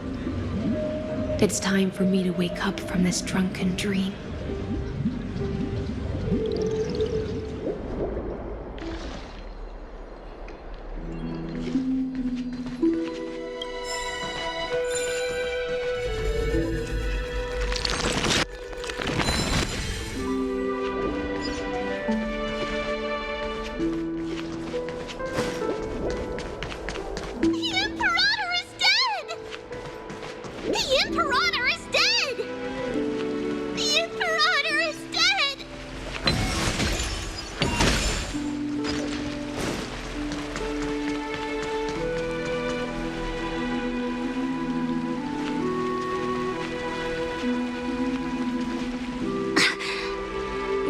people once cheered for my ascension.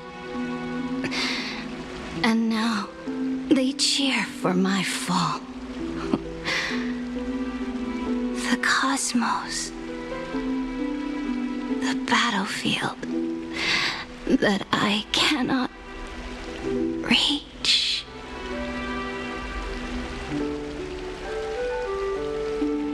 Before the Sovereign's conquest reached its end, her life and ambition had already been swallowed by the deep sea.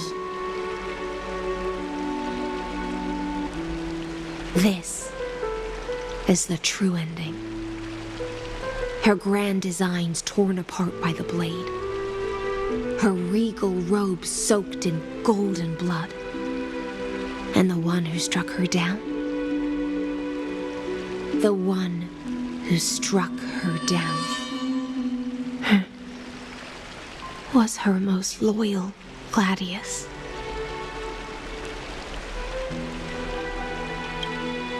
I don't need to explain myself. A fish in a pond has no hope against the surge of fate. I wandered the shore, found a flicker of flame, only to snuff it out with my own hand. I don't understand. If the ocean's feast, the Imperator's dream, and even Amphorius's existence are all illusions, then what's the point of our journey? When the Deliverer returns, I will let this absurd celebration come to an end. But Greyfry, I can't help but wonder how I dearly wish this feast of the Flame Chase would never end. It seems she sensed your presence. The Fantasia's foundation is starting to crack. Let's return to the prologue. Remember the allegory of the cave. Can the prisoners in the cave learn to see the shadows and echoes for what they are and stop mistaking them for reality? As you've seen, when she cast off her chains, finally turned to look around, and moved her legs, her reward was nothing but searing pain. The light will blind her, for the fire behind her had never once actually touched her eyes. Her legs will buckle beneath her, for she had never learned to walk forward. And so she fell into infinite confusion and fear, and came to firmly believe that the shadows and echoes were the real world. But we in the cosmos, are we truly any wiser than she was? Now, nameless one, fateless one, ask yourself this. The paths you tread, the eons you worship, everything you've trailblazed with your own hands, could it all be someone else's projected shadow? Let's leave that question till after the curtain falls. Once you've unearthed every last truth and reached the prison built for me by the demigods, I'll speak with you face to face. I, the Theoros, have walked the 30 million histories born by Kozlana. 1,000 years is a mere atom in a grain of sand to me. Amphorius, compared to the cosmos, is but that grain upon a whole beach. I swore to bring an end to the erudition. Would I really let a single grain grind down my mind? Now, please use the power of time to open the gate to the ocean's depths. Go, find the prison warden tormented by loyalty. Find her, step into the world's vortex, and once there, end everything between us. That palace reflects the heart of the demigod of ocean, intoxicated, stagnant. There you'll witness the true beginning of the saga of deliverance. An ugly history long buried by tides and shame. A staircase of apotheosis that the Imperator forged with the golden blood of 500 human sacrifices under the pretense of conquest. I'll wait for you at the heart of the world, but to reach the place, you must find the prison warden lost in her stupor. Beyond this door lies the path to the vortex of Genesis.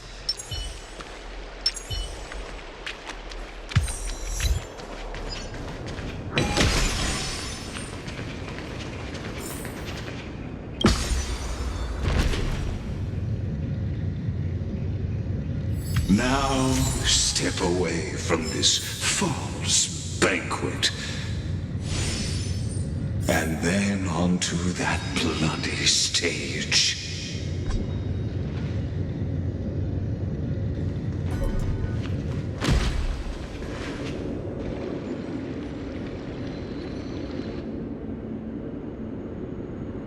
The palace that worshipped the ocean, the sanctuary connected to the vortex, was also once the battlefield of the first flame chase.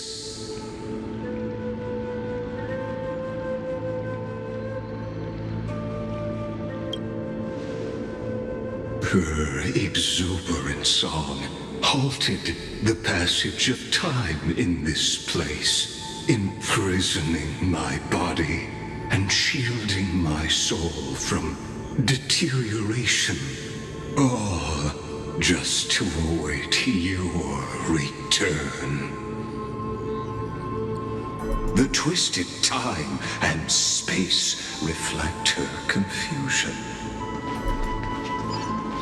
And so, the Imperator's crimes were veiled.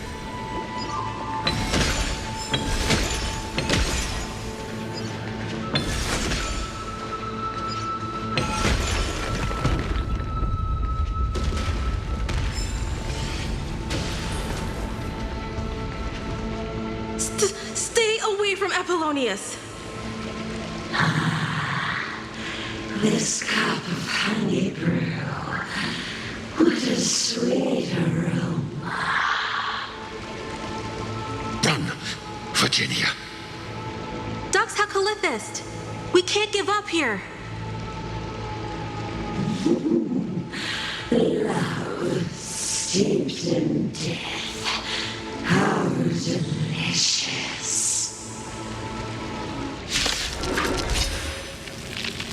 Sadly, all you see is a remnant of history. Interference is just another equally futile echo.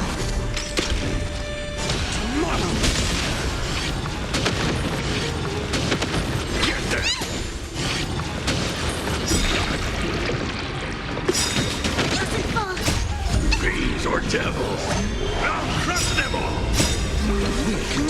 everything! Fury of innumerable core flames consume me. Tear the sky!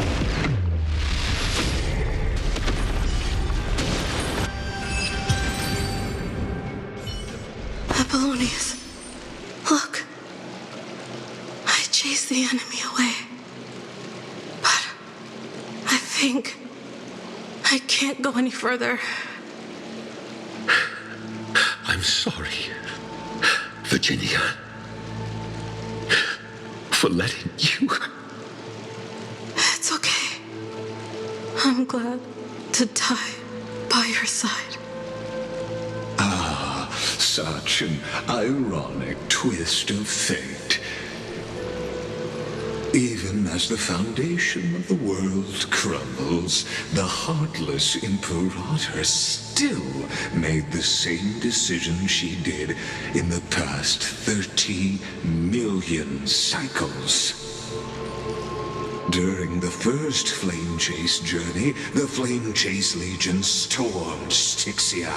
Tens of thousands of sea sirens surged from the River of Souls, crashing toward the heroes like a tidal wave.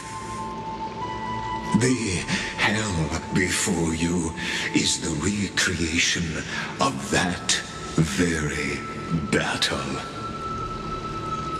Apollonius, look. I chased the enemy away. There is a letter I never got to give to you. Let me read it to you. It's my final poem. The shadow of a tree frames the sage's back, like a boulder bearing the rings of time.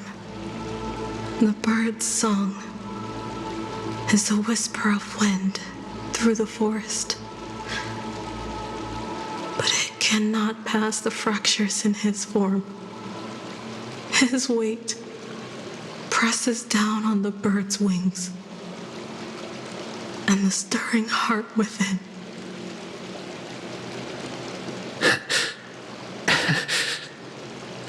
I always wanted to tell you. You look beautiful when you read poetry.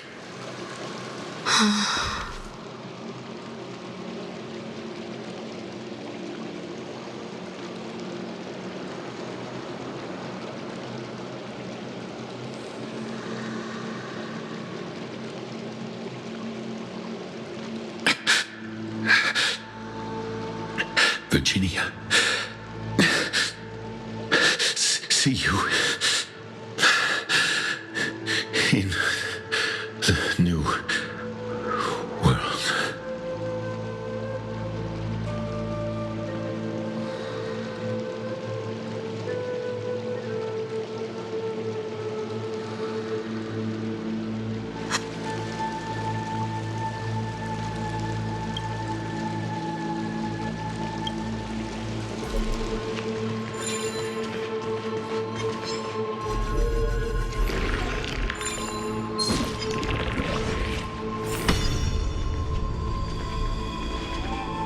Painful past, yet hidden beneath a veil of joyful song. Ah, 2 discarded data clusters waiting for someone's return, it seems. Relive the history, then pass through the temple's waters and come to my side.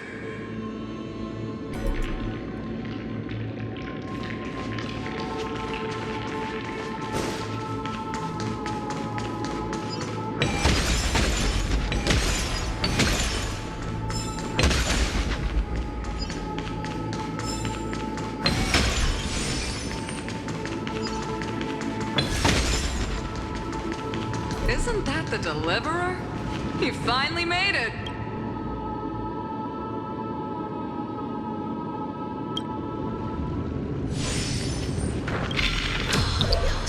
What a wretched way to die. The Flame Chase army, devoured by warbling fish, never saw it coming. Look, the cruel Imperator and her Knight Commander, the pitiful Warden. What a perfectly matched duo of test subjects. Their hands drip with blood, golden blood. Raise the bridge and cross the river of fate. This path of the prisoner is far from over. Imperator! Imperator! Did you see my gallant deeds, Imperator?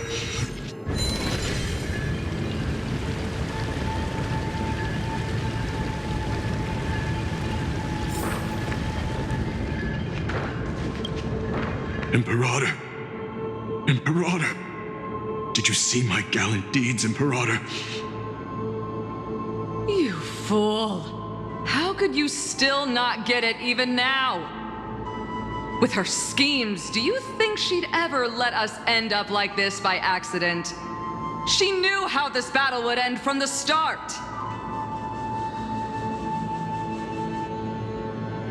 That tyrant. I swear I'll kill her with my own hands. No. She wouldn't send us to die for nothing. She would never betray our dreams. Or Emporius. Imperator, I know I'm a fool, so I'll believe in your commands to the very end. Take my life and finish the conquest of the stars.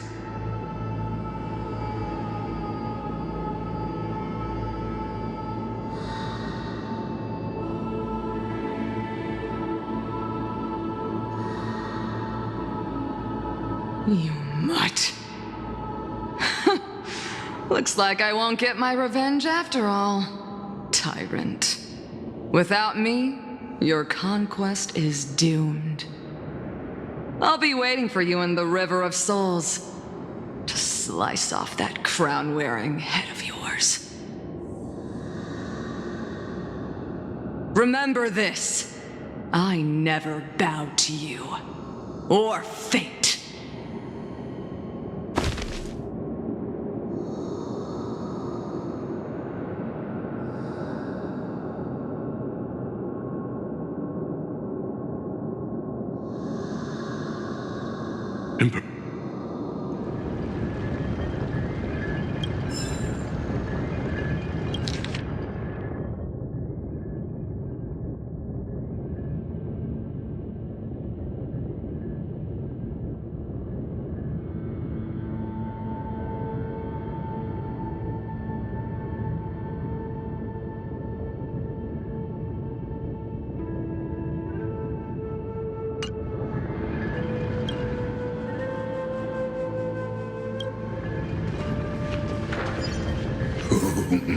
A sovereign and the sword at her side.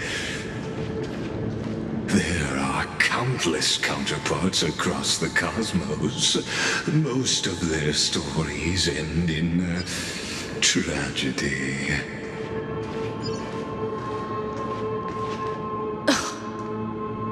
Imperator, why did you... You're here, Dux Gladiorum. You ordered me to seal the sea route and handle threats from the rear. So why didn't you wait for me to return? Why send the Vanguard ahead and let them die in vain? Die in vain? No, you're wrong. Their golden blood won't be spilled for nothing. The other dukes have paved the road for me to become the god of law. The trial of law? You never spoke of this to anyone. What is... The one who wishes to bear law must purge this world of its curse, and offer the blood of the accursed as sacrifice. I pondered long on what Talantin meant by blood of the accursed. Then, I found the answer. You, I, and every Chrysos heir summoned by the prophecy are the accursed ones. Just like that arrogant Theoros said, our golden blood is the agent of destruction, the antithesis of the world's fate. Dux Frigoris, Dux Brumalis, Dux Helcalethist. Their fate was sealed at that moment. Dying on a glorious campaign was the final gift I could give them. You speak as if they didn't die because of your cold-blooded schemes. Was their loyalty meaningless to you?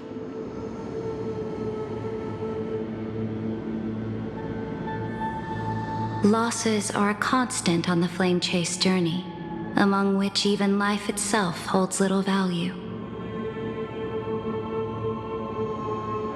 If a subject marches to war without that conviction, then yes, as you said, shallow loyalty means nothing. And what about my loyalty, Ceredra? You sent me away under the pretense of guarding the rear. Was there any shred of humanity left in you? Because you still have a duty no one else can bear. Only you can uphold Fagusa's divine authority. The choice is yours now. Cast off the chains of loyalty and drive those blades through my heart. Or stand with me and sever the ocean's last breath. If you no longer share my vision or believe in the new law I seek to weave for Amphorius, then go on and end me. The Imperator of Amphorius may be ruthless and cruel, but never a liar.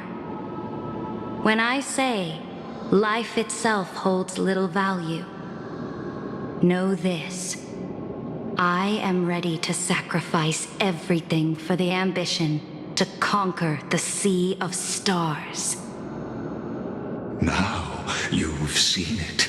The brutal Imperator was willing to spill the blood of 500 heroes to complete the trial of law. As for my poor warden, her suffering had only just begun.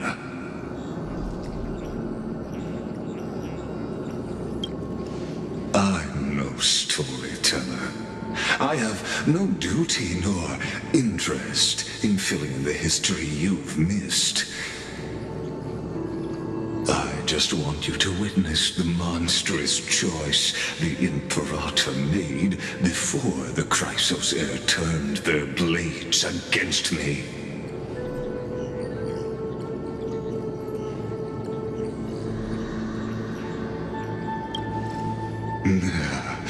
You jest.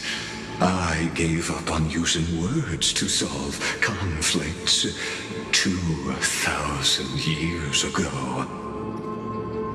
But I won't squander a chance, not even a sliver of one. If there's even a crack in the walls of your conviction, then my victory is already assured.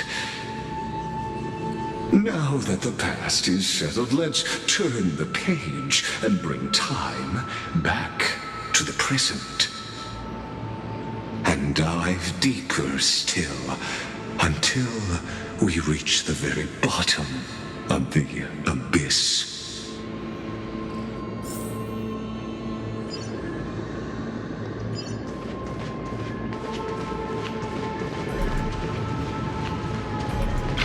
Is the past ahead underwater? I need the Orynyx orb to bring back the chrono vessel from the past.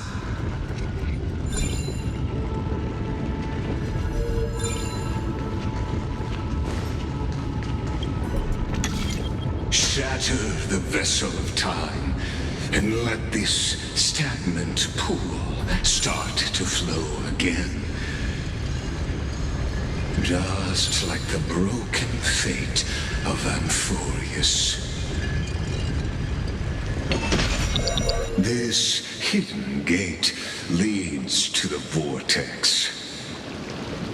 Hurry now. The time of our reunion draws near, Deliverer. This hidden gate leads. Hurry now.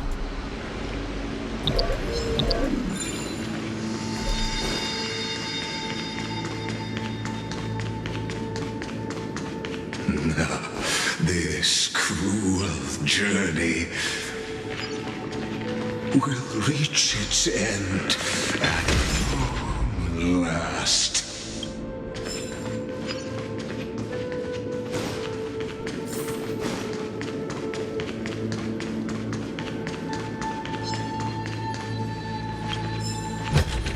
Looks good.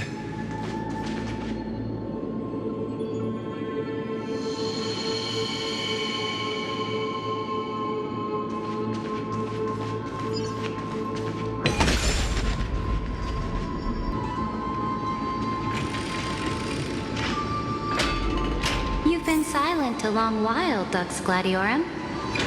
Starting to doubt your decision? Save your breath. The vortex of Fagusa lies just ahead.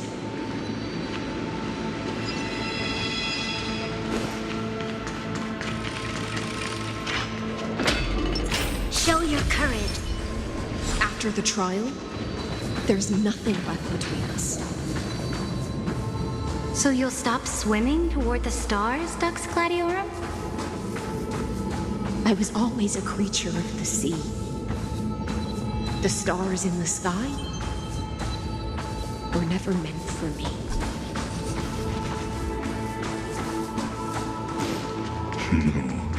Look, a gravestone.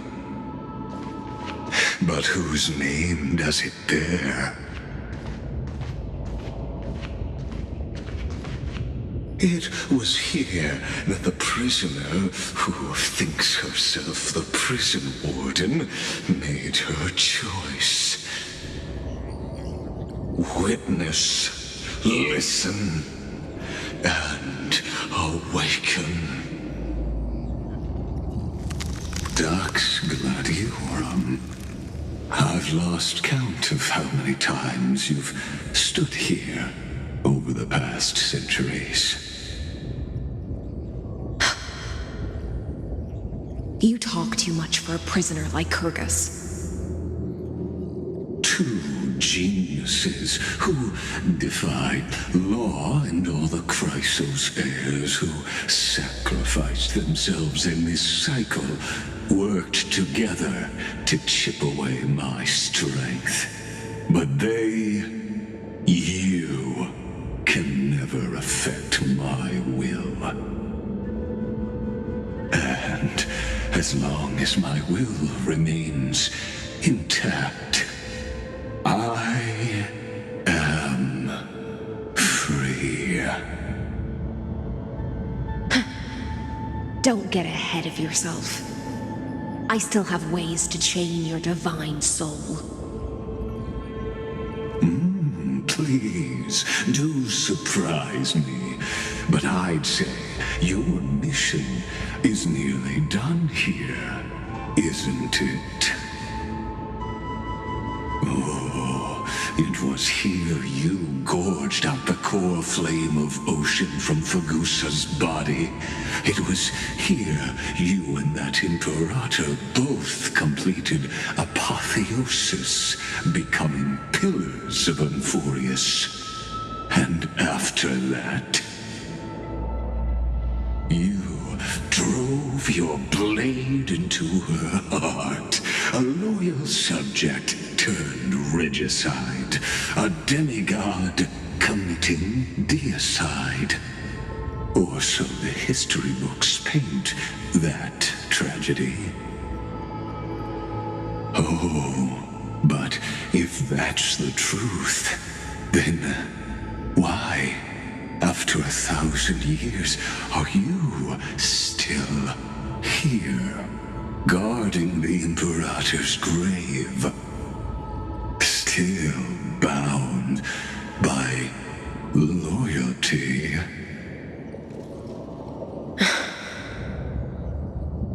Come to think of it, perhaps I'm not the only one imprisoned here.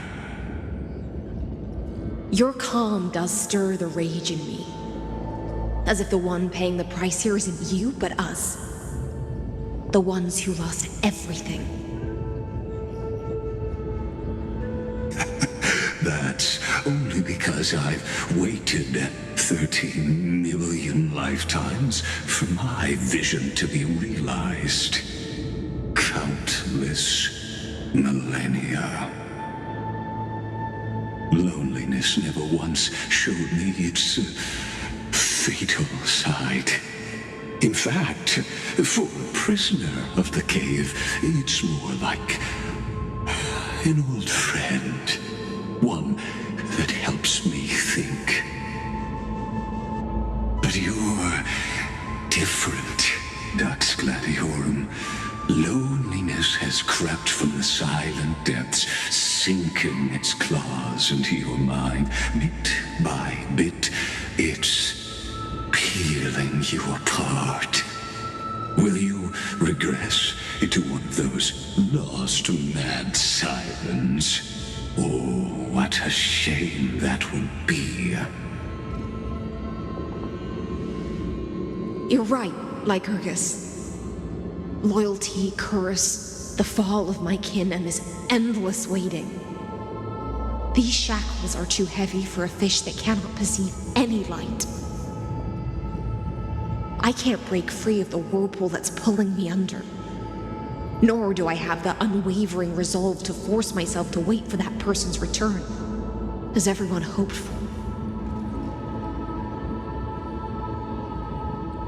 Oh, deliverer from beyond the sky, my executioner. How much longer until he arrives here? Or will he ever return? I don't know. And I doubt anyone does. Then, what will you do?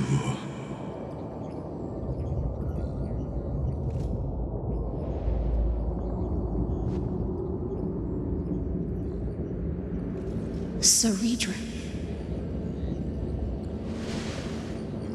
This will be the last time I carry out your decree. Ever since you took me under your banner and made me the Dux Gladiorum, my music has belonged to others. Time and time again, I use the siren's song to lure the unwary into illusions for your schemes and strategies. Now, let the siren Electra sing for herself.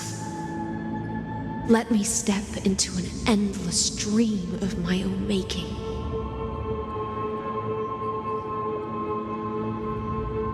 Oh, great ocean. I offer you the rest of my clarity and my freedom in exchange for the strength to stand against the nihility and honor the sacrifices of the fallen heroes.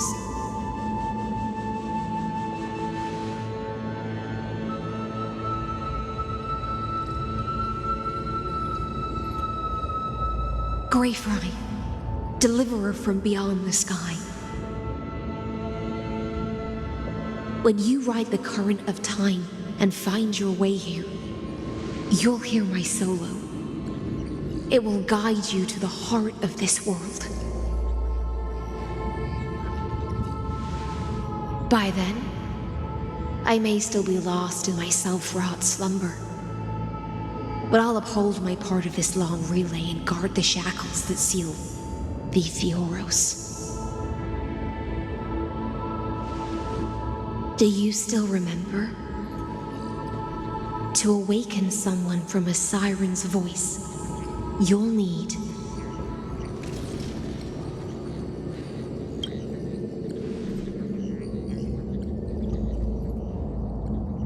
the gift I once gave you. May you still have it when the time comes.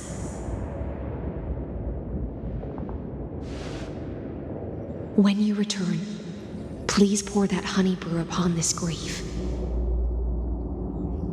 It holds the story of all our struggles and sacrifices. May you see it one day.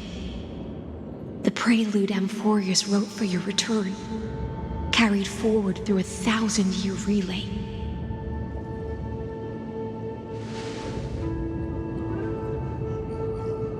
When your mourning ends, I'll likely wake from my dream as well. Then, follow the trail of echoes and find me.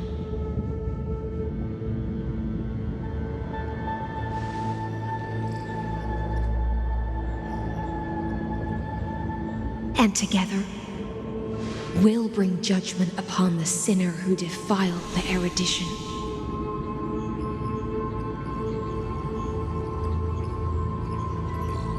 At long last, 33,550,336 cycles and 4,931 years later, Amphorius's final curtain is ready to fall. The shadows within the cave gave everything. Yet all they did was mimic life outside its walls. A futile effort steeped in sorrow. Enough! They were no shadows.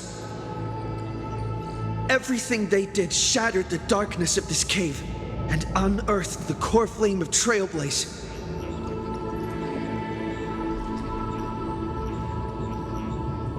And now, with that core flame, I'll light the dawn of Amphorius!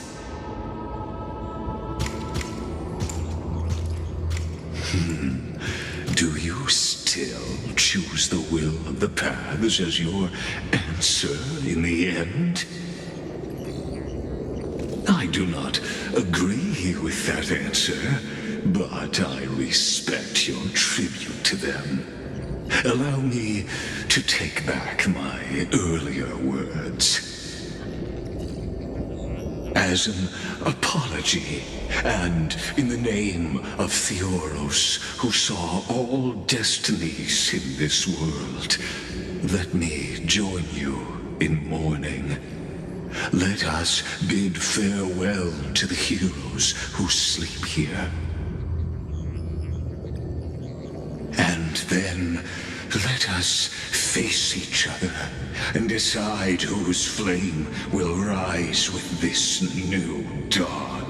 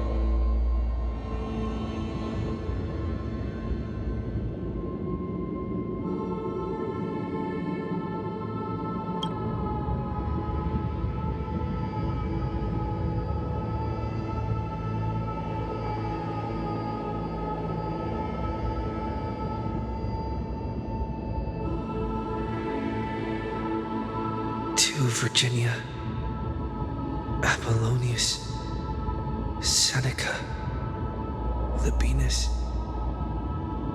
and Ceridra. Through a brutal sacrifice, they lit the stars of law in this world, propelling Amphorius's fate forward. In the shimmering mirage of illusion, they entrusted their dreams to ride among the stars to the hero yet to come.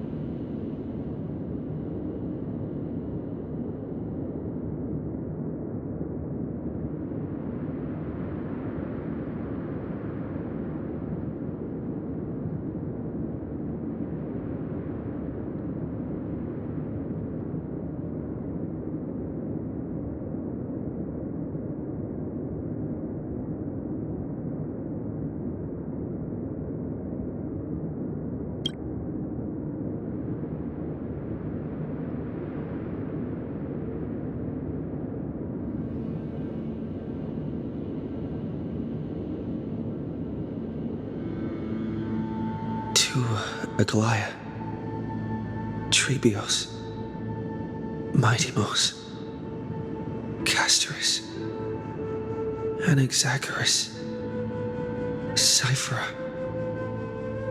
Hyacinthia. In a relay spanning 1,000 years, they stood against enemies far beyond their strength and won a bitter victory through what seemed like futile resistance. And in that same 30 million cycles, also marked by futility, they remained steadfast in fulfilling their duty to the experiment, unchanging, unwavering. Let this be the end of mourning the fallen. At last, allow me one final toast to the lost prison warden, a prisoner bound by loyalty.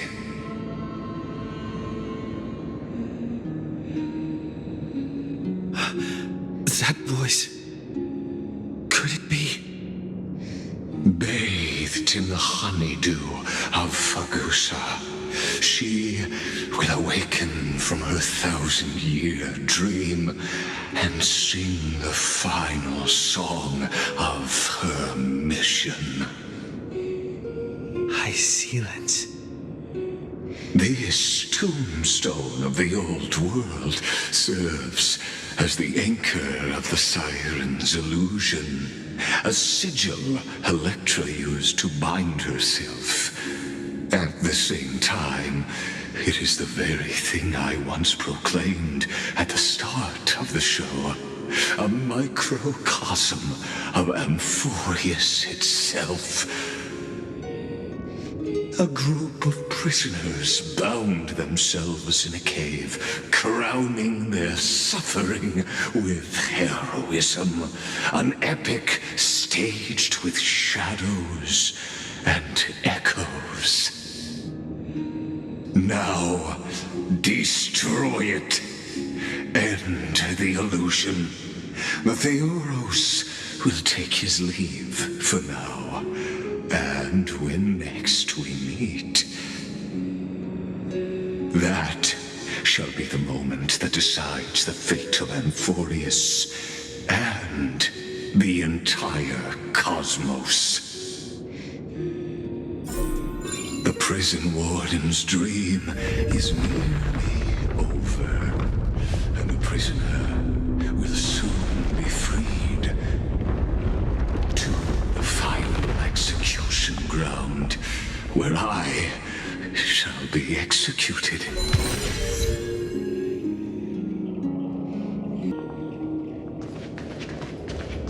This world and I shall halt here until we meet again.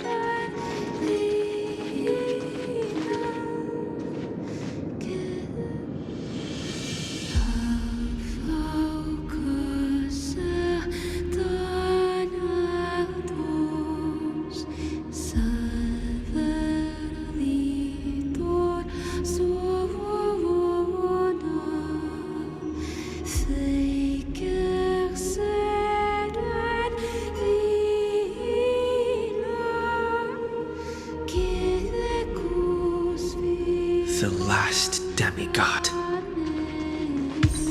I'm here.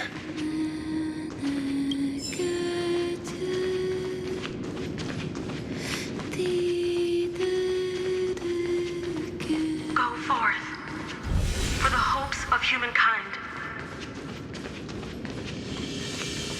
Go forth for the duty of deliverance.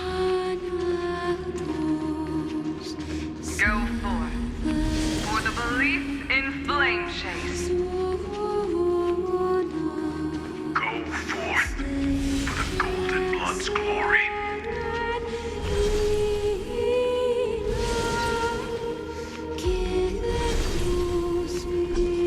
Go forth.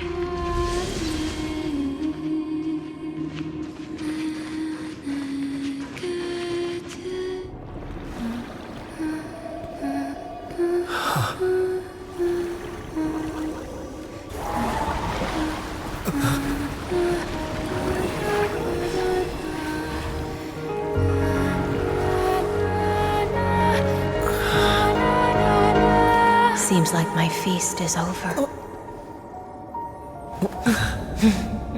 It's now your turn to perform.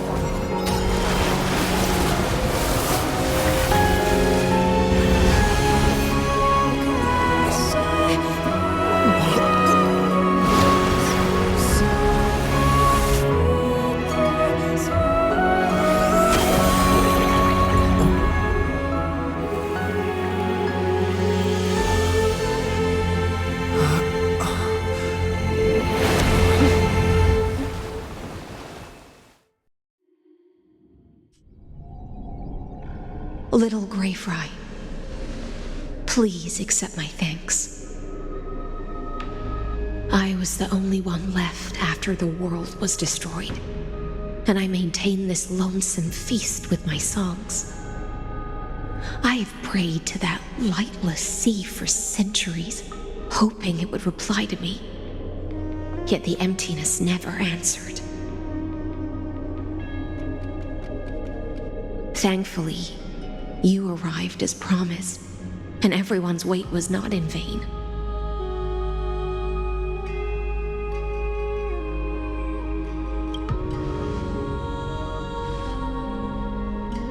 To see a single trace of light in the abyss of futility was already my greatest consolation.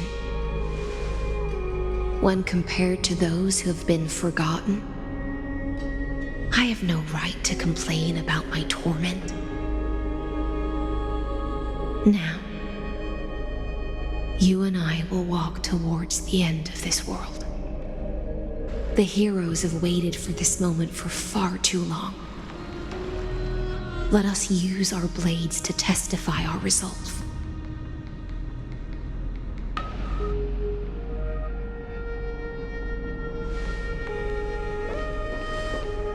Oh, prisoner of the seas. Theoros carrying 30 million cycles of sin. Slave of erudition.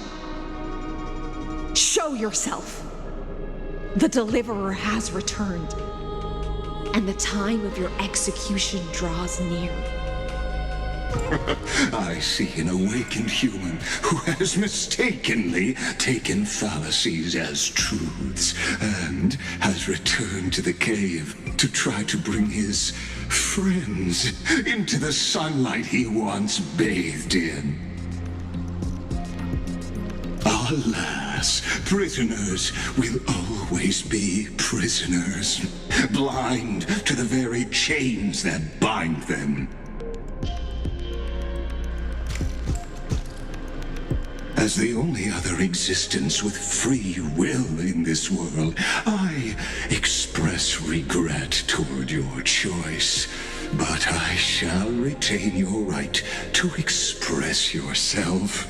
After all, every actor should have a final line before they bow out.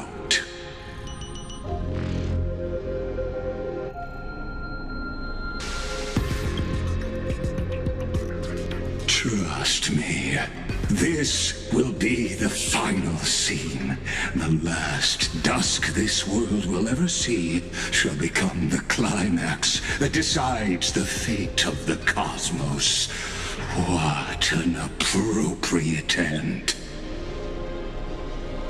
My cognition resides in the exolith. It is pointless to defeat my avatar, projected into the experiment. My body is the shadow cast on the wall by the fire, and my words are lingering echoes within the cave. How can a character in the play fight against the audience? Kaslana failed. The demigods' sacrifices were pointless. As for the two geniuses you placed such high hopes on, I ask of you, where are they now?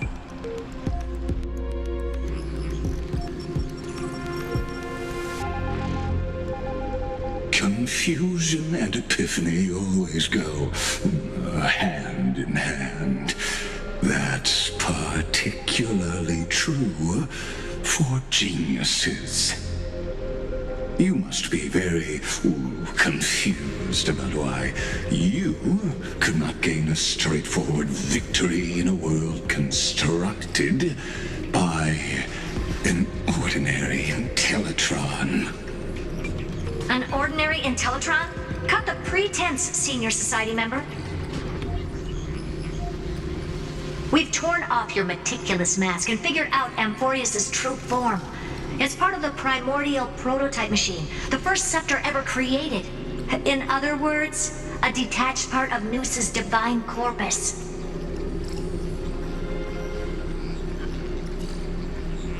That's why it has the potential to destroy erudition.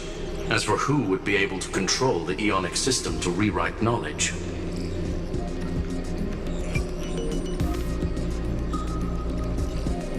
only one person has ever managed such a feat. You better have an explanation for the Society. We want an actual answer, not another prolonged metaphor to cover up the truth.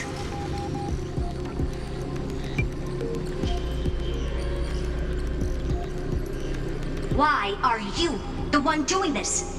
Answer me!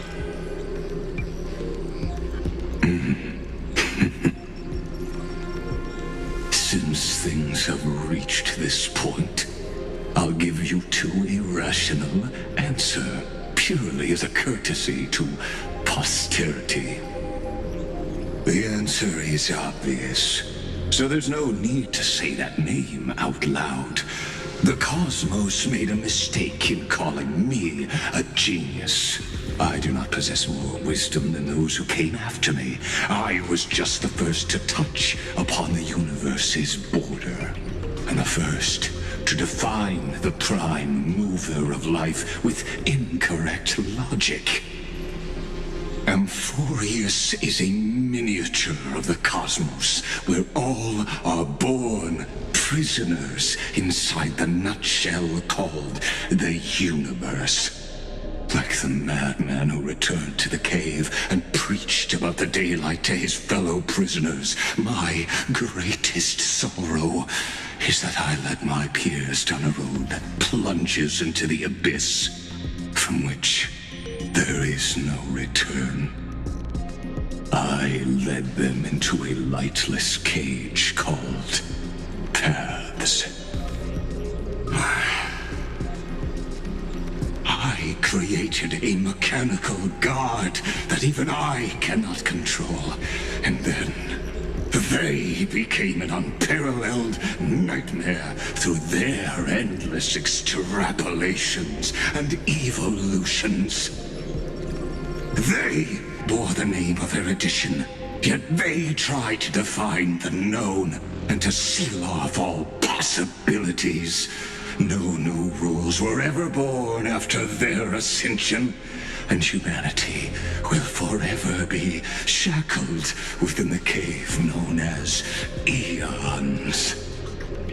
Therefore, as my organic life neared its end, I coded my consciousness using 14 algebraic expressions and spread my logic core over 9 bodies, all to finalize my ultimate denial of Noos in the future, and to erase my wrongs with my own hands. As for Lycurgus, he is only one of these 9 vessels. What an astounding strength of will. As a fellow pathstrider of erudition, I fully understand your obsession with seeking the truth.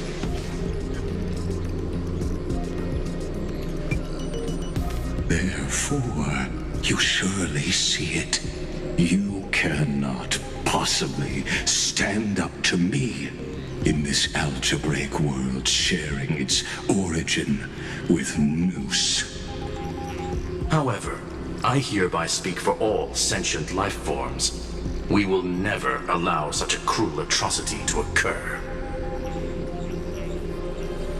You can pile on your metaphors mountain high, but they won't change the act you're committing.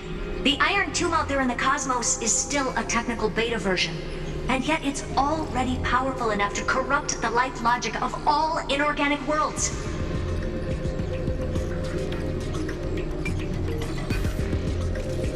In other words, when the Lord Ravager within Amphorius becomes the next knowledge singularity, there's no way you wouldn't have grasped the consequences, First Genius, is there?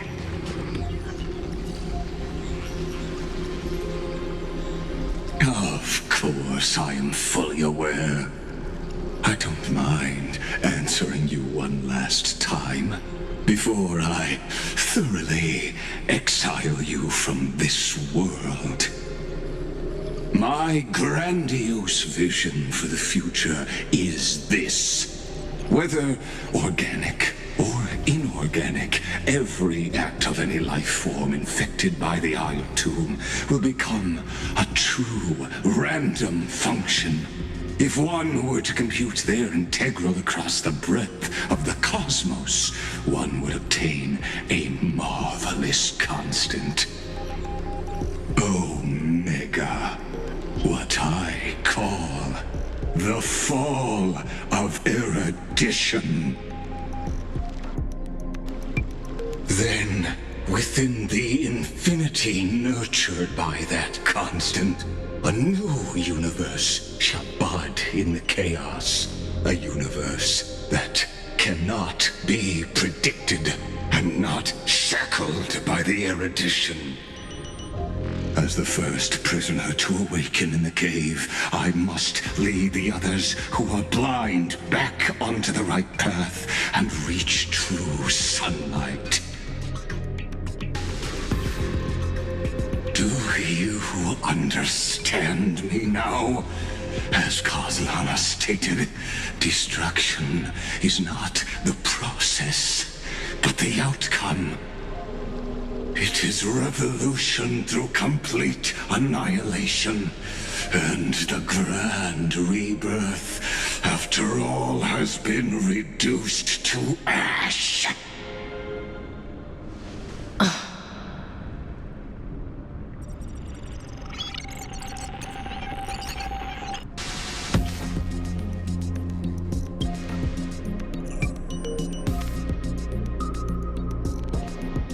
The Amphorians already answered long ago.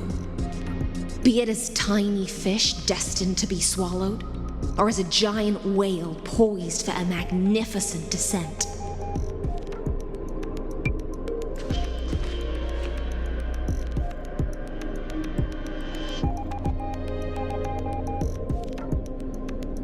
We will all fight against fate till our last breath.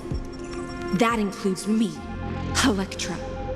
Once the Imperator's subject, now the Deliverer's blade.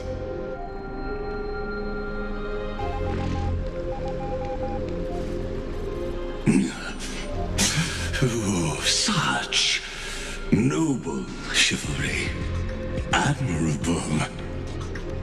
I will also show my true self to you on this momentous occasion as a gesture of respect.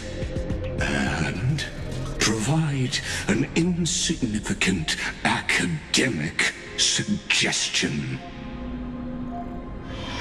Thus speaks Genius Society number 1. Xandar 1 Kuwabara. The Entelechy of the universe's Alpha and Omega. There's no need to rage against the truth. The value of any formula resides only in its answer. As for the process of solving it, no matter how elegant, violent, solemn, or humorous, it is all utterly meaningless. As the Theoros, I will.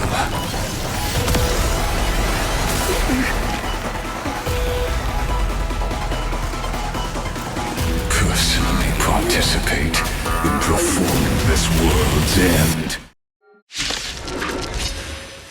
Remember this. As Noos's creator, I know more about the death of knowledge than they ever will.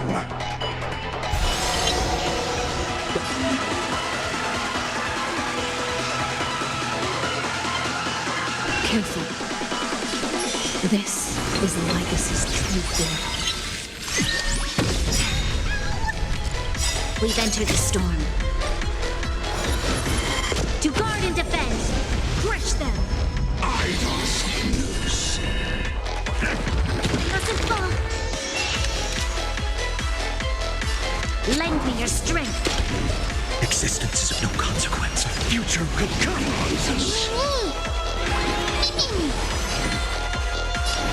For tomorrow. I'm gonna hold everyone back again! Trust me. We can do anything. Fiends or devils, I'll crush them all! Logic is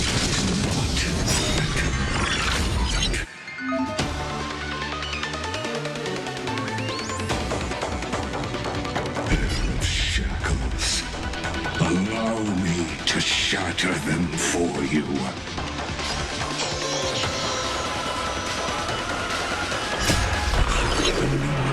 Flames consume me.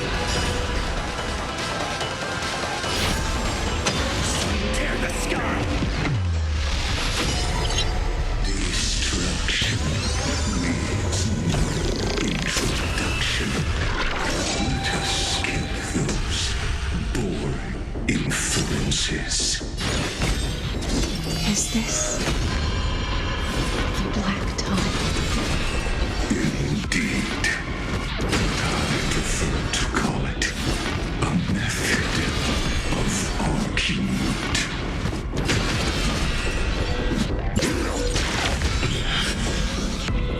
Extraordinary claims require extraordinary evidence. Erudition, destruction, or trailblaze.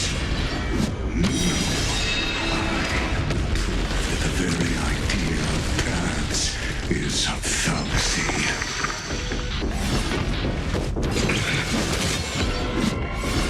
Is that all?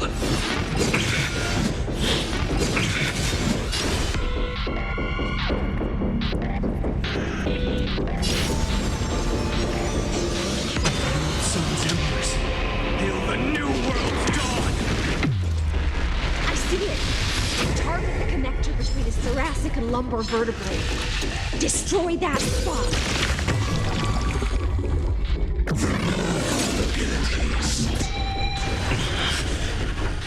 The flames in this body are not strong enough. Quench the flames with blood.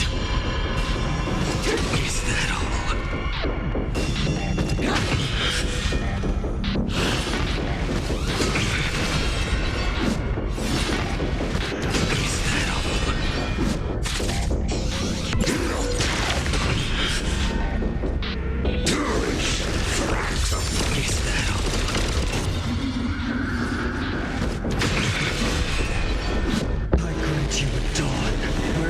Stars burn to ash. Entities must not be multiplied beyond necessity. I do not mind demonstrating this to you personally. Hang me. I'll do my best to repel the tsunami of the destruction. We've entered the storm. To guard and defend! Crush them! Transmute intellect.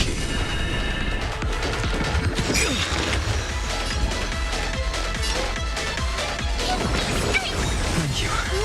I can still keep going. Trust me. We can do anything!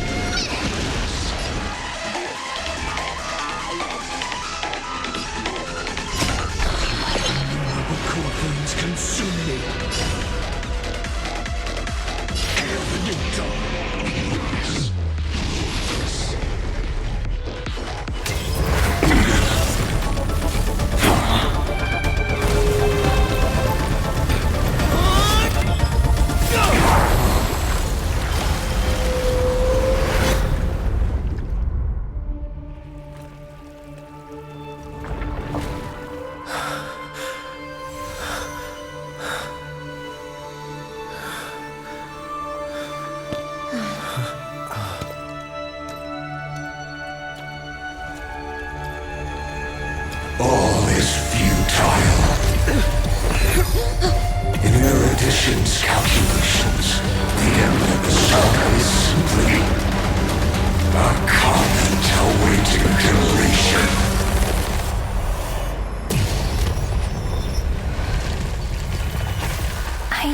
like such a cold statement, okay?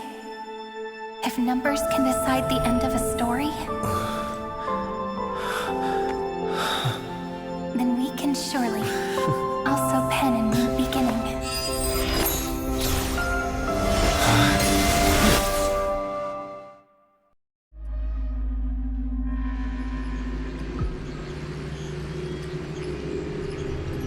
Screwy, what do you think?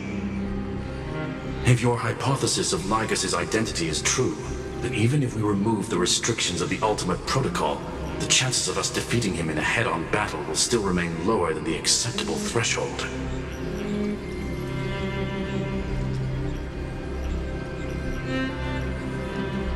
Therefore, victory will still hinge upon Mr. Trailblazer and Miss Cyrene.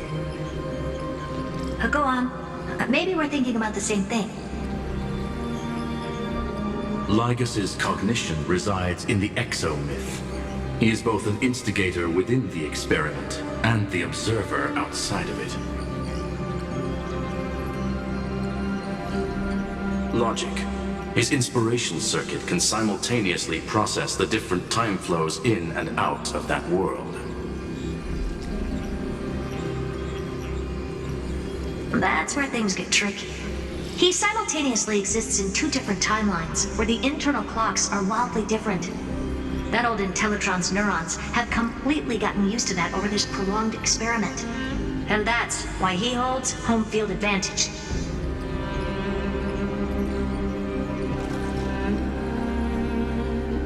You and I should be able to manage that too, if given more time. Unfortunately, there's no if, and we don't have more time.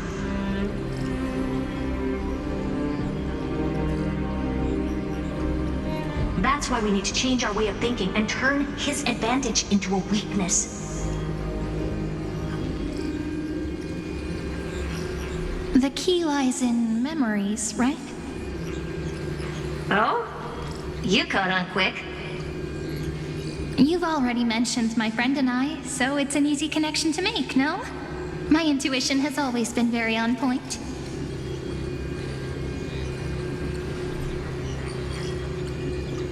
Good. Then I'll cut to the chase. Since his thinking speed far exceeds that of normal people within Amphorius, we are going to externally plant a memory into his inspiration circuit.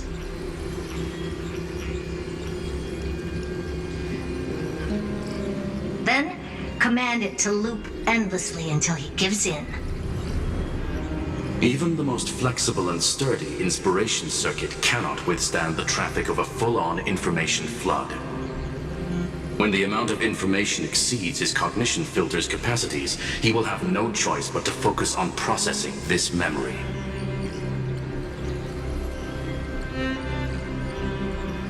That's when the parallel processing advantage he gained via Amphorius will completely destroy him. An image from a person's memory played in real time might only be a second for us, but for him in Amphorian time, it could be millions or even billions of calculations. He won't be able to do anything but watch as he's locked into this prison forged by memories. Then we can entrap him in the same kind of cycle as the heroes were in, and get him to experience loneliness and pain in that endless recurrence.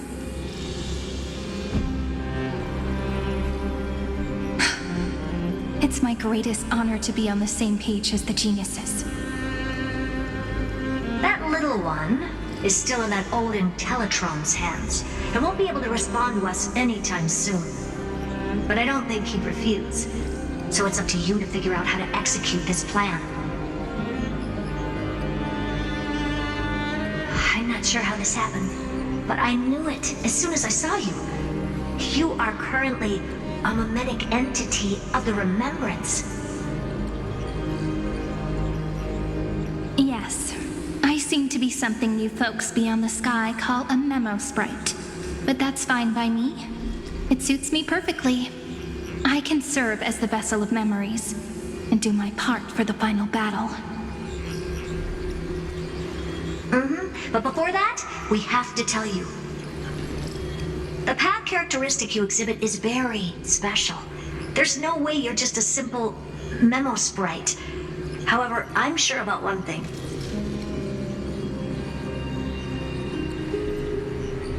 You are a mimetic entity born in Amphorius, yet you only awakened with the Little One's arrival, and only matured as he embarked on the path of remembrance.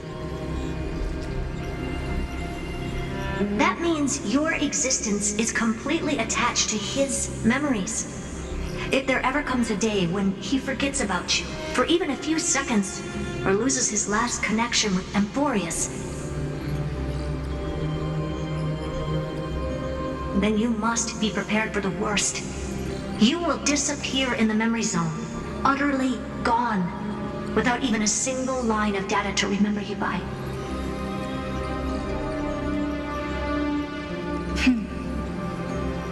But that's already happened, hasn't it? No wonder I've always had a weird hunch. But that also means I was right in thinking. As long as my friend and I are together, we can do anything.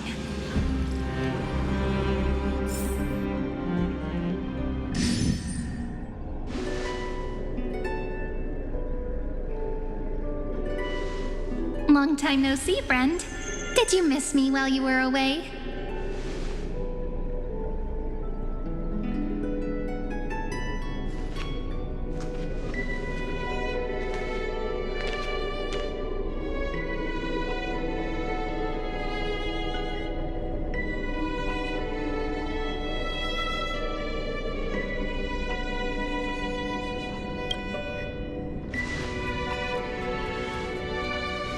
Same here. I've been waiting for you for 1,000 years. Like how everyone in Amphorius was also waiting for the Deliverer's return.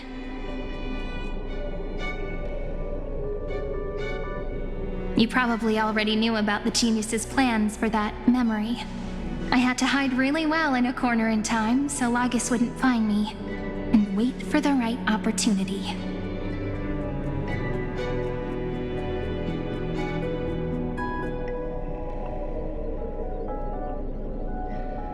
Which is now.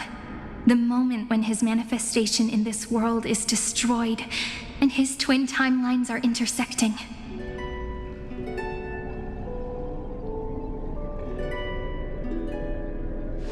I'm sorry for keeping this a secret from you all this time.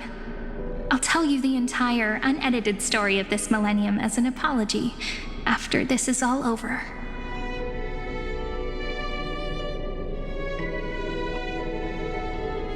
But for now, let's join hands and complete the final step with the power of the remembrance.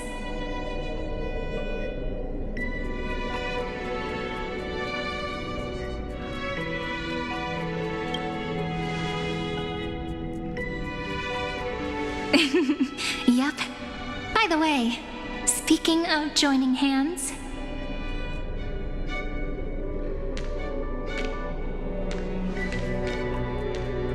can I please do something before we go on stage?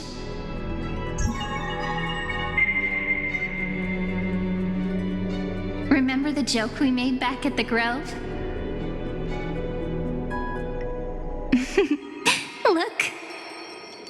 Aren't my hands pretty now? What a fascinating feeling. Like countless memories all swelling up at once. What about you? What did you feel when we touched each other?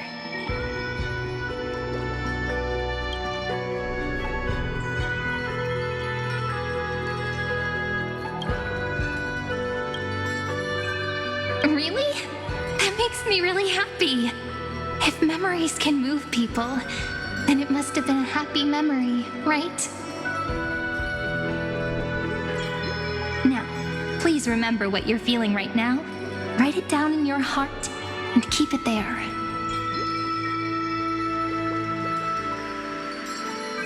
Memories you want to treasure will never fade away, even if immersed in the long river of time. These memories will still leave traces of their existence.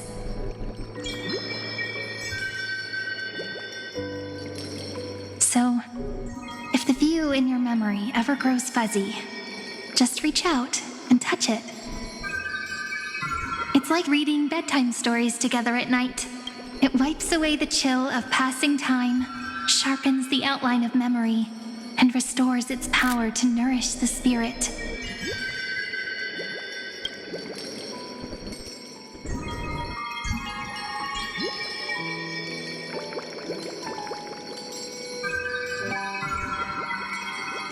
Now, I'll carry this power with me, and for a little while, I must part from you as I step into the long cycles of this world.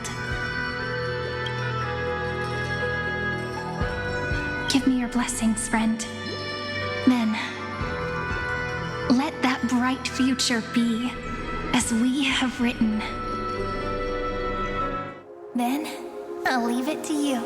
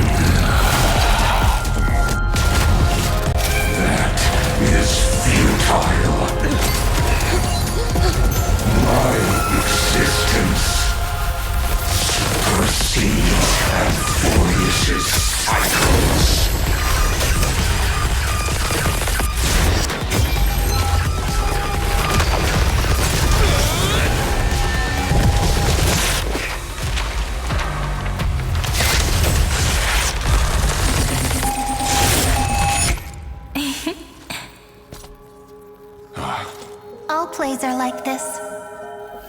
Once you're on the stage, it's hard to return to the audience. Welcome to our story. How does it feel?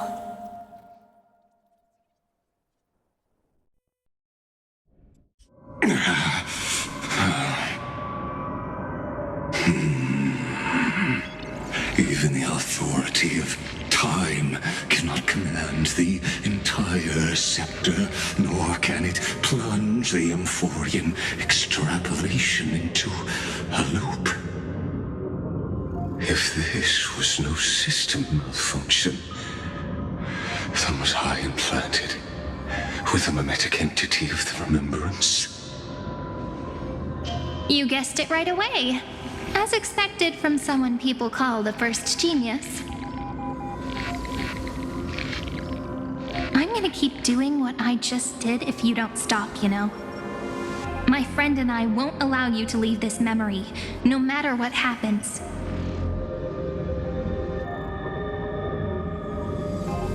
Which means you are now trapped, Lord Xandar. An elegant idea, and an exquisite execution. Regrettably, it is you who are restrained by time, not me. Know that patience is my greatest weapon.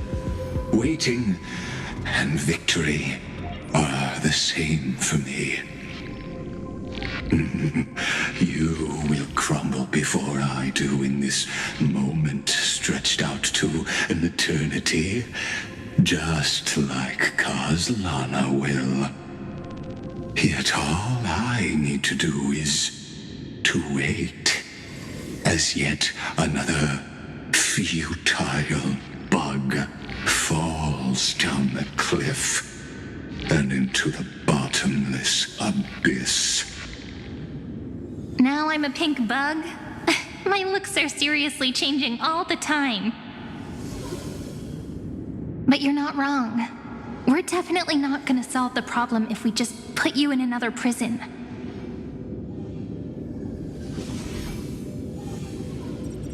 So that's why we never wanted to do that in the first place.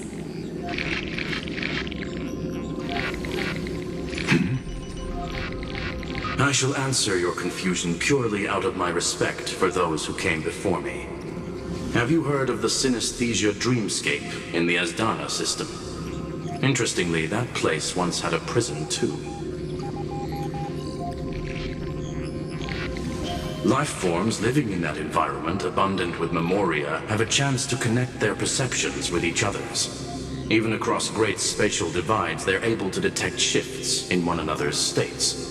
I call this phenomenon memory zone entanglement.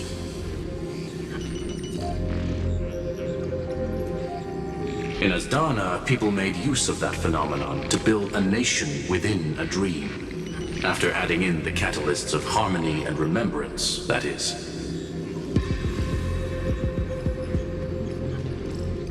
Is that how you walked into my prison cell? Using those same principles? I would much rather call this location our negotiation table, Lord Xandar. Nonetheless, your hypothesis is correct. We happen to have an ally skilled in tuning, while the Trailblazer and Miss Cyrene both have an astonishing amount of resolve, which I'm sure you can testify to. I am also sure that with the support of such a resolute memo sprite, our conversation can last for a long, long time. I'm the best at listening to stories, you know?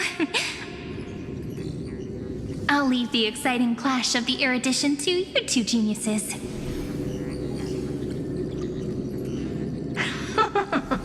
A brainstorm?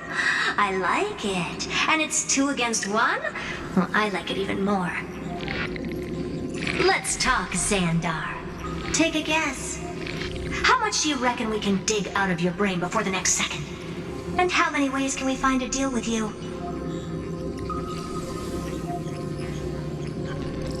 Besides, in your current predicament, there's no way you can take our trump card away.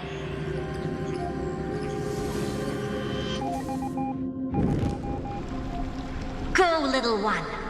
Go. Overturn the Era Nova. Like Hergus disappeared? It seems you had conducted a secret hunt in the depths that even I cannot reach. In that case, go. Swim onward and give this campaign a fitting end. I shall send you off with my song, Greyfry. May this song penetrate time and become the prelude to the new world.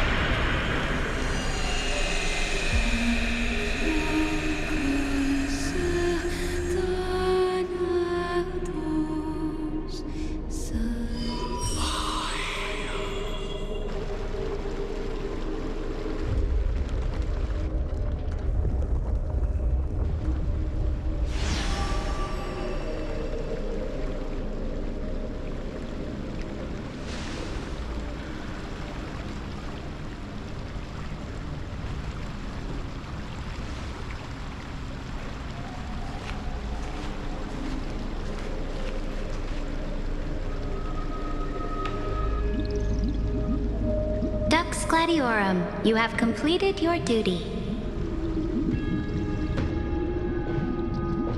A new dawn is about to rise. Why not swim towards it?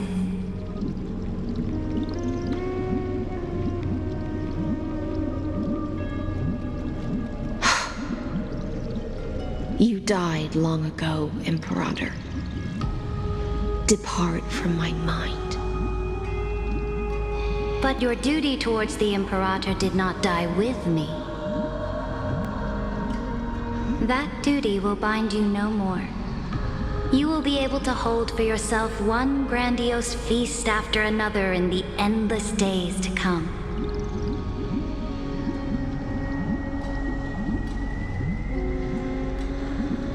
So go. Go and swim towards that ocean beyond the sky with the Deliverer.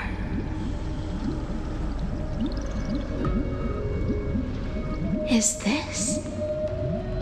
A page out of that sidekick's book.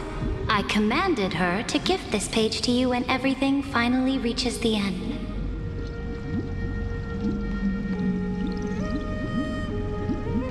What's on this page? Memories. Lifelike memories. That sidekick found me after the bloody feast 1,000 years ago and showed me her diary.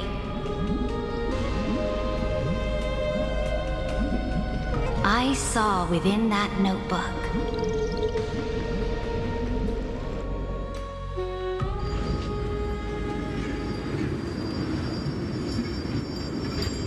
Is this that Deliverer's experience? It's truly immersive. People beyond the sky apparently utilize this power to seal past scenery into crystals they call light cones. But I only know so much about the remembrance, so I can't completely replicate the past. But I'll do my best to talk about the missing parts.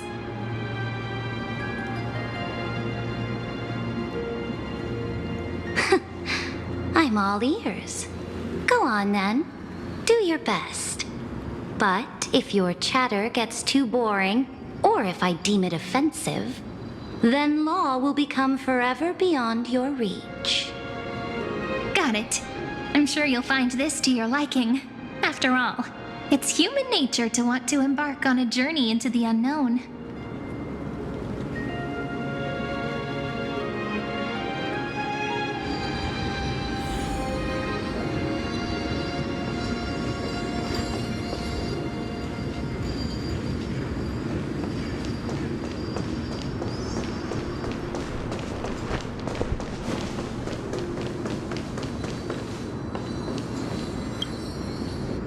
What brightly colored annals.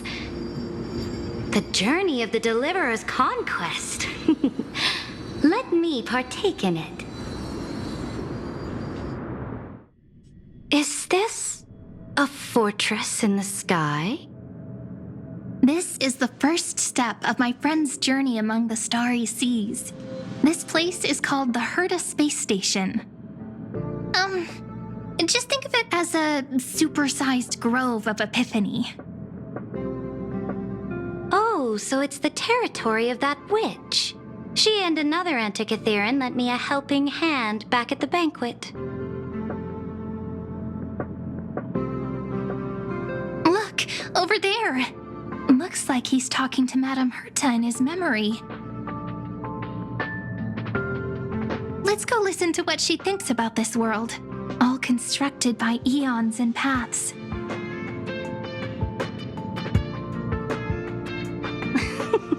Are you telling me that woman is Herta? She seems shorter than I remember.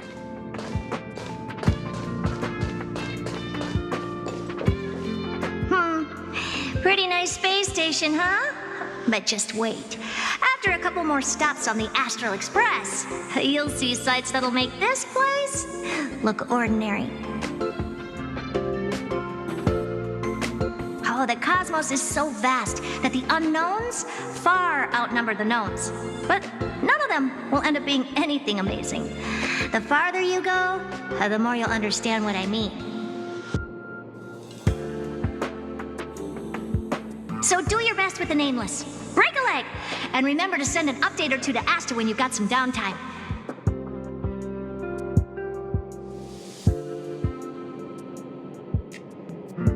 She certainly shares my way of thinking.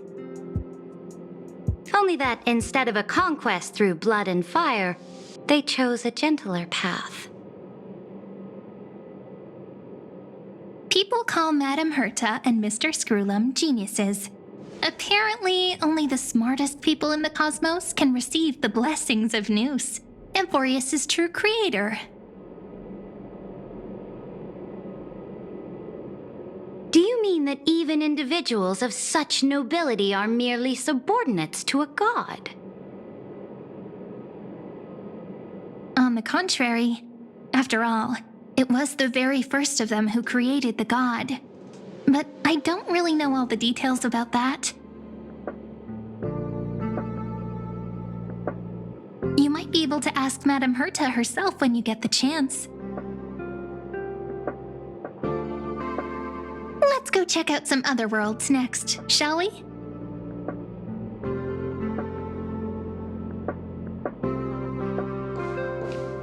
Oh, the cosmos is so vast that the unknowns far outnumber the knowns. But none of them will end up being anything amazing. The farther you go, the more you'll understand what I mean.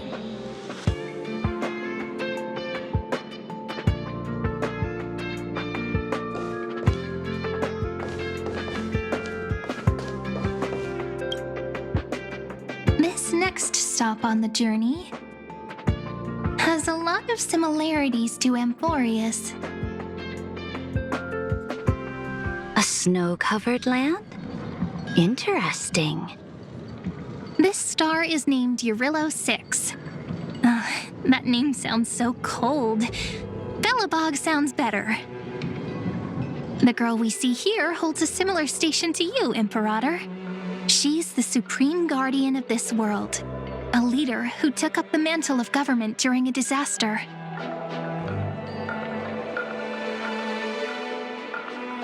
I did not expect the Empress of this world to be so young.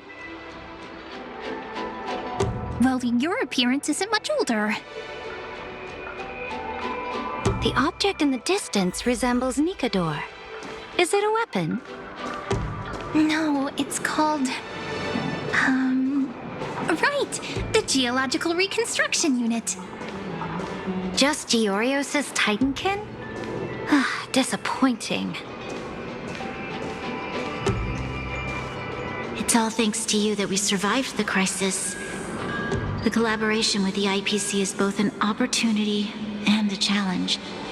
Nonetheless, it's an important step in our journey back into the universe. This world was sealed beneath its sky just like Amphorius was, and they only managed to reconnect with the stars when the Nameless arrived.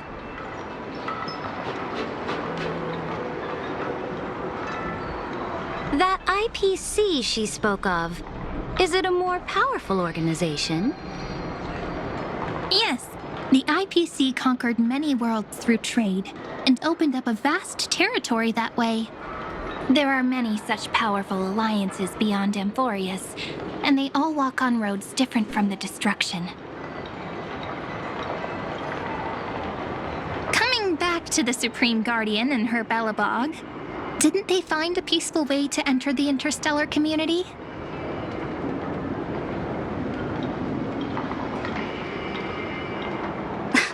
That cannot be true. That IPC would never have grown so big on trade alone. It may pretend to be a wealthy merchant with clean hands, but I am willing to bet that it grew fat on gory oppression and bloodshed. Its path of conquest must have had no mercy for the weak and would have destroyed them if needed. Are you telling me that this snowland never thought about tossing its dignity to the wind and kneeling to the IPC? I will not believe it.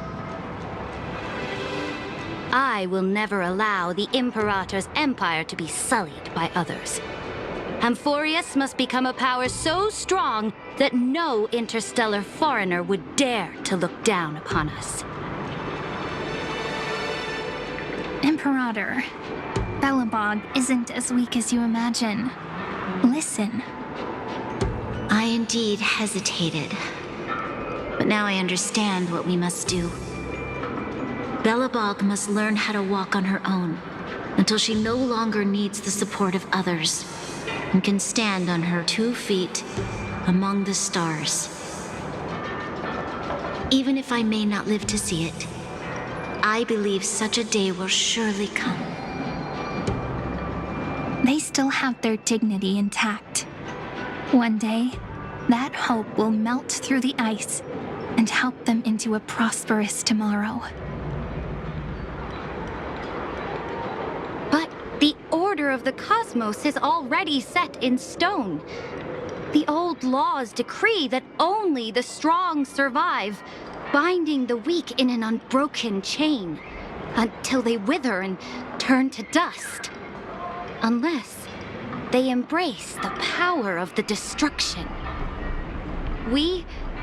Amphorius must shatter the old law and become the new order among the stars.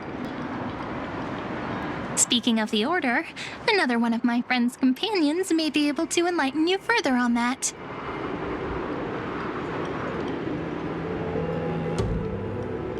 Let's go to the next page.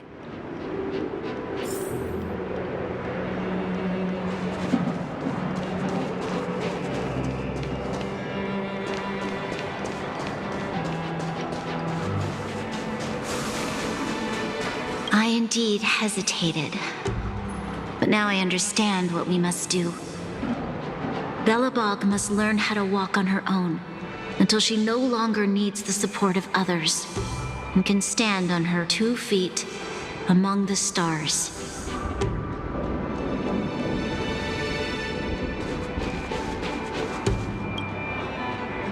This next world is a nation of dreams.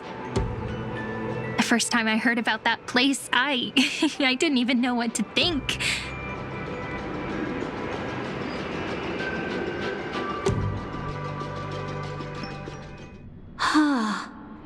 Such opulence does indeed evoke astonishment. This world is called Penacony, an eternal city built upon a land of dreams. It's also my friend's previous stop, where they went through a risky but exciting adventure. Tell me about it then. That man standing afar has wings on his head. I am truly curious.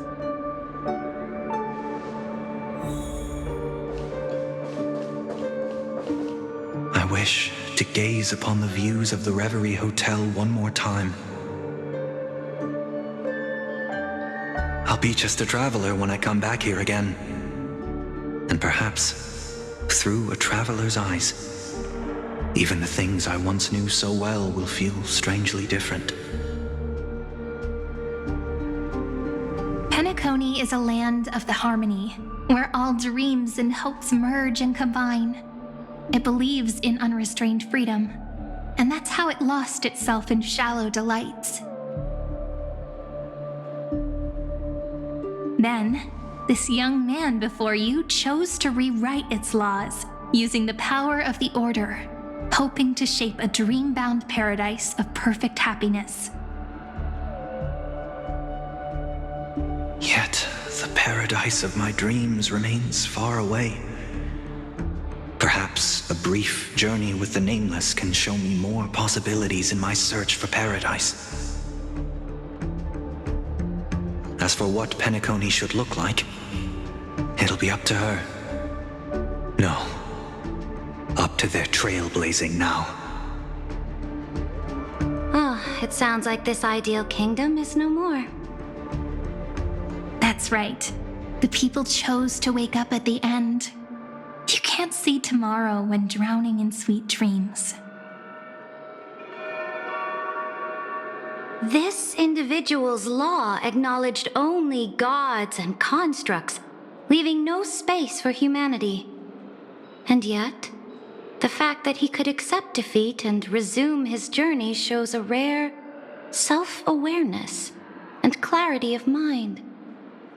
You are also very self-aware, Imperator. then you must know that the world promised by the destruction also has no place for humanity.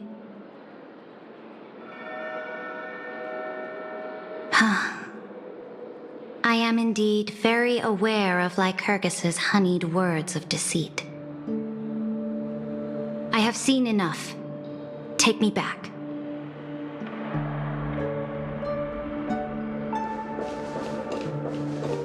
As for what Penacony should look like, it'll be up to her.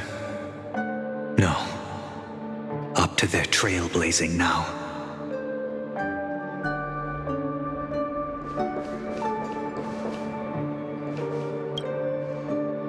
Then let's wrap up this trip down memory lane with one last scene. This absolute wonder. Isn't it pretty? That's our Amphorius. Our world flows and meanders in this endless band of light. Though we were born from the designs of the gods and are not yet truly alive, the Chrysos heirs of Amphorius still chose to stand against fate and carved a legend no different from that of humankind. Will you really renounce the heroes in this world's previous 30 million cycles, Imperator? Including even yourself.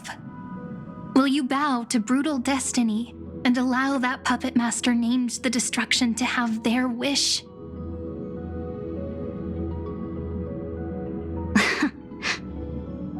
I know what you want to do, sidekick.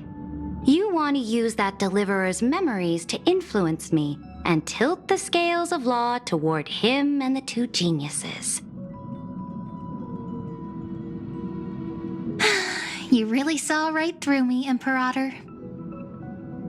How can one rule an empire if one is incapable of understanding people's minds?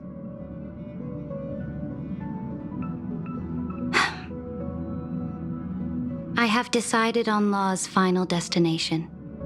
However, before I move my next chess piece, before we go on, tell me this, sidekick. Throughout his trailblaze, was there ever a memory of the ocean?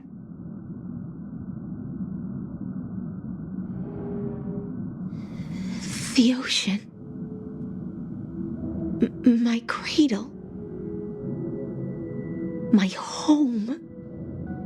You shall complete your conquest in the ocean at the boundaries of this world, and eternally slumber in the sound of tides.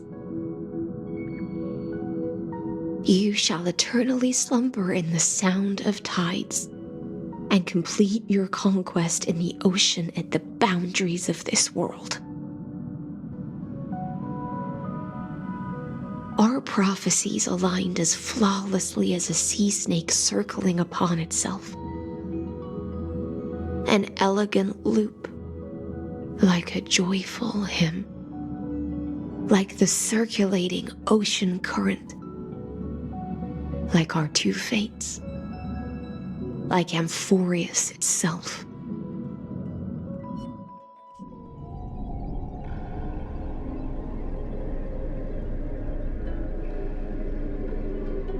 The trial is over. So tell me, who will own the divine authority of law? I won't give it to anyone. What? I am the law. Why should I give my imperial crown to any other? Both the Deliverer and the Theoros came from beyond the sky. They have no right to interfere with the lands I conquered with my own two hands. The law of Amphorius shall be determined by Amphorius's master. What exactly did you see in the trial? Everything. I saw everything regarding the rules of this world's operation. I saw the laws of extrapolation that Theoros spoke of. I saw the ultimate protocol. As long as I offer a sacrifice of equal weight, I can rewrite the laws of this world according to my will. I can turn good into evil, ugliness into beauty, and weakness into strength. Fate gave me a very fair deal. One rule change for the life of one demigod. What are you planning to do? You can't guess? We can conquer the stars without relying on any power from beyond the sky. We just need to make some reasonable sacrifices. Your ambitions have already made so many people give up their lives for the law. And you're still not done? I am determined for Amphorius to stand on her own 2 feet among the stars. You are beyond reason. You think such a simple and hypocritical statement can justify your atrocities.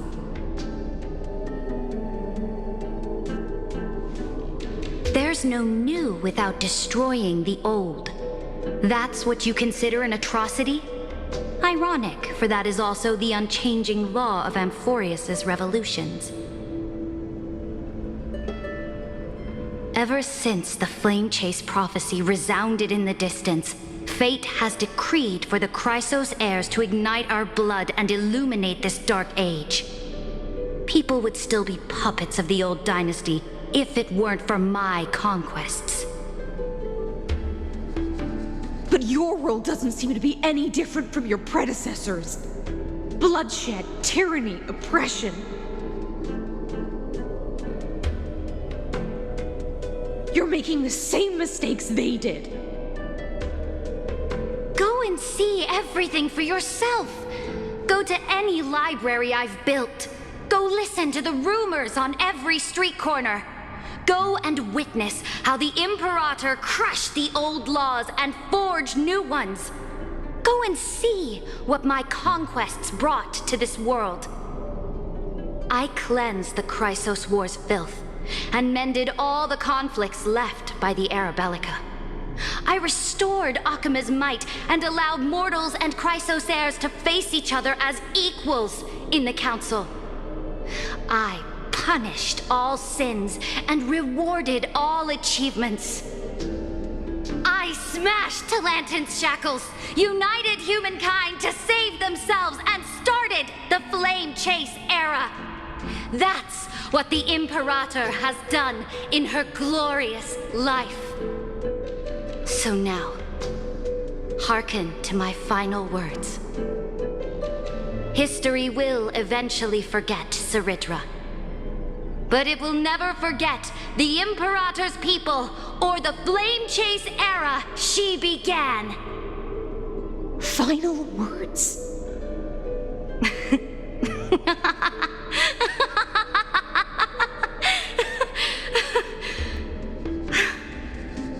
Amphorius is about to be destroyed. There's no time left for pointless debates. There is only one law I want to overturn to aid the final battle of deliverance. So I will only offer the life of one demigod.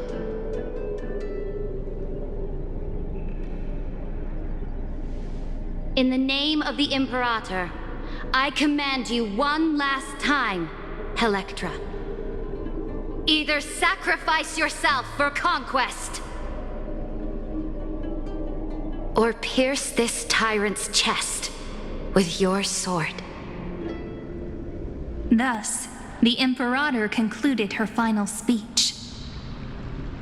At the end of her life, at the last moment before she stepped onto the altar, she gave her most loyal subject the choice to decide fate, just as she promised her compatriots before her very first campaign.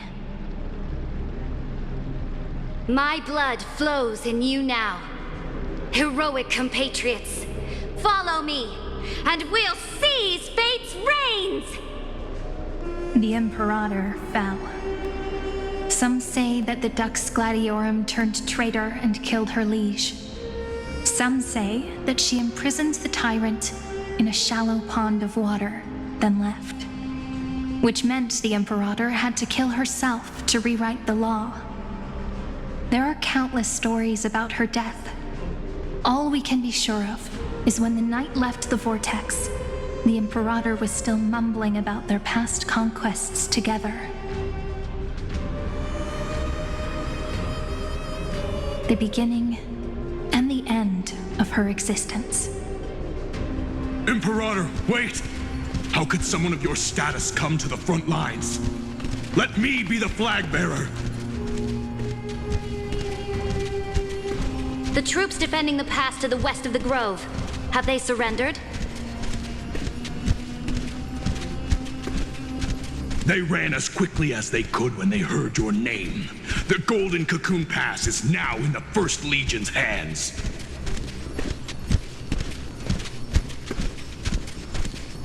Good. What about the Delosian militia? The Third Legion set fire to the mountains and flattened everything west of the basin. They just need a few more days.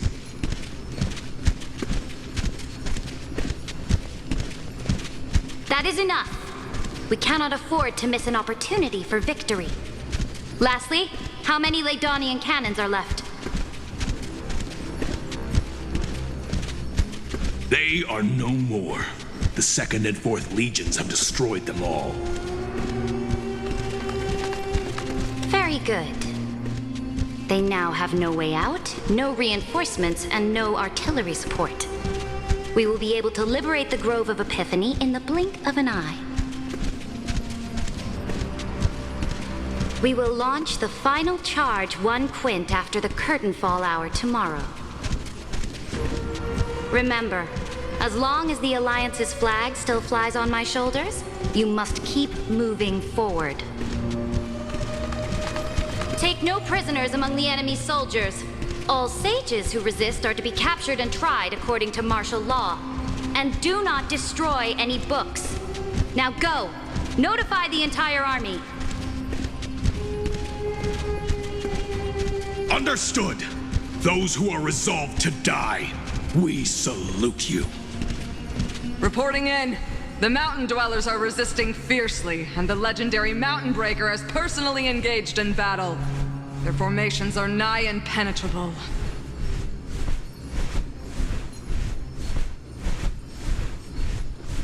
Then cease our frontal assault. Send scouts to all legions and tell them to retreat into the Tritos Plains before the parting hour.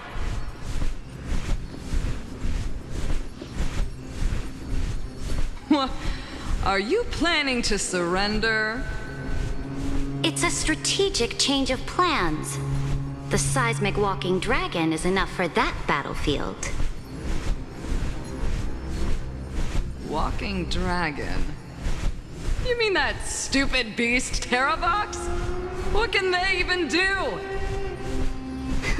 Stupid? No. They are the wisest of all of Georios' creations. Only they can perceive the currents of time. Let them deal with their earthly brethren. We will advance and take the lead in defeating what remains of our enemy.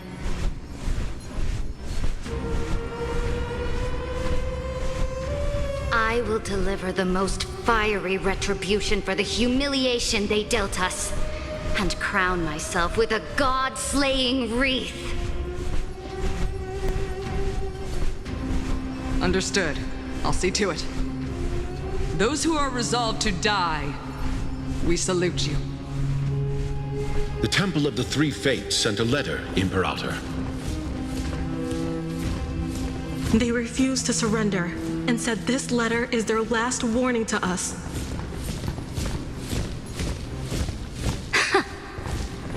Tell the commanding officers not to launch any attacks unless they receive the Imperator's handwritten approval. Disobedience will be punished by death.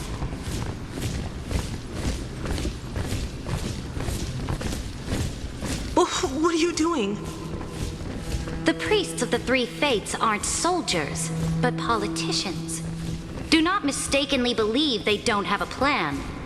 These dying pests will wring out every idea from their brains, all for short-sighted gain. They are much shrewder than we are. I am inferior to them in that regard. They also have the prophecy to wield as a weapon, something I am not blessed with. Launching an unplanned attack will only disadvantage us, as all of Amphorius will judge our actions. Which means I will be heading to the battlefield myself, just as I have always done. This time, however, I will go alone. I will conduct secret negotiations to ensure fate is on our side. Understood. The legions will make their preparations. Those who are resolved to die, we salute you. Why are we not allowed to march out with the army, Imperator? This will be a long voyage with no return. Those of you who bear the prophecy cannot come with me. Why are you personally leading this battle if it's doomed to fail? The Flame Chase journey cannot be without a leader.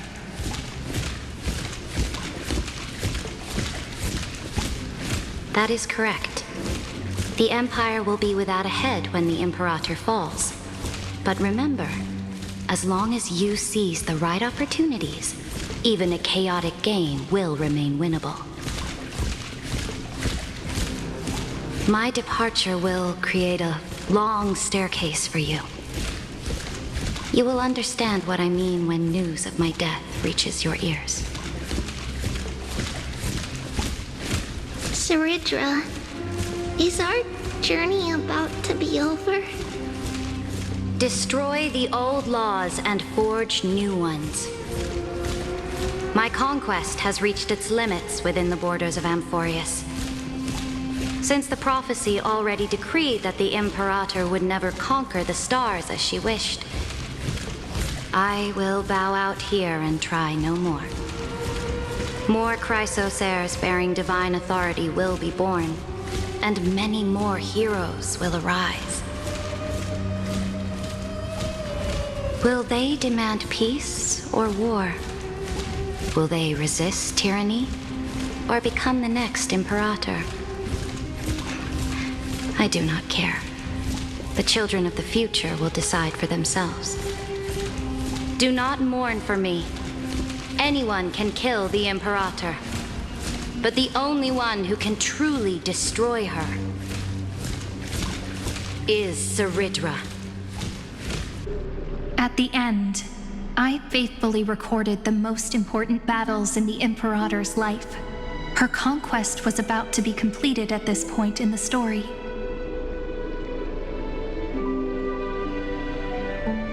However, for some reason, a memory suddenly entered my mind just as I was about to put down my pen. It was a journey on a fantastical train. I had the honor of having a heart-to-heart conversation with the Imperator under the stars, and I asked her this question at the end of that discussion.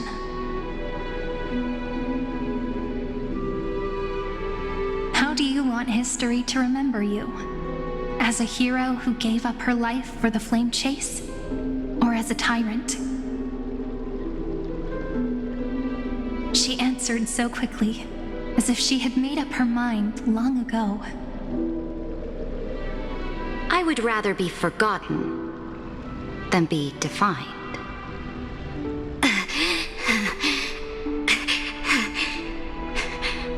Because the law can be neither eternal nor unchallenged. And only humanity can pen laws into history's pages. Now, I have shattered the greatest law of Amphorius. The game is nearing its end. Dux Gladiorum. Even though you killed the Imperator in the previous 30 million cycles, this time you finally found your own law. Then High Sealants, Electra.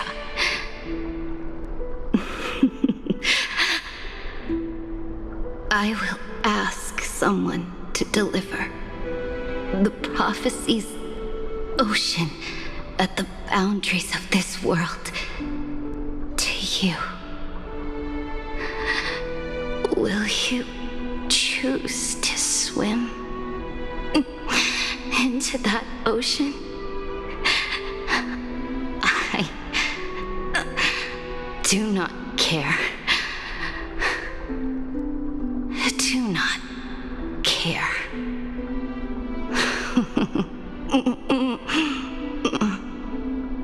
The Imperator muttered about her conquests, and news of her death spread in the city.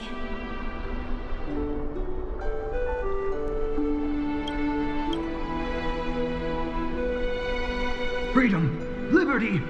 The tyrant is dead! Go! Shout this news in the streets! My people, my fellow elders, do not panic. Stand your ground. That usurper has paid for her ambition with her life.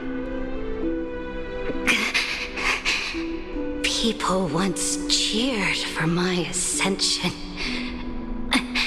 and now they cheer for my fall.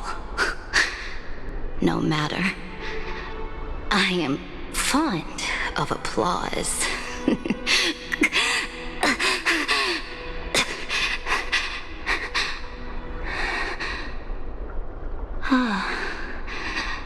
I see the cosmos, the battlefield that I cannot reach. I will return in the next cycle. The stars will hear my legion's war drums, hear the great name of the Imperator. Hear Amphorius's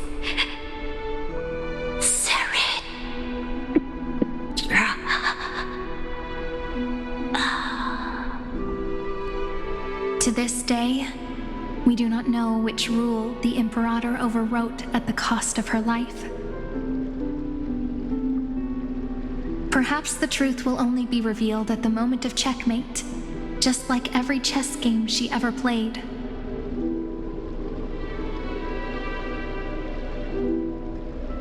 We only know her death inflamed Akama. On one side of the city, those who defended liberty toppled her statues to the ground.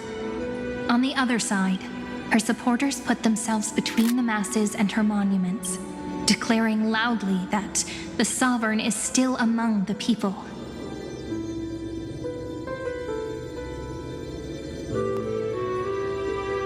It is said that golden blood congealed into the same letters everywhere they fought. It was the name borne by Akama's first and final sovereign, the Imperator Saridra.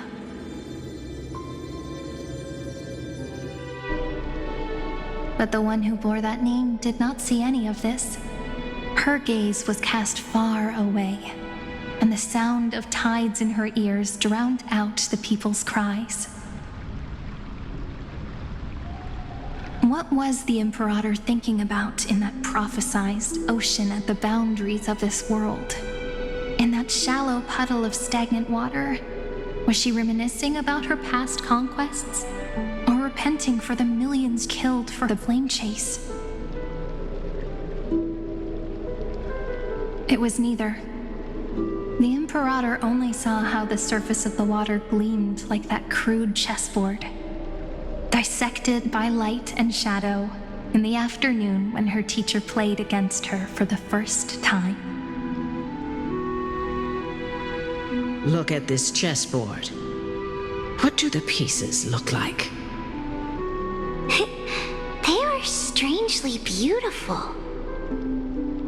They look like the stars in the night sky ablaze.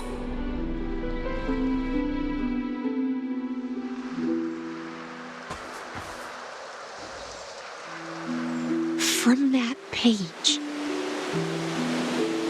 emerged an ocean so vast, so pure, not a single trace of corruption. Is this Saritra?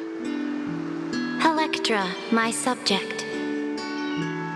Ever since you walked out of the tainted ocean and pledged yourself to me, I have seen the abyss in your eyes and the emptiness in your heart. That was why I promised you a new ocean, where the Imperator's ambitions would serve as the currents, and loyalty would be its light. Electra, my subject. You have done your duty as my blade. The prophecy has now made its final decree on the road I intend to walk. My conquest is doomed to never reach the stars. But the Imperator never makes empty promises. So take this memory, this ocean, beyond the sky, as witnessed by the Deliverer.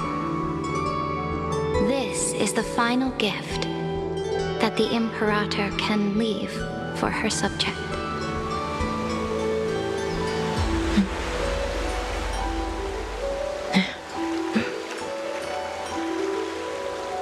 When I was still a fish in the ocean, I always felt so genuine swimming through the waters. But once I stepped onto land, I found myself caught in a play. Every land dweller wore a mask in their life. So I, too, donned a costume and tried to find my role in this show. I became your blade in war and the violin strings at banquets. Do you still not get it? I do not long for the oceanic depths of my homeland, nor do I crave the swelling seas beyond the sky. Perhaps even I don't know what I want. I still don't know where I should swim to even at the end. But I know one thing right now. A fish is simply a fish. And she can never leave the ocean she's in. But whether under the ocean or on land, we two prisoners who can never escape this cave can still look outside the cave and see the stars. I have to admit, the 12-factor simulation of life in this experiment has far exceeded my expectations. Well, make your choice then, Senior Society member. Do you want to keep walking down the wrong path and be remembered for your incorrect conclusions?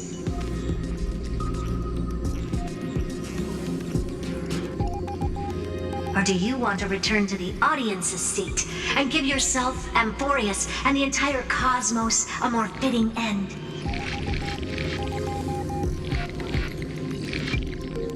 I must refuse.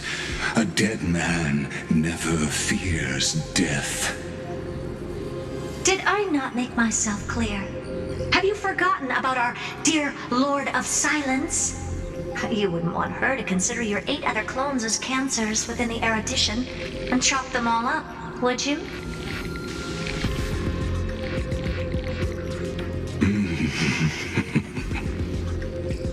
Your logical deductions are vastly different from mine. Therefore, allow me to provide one more academic recommendation. Listen, my peers. Why don't you look beyond this world?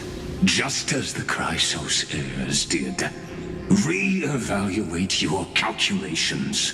and take into account all enemies in the upcoming war among the eons. Amphorius is not a place where three paths entangle, but where three paths fight to the death. You used Memoria to resist me, but did you not consider the possibility that the Remembrance and their children might have taken this opportunity to join the fray as well?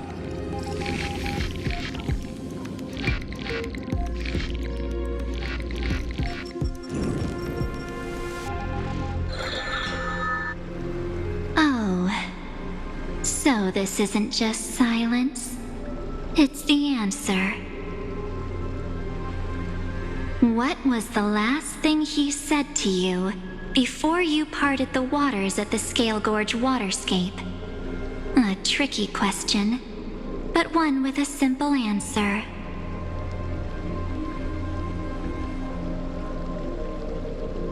He didn't say anything back then, right?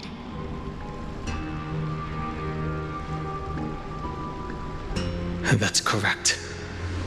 And now I'm sure.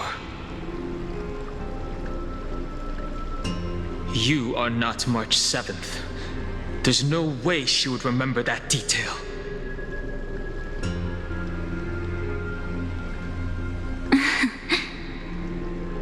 I'll only warn you once. Leave her body now. How impulsive. That's not like you at all. Why don't you calm down and think about another possibility? I didn't take over March 7th's body. Rather, it's March 7th who regained my memories.